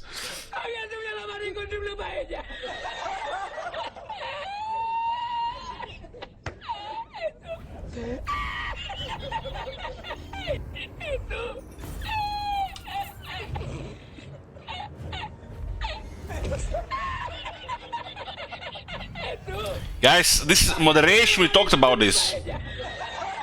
You know...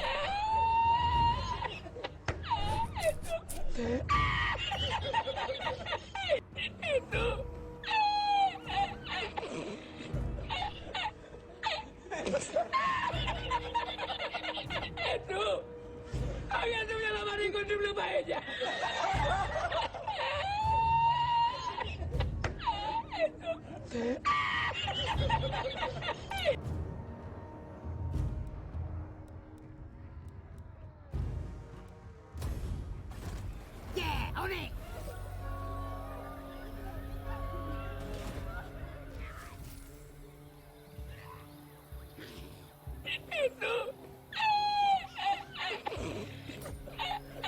The tribe's ready. Yeah. This magic is real. On it.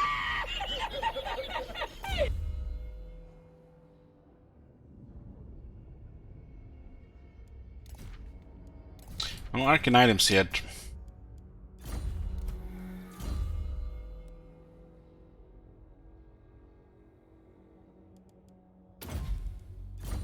He has to keep up with the army somehow, right? Baron has the plague as well. This only needs one turn. I think this initially resisted the plague. Yes, boss. Underway. All right, I'm off.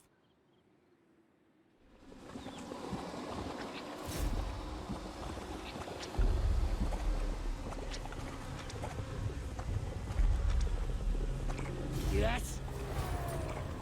Can keep an eye on this with this guy.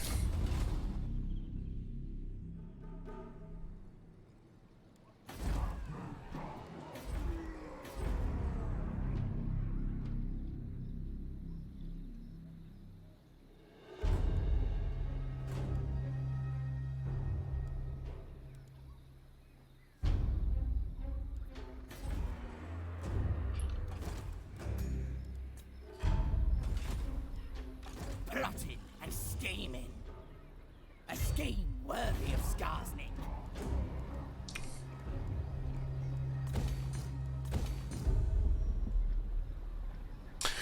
How will I deal with all the plebs on the Warhammer 3 release? I'm just gonna play the game. Handpick the questions in the chat, ignore the rest. I'm Trixie.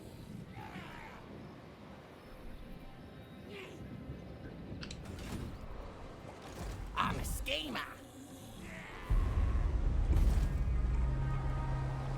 You want schemes? I got schemes. Lots of plans.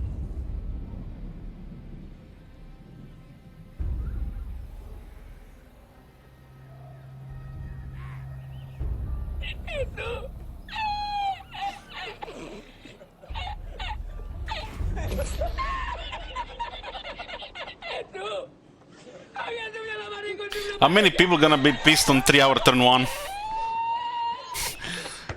We'll see who has the most patience.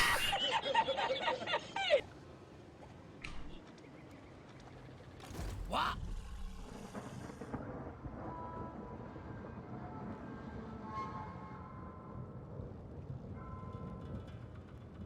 Hey, Blade Master. Yeah. I had it only like 2 or 3 times where the chat was moving so fast I couldn't even track it. I was like... One was over 800 viewers, one was over 1,000 viewers, and one was over like 1,200 viewers. I just like... You can't deal with the whole chat and the game at the same time at that point. It's like there's so much text going on in the Twitch chat at that point. Just have to, you know, do something specific, really. Add you highlighted messages, donation messages, stuff like this. It's like no other way. It's like going through the chat and going through the game at that point feels like just exhausting.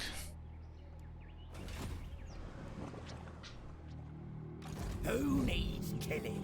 Like usually the best chats are like under 800 viewers.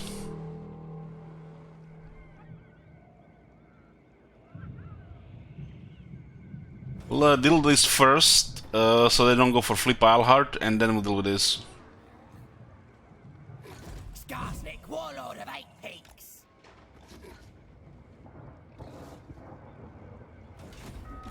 Devotee of the lady. You can actually attack this immediately. Huh? I got my brother. They can go here, right? My minions are restless.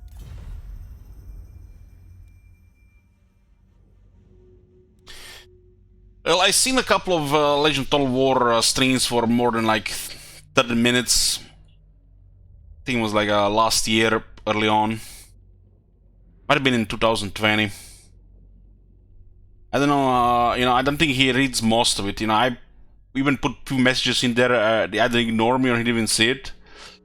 But, you know, he seems to just read the messages only from the, when people put money in. I guess that's the only way, you know, stick to the relevant stuff and waste your time when it's money involved. Because playing the game and dealing with 2,000+ people at the same time, that's how you get exhausted.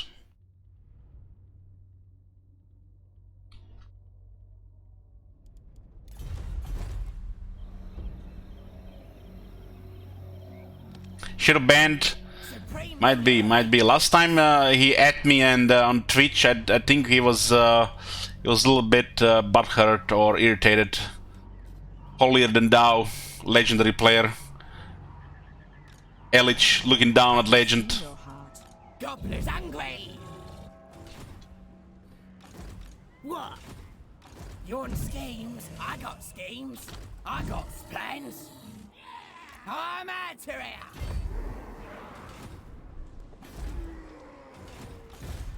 The punch! That'll do, boys. Even the Pull on this arms gets here. not.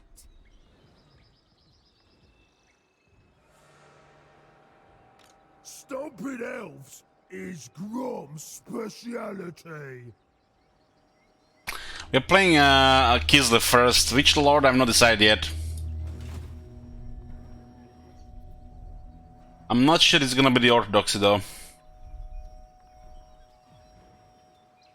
The Goblin King! Gone.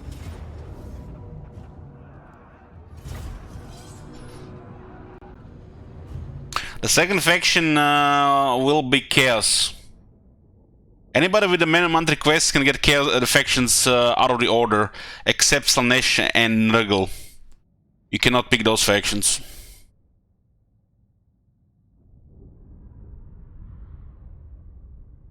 So if you want to see Ogre second, you can use them in the monthly quest.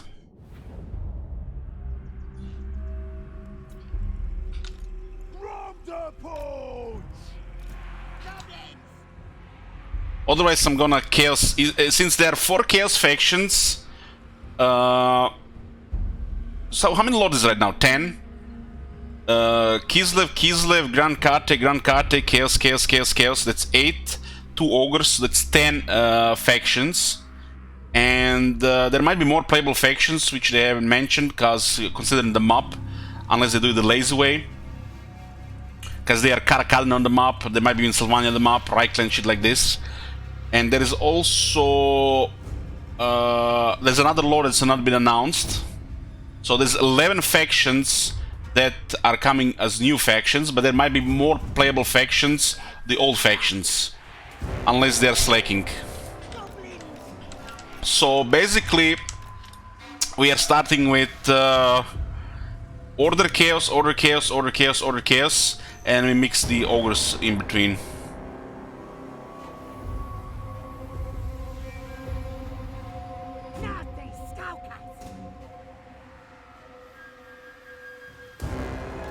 We're most likely going to be playing 2 campaigns a day.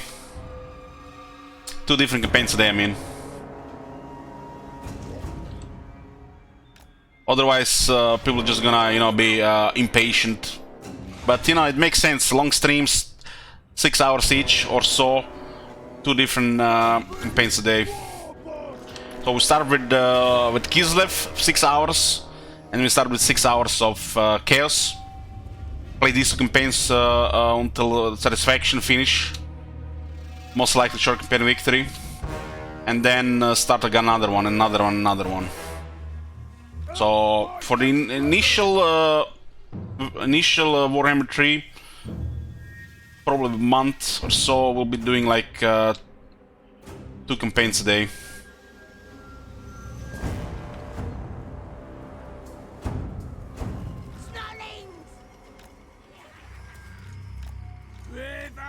We have to test the waters, how fucked up the game is.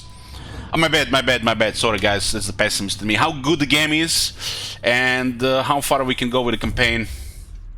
Because we're not gonna get the proper campaign for a while. We're just gonna be stuck with a mini campaign.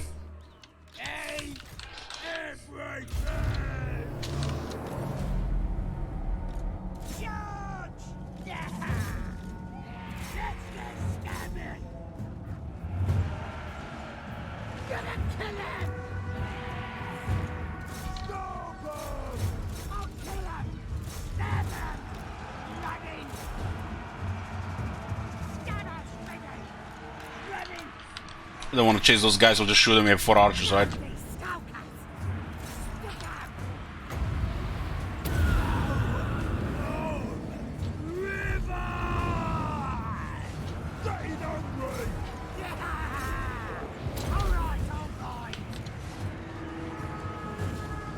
Well, guys, if you haven't get the memo, we're gonna be tracking the bugs.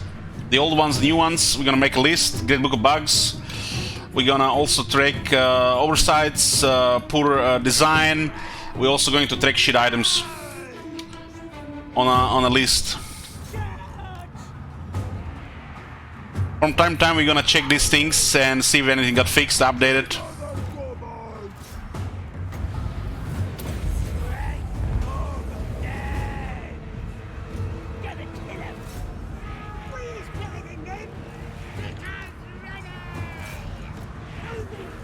We're gonna talk about the impact of every faction, faction effects, lord effects, stuff like this. Yeah, some already look underwhelming. It's like, what is plus 10 growth on a faction effect when you need 200 growth for 1 population at the start? So this being a faction effect is just a shameful filler instead of a proper faction effect. So if you consider like growth as a faction effect, should be at least 30. Well, 10 is nonsense. Just lazy.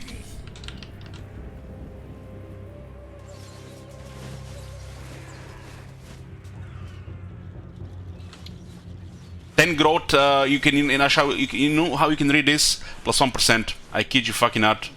You read that as plus 1%. Moving fast.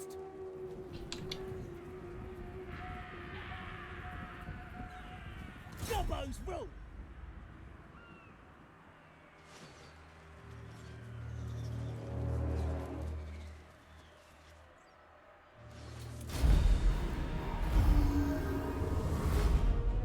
Plus 1% things have no room on the faction effects, unless it's this lord gets plus 1% stronger per battle.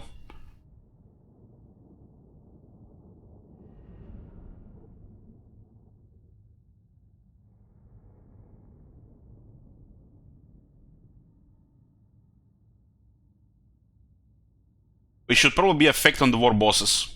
Chaos Lords too. Goblin King never loses.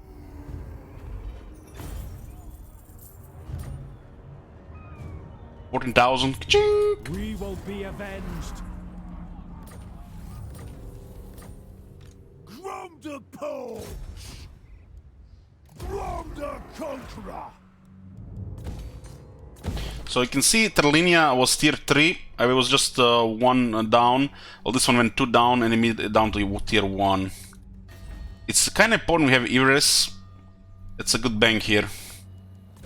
Good base income. Beyond even quiet. No. Well, if you guys don't remember the early Warhammer 1, like the first 3 months of Warhammer 1, people were fucking mad when people were pausing. Because they got used to the legendary players, you know, from previous games. Fucking hell, man. Every other stream I checked, people complaining in the chat about the pausing and slow motion shit. It's like nobody has any patience or anything. Like, they don't understand that not everybody has tactical awareness and can, you know, have good response time. Man, you have 20 units. You have 20 units here, let's say. For example, if you watch this battle, we ignore the spider. You don't need to use all the units. And some people have this pressure, you know, if they don't use all the units, you know, there's like losing something. As long as you use enough to not get too much casualties and win the battle, you're doing good. But, you know, there's this pressure that comes, you know, with real time. It's like, am I using the right stuff? Am I using it well? And in the real time, it's just builds a pressure. And when you stream in front of the audience, that pressure multiplies. So it's not just experience, it's just these things, you know. You really have to get used to it. And you're not gonna get used to it unless you play Legendary. And the chat, of course, have no fucking patience.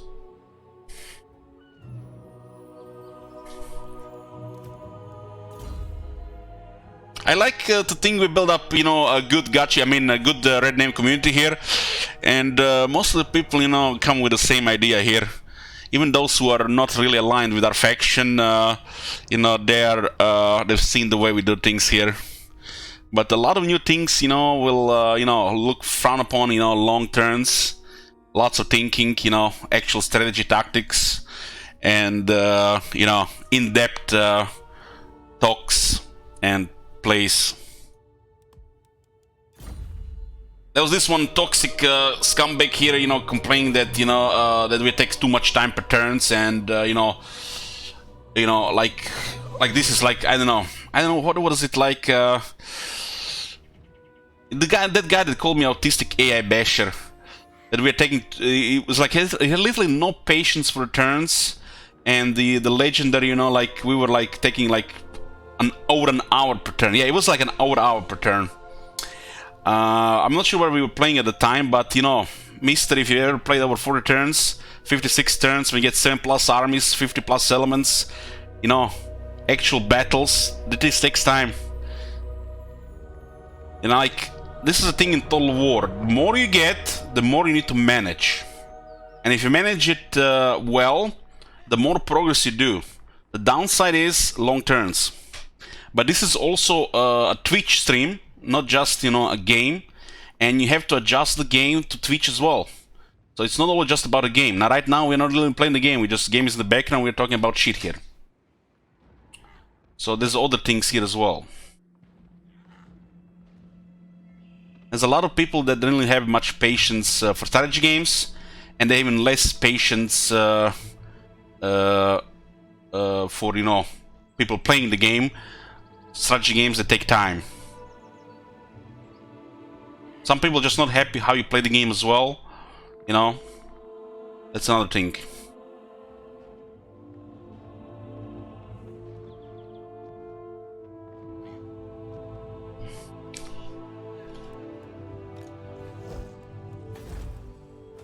For every 100 people here that's gonna like you, there's gonna be at least 2 or 3 that's gonna not like you. And even some of these guys, they're still gonna keep watching the channel, you know.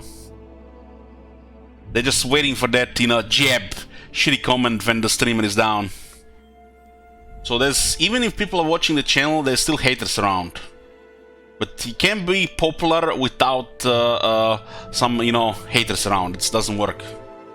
Even take it like a YouTube when we still had dislikes. Even the top videos on YouTube, like literally just absolute perfection of video, like art, music, conversation, shit like this, they will always have at least 1% dislike. Because, haters gonna be hating, no matter what.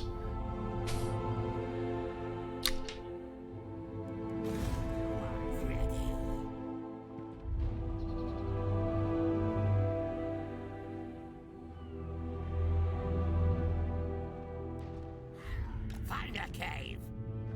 This is absurd. I don't see Altarion, he might have been wrecked recently.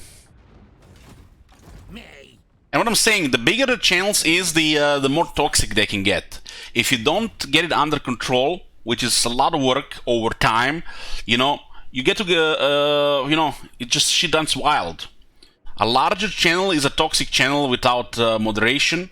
Might even bring more money, but it's not really a healthy environment. So moderate it, keep it, proper in size, don't get it run out of control. Because toxic shit will invite more toxic shit, and nothing grows faster than toxic radiation on Twitch. Nothing grows faster. If you're like a toxic asshole, you're probably gonna even get, faster growth than anything. Get a good category, lots of toxicity, that's probably the best way to grow.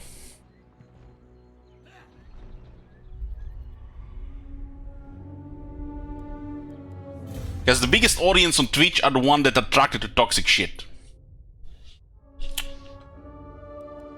But it's not a really healthy stream environment for the long term.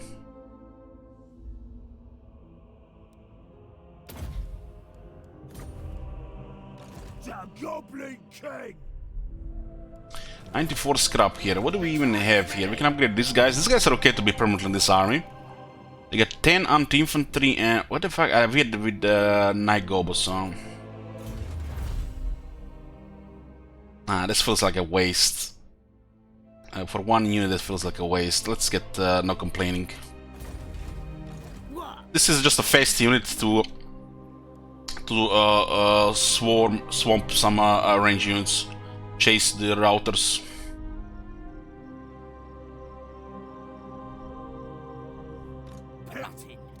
What does this guy have? 15 leadership, it's dog shit, and we got 5 AP. That's okay. Usually had armor like the regular goblins. This 15 leadership is only relevant to a low rank unit with no buffs. This is a unit that wants to kill lots of infantry. Use their big number to kill lots of infantry. They actually have pretty good damage now.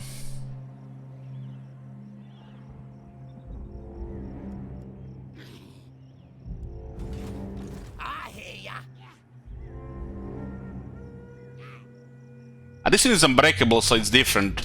But if you look at the standard Night Goblin unit, which is a tier 3 unit with 44 leadership, -4 in difficulty, so 40 base, the Night Goblins have a poor leadership, some of the worst in the game. Night Goblins, Trolls, and Bretonnian Peasants are some of the worst leadership in the game. So, I mean, some of the peasants. Night Goblins and Trolls are the worst leadership of the Greenskins. So with 44 leadership, if you're like... create an army, at that point you're not even gonna recruit Night Goblins. Night Goblins are tier 3, Fanatics are tier 4. At that stage, you're not even going to recruit this shit if you're going to need leadership of Night Goblins. See how shit this design is? If you're on tier 3 and tier 4, you have access to Night Goblins, Fanatics, and you for some reason recruit them, and you're like, oh shit, my guy army is not that good, these guys don't have shit going on, we don't have followers, we don't have technologies. How the fuck do they have technologies in tier 3? We might need to put 15 leadership. What the fuck? On tier 3 and tier 4, when these units are actually gonna start getting used, you're gonna have access to better units, the better units are gonna support them, and you're never gonna pick 15 leadership. It's like the shit must really be bad to pick 15 leadership Night Goblins over anything else. The Night Goblins are not even frontline units in the army. They're not even that. The Night Goblins are in a really dog shit position in this game. The thing that they are tier 3, it's already horrible. Really horrible. The fact that tier 3 Night Goblins should be tier 2, Fanatics should be tier 3. And then I might accept the Night Goblin situation. But the fact how technology works, Goblins, Night Goblins are not Goblins. All Goblins should be Goblins. It's fucked up. And then you look at the upgrades. 25 armor, fucking amazing. They get all the armor technology that works. They get Goblin Tide armor that works. You get armored Goblins. What do Night Goblins get? They get dick. They get nerf poison. Well, the Fanatics on a tier 4, you get a chain. But think about it, you unlock tier 4, you get you get Spiders, you get Stone Trolls on tier 3, you get Doom Divers, you get a Shaman on tier 3, which is 3 times more reliable than chain. Holy shit, man, it's so bad.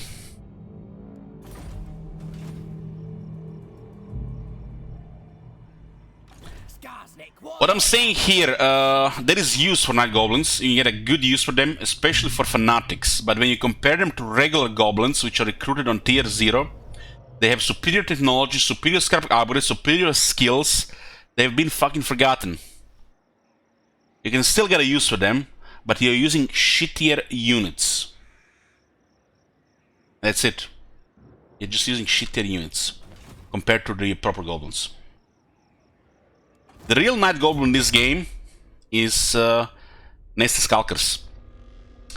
They even have worse leadership than Night Goblins, because probably whoever created this unit thought he was a Night Goblin. For a while I thought he was a Night Goblin myself, but it's a regular Goblins. So the best Night Goblin in the game is not even a Goblin. Night Goblin, my bad. It's a regular Goblin. You want schemes? I got schemes. Okay, round of fear is amazing.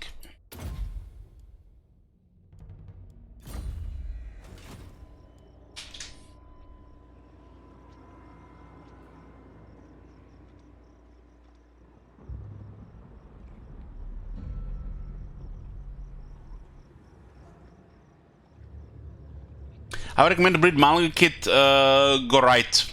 Everything else doesn't matter.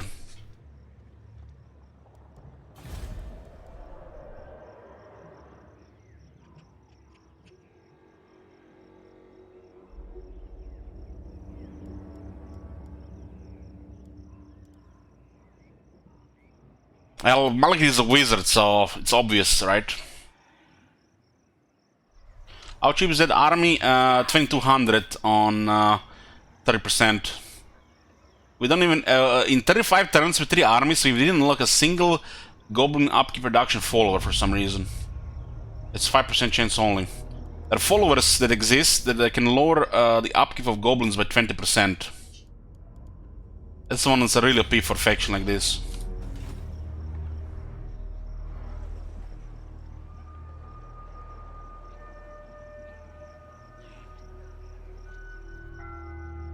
I got plans.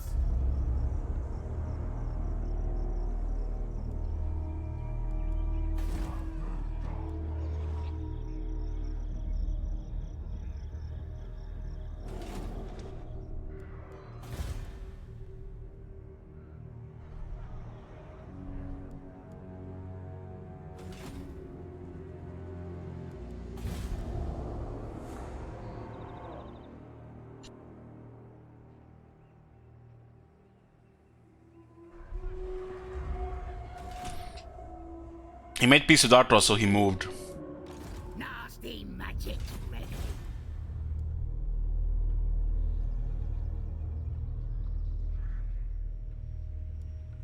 I'll listen to this shit. If you, for some reason, play Crooked Moon, use regular Goblins. Way superior. Goblin Archers or regular Goblins. You don't even have to bother with the building. You get the building for 2 bosses and then you remove it.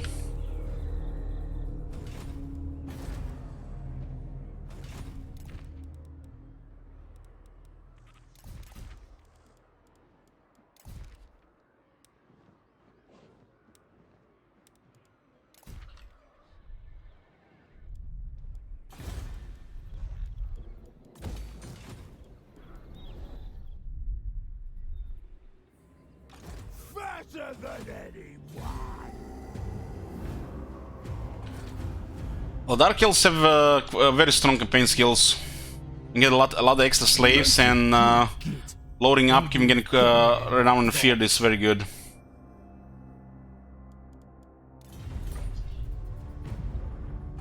You'll get snowball faster with campaign skills. It's a fucking insult to Crooked Moon that you get regular goblins on core building in a tier 3 to recruit night goblins. A fucking insult. And the regular goblins are way superior. Better everything, really.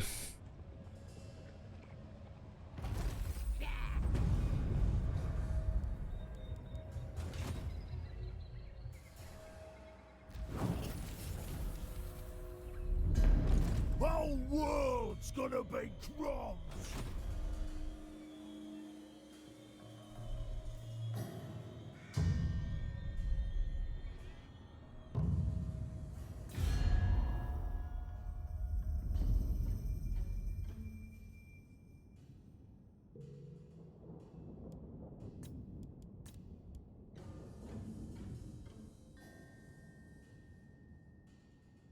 Thing is, once the goblin archer starts shooting, scrap armor is the only thing they need for AP damage. The unit is going to die. Doesn't matter which unit it is, it's dead. That's how much shooters they have. Any specialty for this unit from, I don't know, for Tower, it's totally irrelevant. The moment the goblin archers get and they start shooting, if they have the scrap upgrade, the unit is dead. If you don't interrupt that shooting, dead, dead, dead. Why would you even use anything else? Something that requires a tier 3. Fucking hell.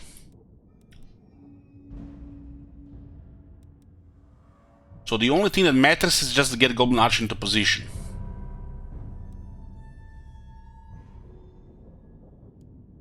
They got Vanguard. All the goblins get Vanguard too. So it's easy. They start shooting, things die.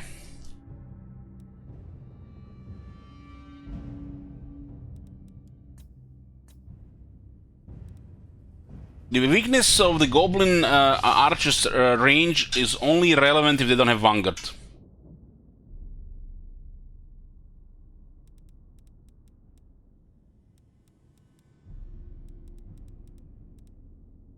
The Empire. I invited Whistland to war against Clan Scryer, and they look like went to war with Beastman as well.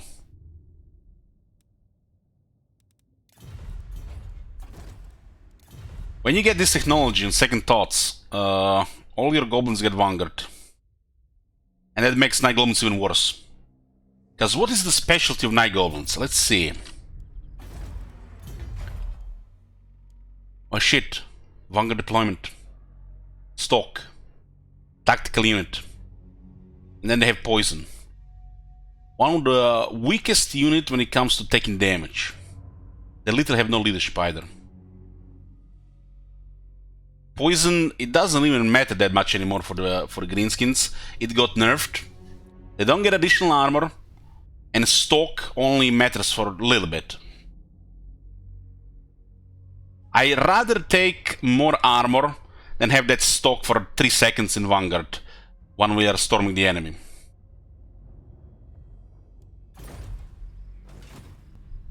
Where the hell are the goblins? Oh shit, look at this. Goblins and Night Goblins. Tier 0 units. The only reason for this building to exist at the beginning is to get those 2 Black Orc big bosses, and then you remove that building.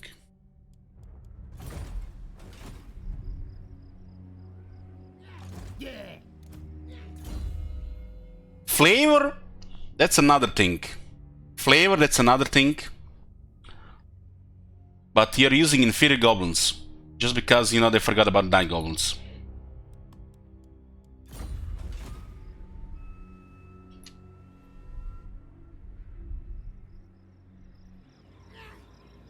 I'm special. It can't. A scheme worthy of Skarsnik. The tribe's ready. 56, Big as an orc. far beneath an archmage. The widest. Curse 'em, boss! On it!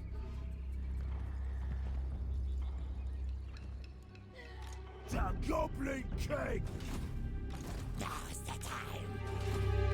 Corpulent Majesty.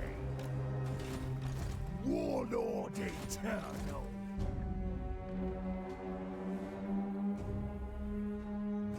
Let's go! Fatter than anyone. Grom the Pulse. There's a good chance she has no movement here. That's why she positioned herself here.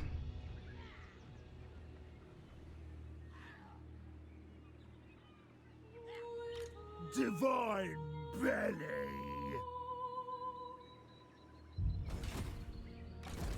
Still complete the province. I think we have enough here.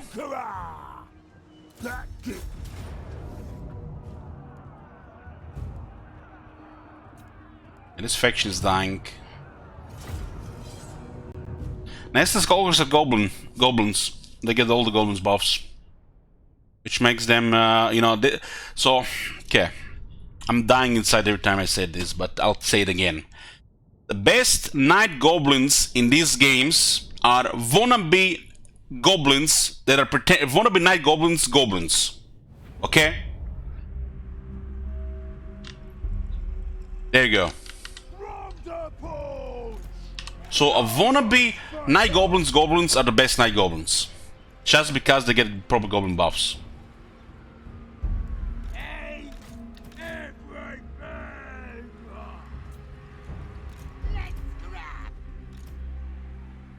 Why on earth you would ever put a night goblin in the army when you get Nessus Skulkers? And you want to hit the best thing?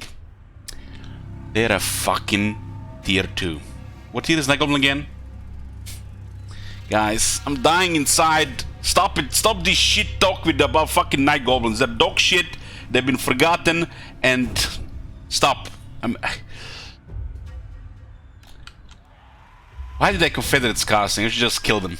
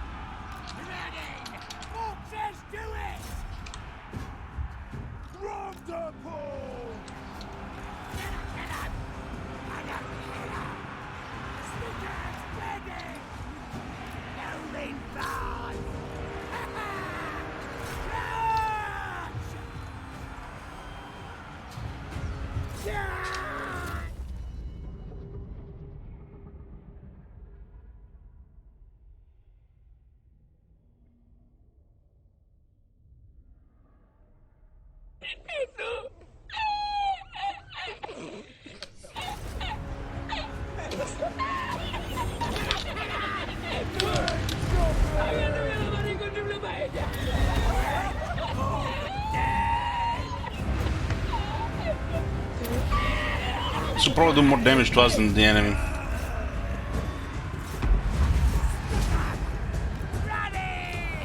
Oh, it was good.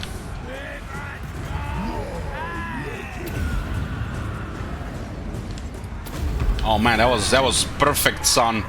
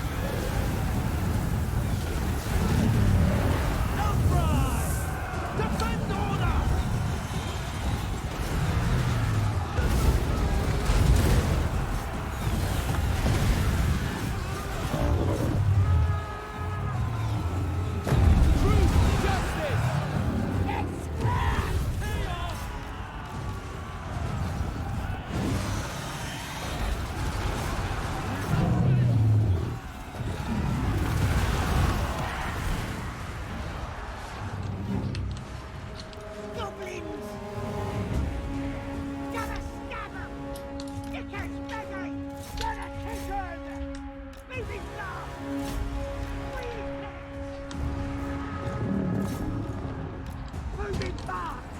Running! Here, Proctor! Don't get focused, Smiley! The land's already!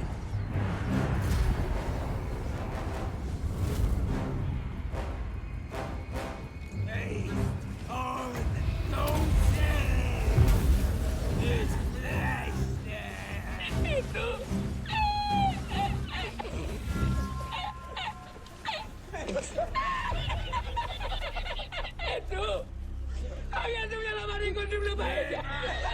Oh, that was a random vortex. The last 6 seconds is pure RNG. You see how the vortex went around? It's pure RNG after the last 6 seconds.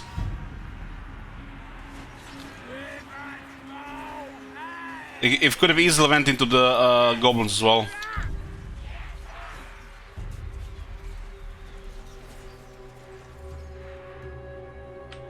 I'm the boss! Bring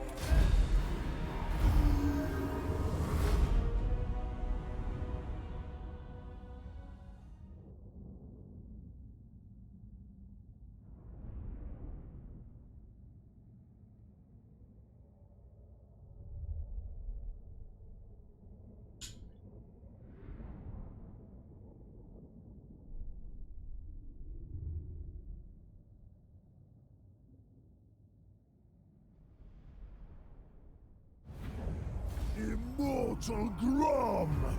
Wah!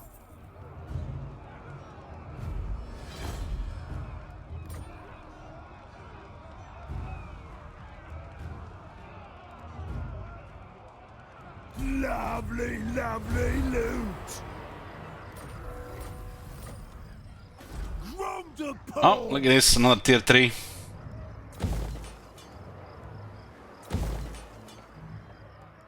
We'll keep this one until it gets repaired, then we're gonna dismantle it. We don't really need that extra public order. big as an orc! I miss Hellcannons, guys. Don't mention Hellcannons here, please. I've been craving this shit more than I've been craving carbs the last 6 days.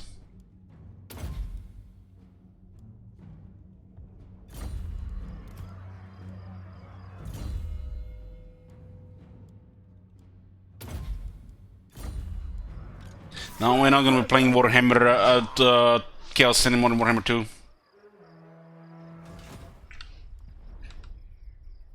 What carbs do I miss the most? Apples, probably. Apples and burek.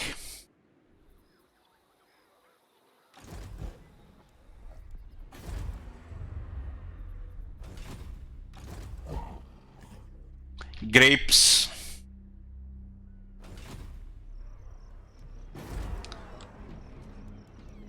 Got me, brother!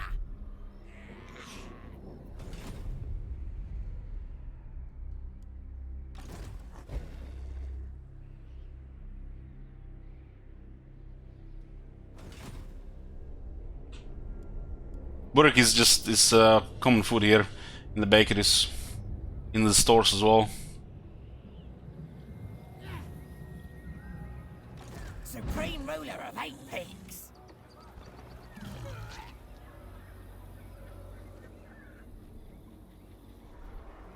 It's time to get rid of Artois here.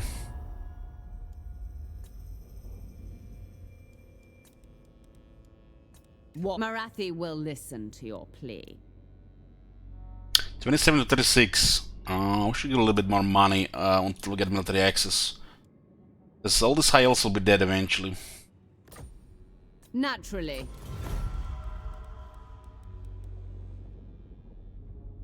So the 1,000 most lost all military to Dominating.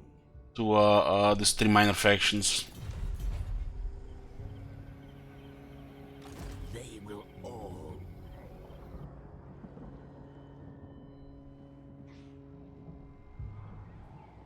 I got plans! Yeah, it kind of looks like pie.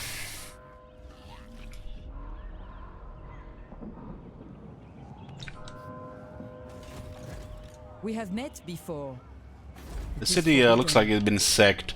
We'll get rid of this, and then we're going to get rid of that as well. Who should we sack? Yoo-hoo.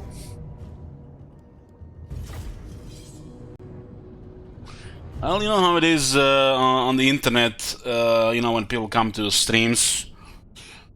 You sound Irish, you sound Scottish, you sound Middle Eastern, you sound Welsh. Then, you know, the memes erupt.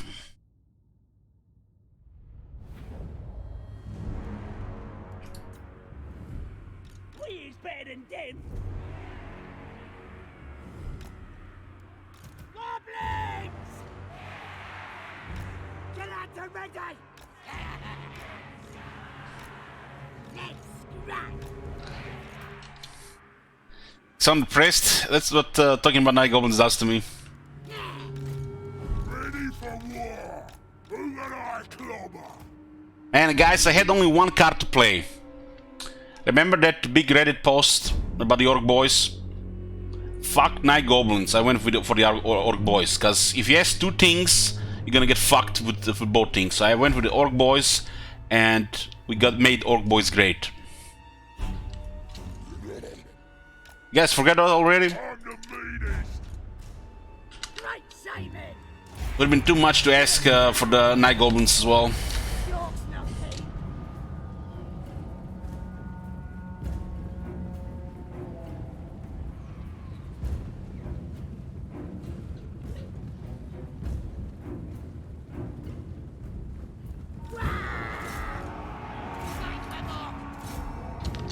We is better than them.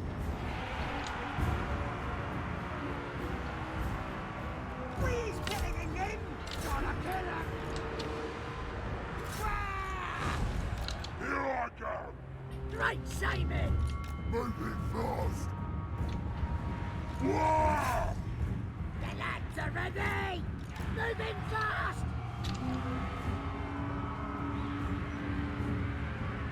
We is combos! Go on, then. That makes me sad to see, you know, even nowadays I see some people playing greenskins and they're just like totally disregarding the Orc Boys, saying melee sucks and going artillery and shit like that. Meanwhile, the Orc Boys, especially Grimgor ones, stomp anything in the early game. Moving fast! Ready. What? You're the crush! We is combos!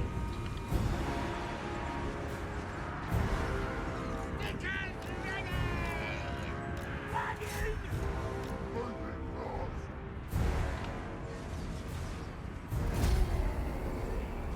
Goblins! You sure? Running! Imagine playing the best melee faction in the game and prioritizing artillery, because you're not really confident in your ability in playing the game.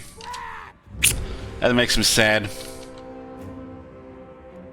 Goblins!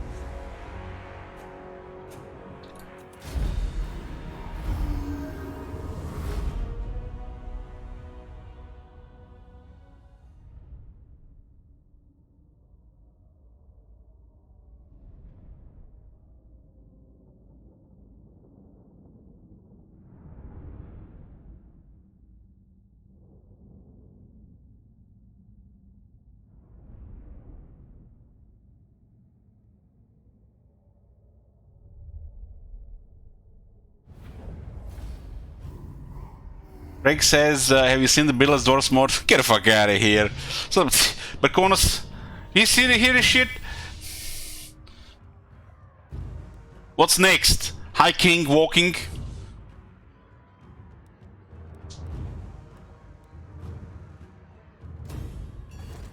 This way!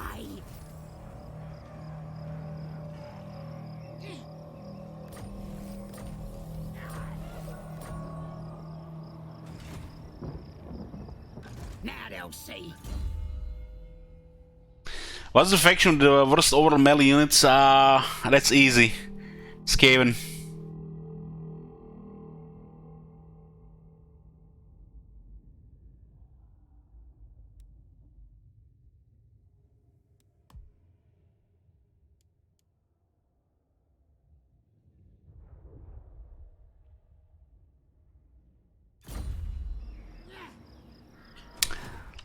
Lizman best Miller? No.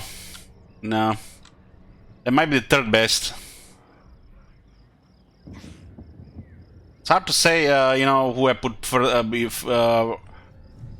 Betonia or the Lizardman.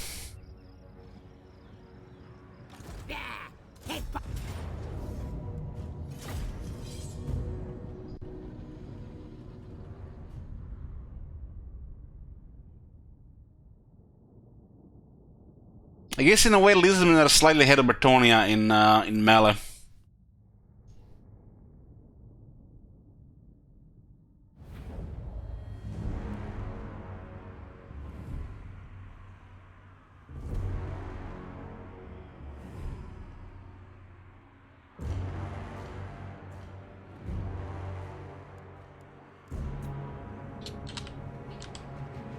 Right shaver!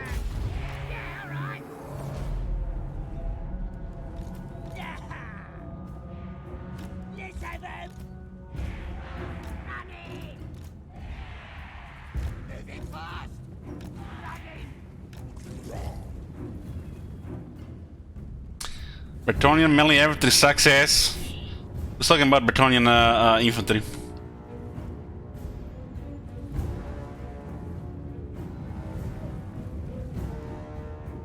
You don't have to recruit a single Bretonian melee infantry in the campaign, other than for emergency garrisons. The lads are ready! Right shaver! Moving fast. They get the strongest scaler in the game, and one of the strongest units in the game.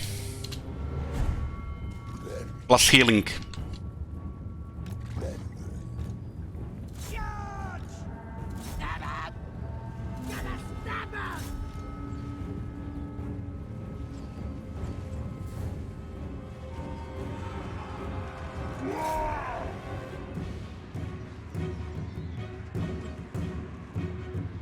That's the best unit, the Royal Hippogriff Knights. He is better than them! Stickers ready! Moving fast! Here we go.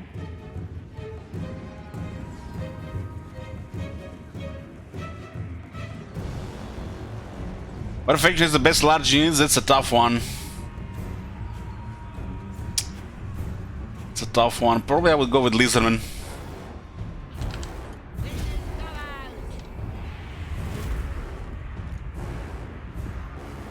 I think it's safer to say Lizardman since they got healing slants as well. Their heroes and mounts are some of the best.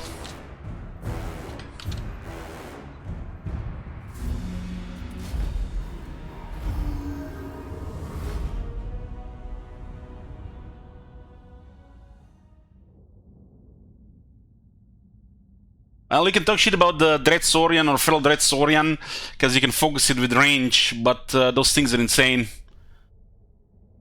They make Rock Idol look bad.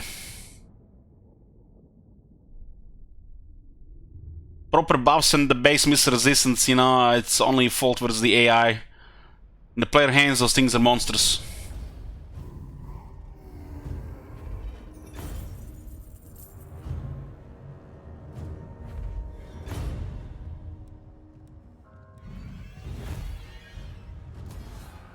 All right, I'll move. Nasty magic's ready.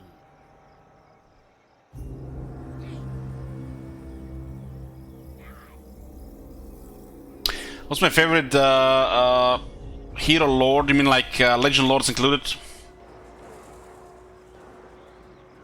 Yeah, on it. It comes, it comes. Karl Franz, Prince and Emperor.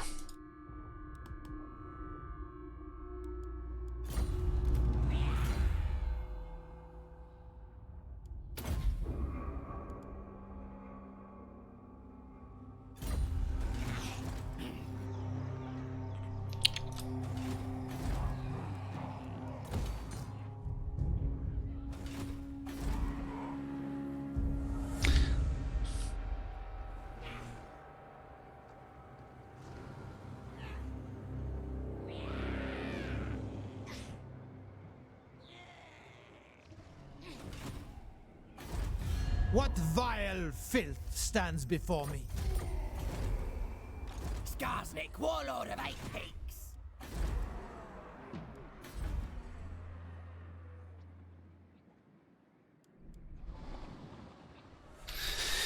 Well, yeah, my favorite unit is a steam tank. My favorite Legend Lord is Califrance. Emperor has been pretty much ahead of the Dwarves for most of the Warhammer, but Dwarves are currently my favorite. With the Emperor close second. Rotting and steaming.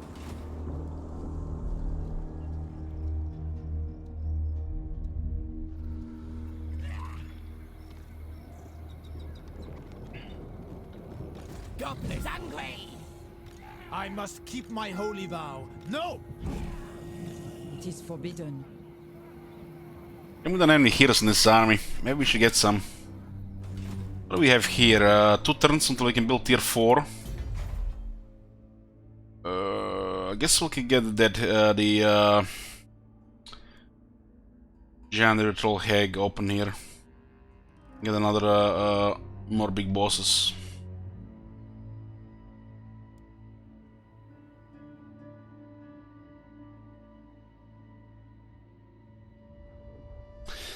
What is your favorite hero from any factions, including Steam Tank?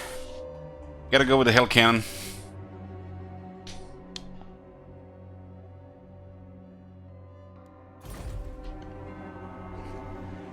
Wow, I will not.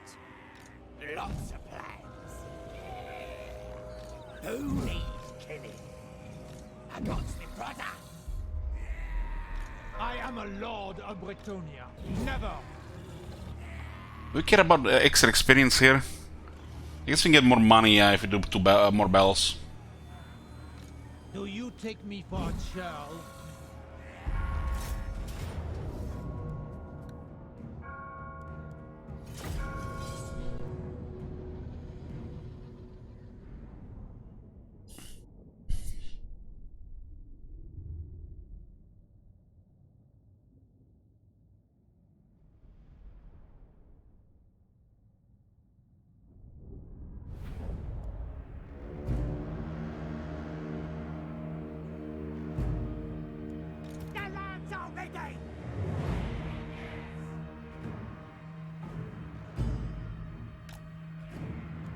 Gonna kill him.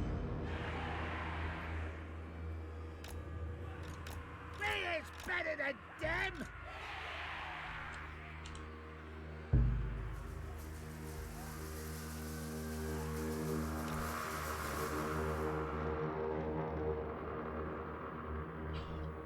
Well, for everybody who played Warhammer 1, the Hell Cannon's terrifying. You don't destroy them with some moderate cheese, you suffer. Where's the cave? You gotta respect the Hell Cannon. And if you ever really control the Hell Cannon, you know what I'm talking about. When you use it yourself. Gobbler is hungry. The Hell Cannons were so fucking stupid when the AI had like 4 or 5 of them that I think it was one of the top complaints regarding Chaos. Or maybe it was some stat whoring that got them nerfed. But they gave us some multiple excuse.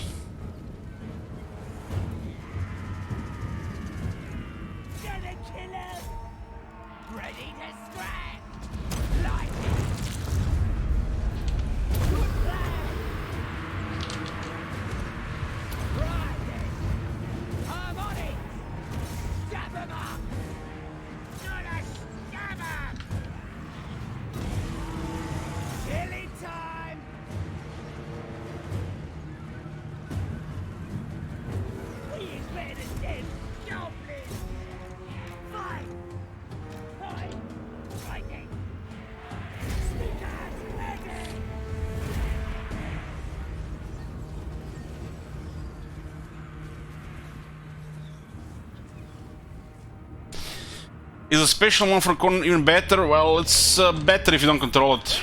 Because you get 4 times the firepower and all stats.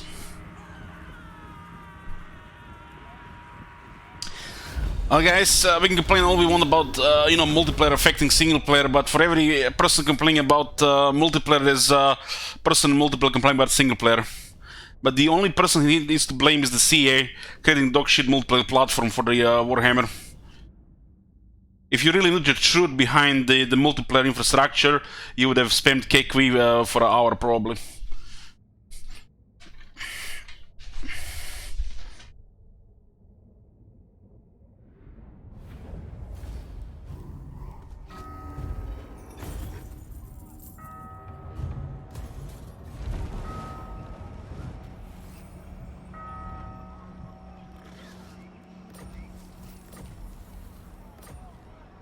Plotting and scheming.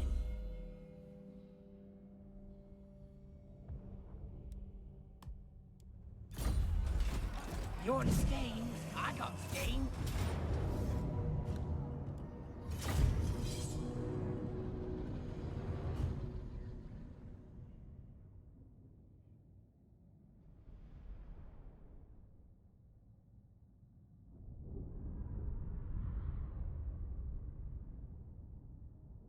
Last multiplayer battle I played was against a viewer who pretty much made a cheese wood elf layout for the lot of sniping. I was playing as Balan's Bretonia army. He deployed in the forest.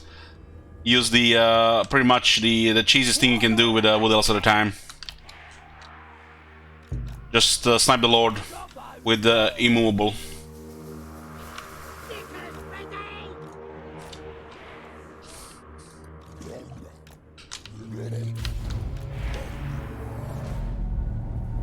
Goblins!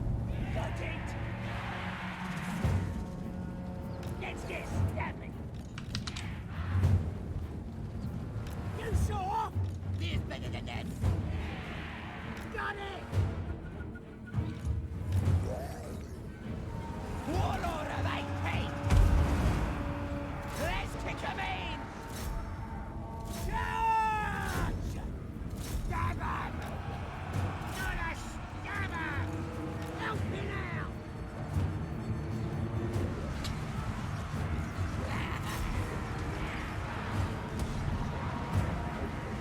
Let's go, ready! Point for boots! What a stab! Shogun had good quick battles. Some of them were actually good. But campaign, like, feel like the moment one player gets behind, they just quit the campaign. It never works. C has never developed a campaign for a multiplayer environment. Instead of making some shit mini campaign, wasting resources from the big campaign, they could have created like a training region small campaign for multiplayer.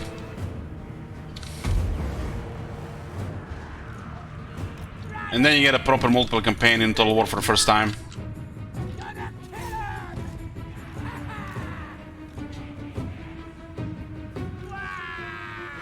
The big campaigns just don't work in multiplayer.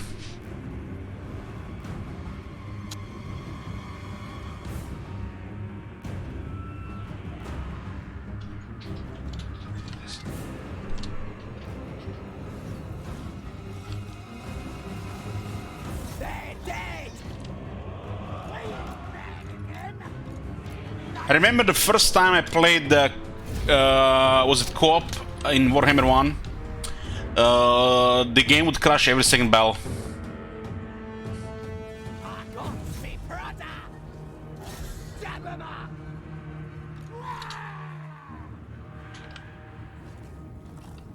Ready to scratch!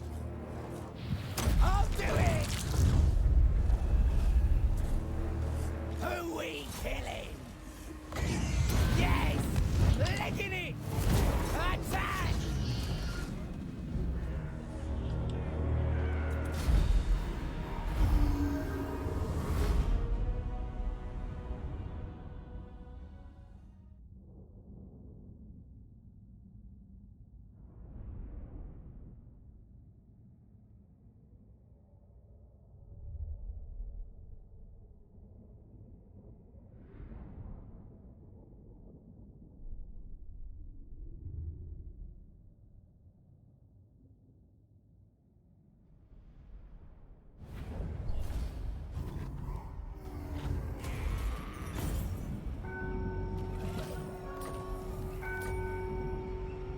Scots me brother.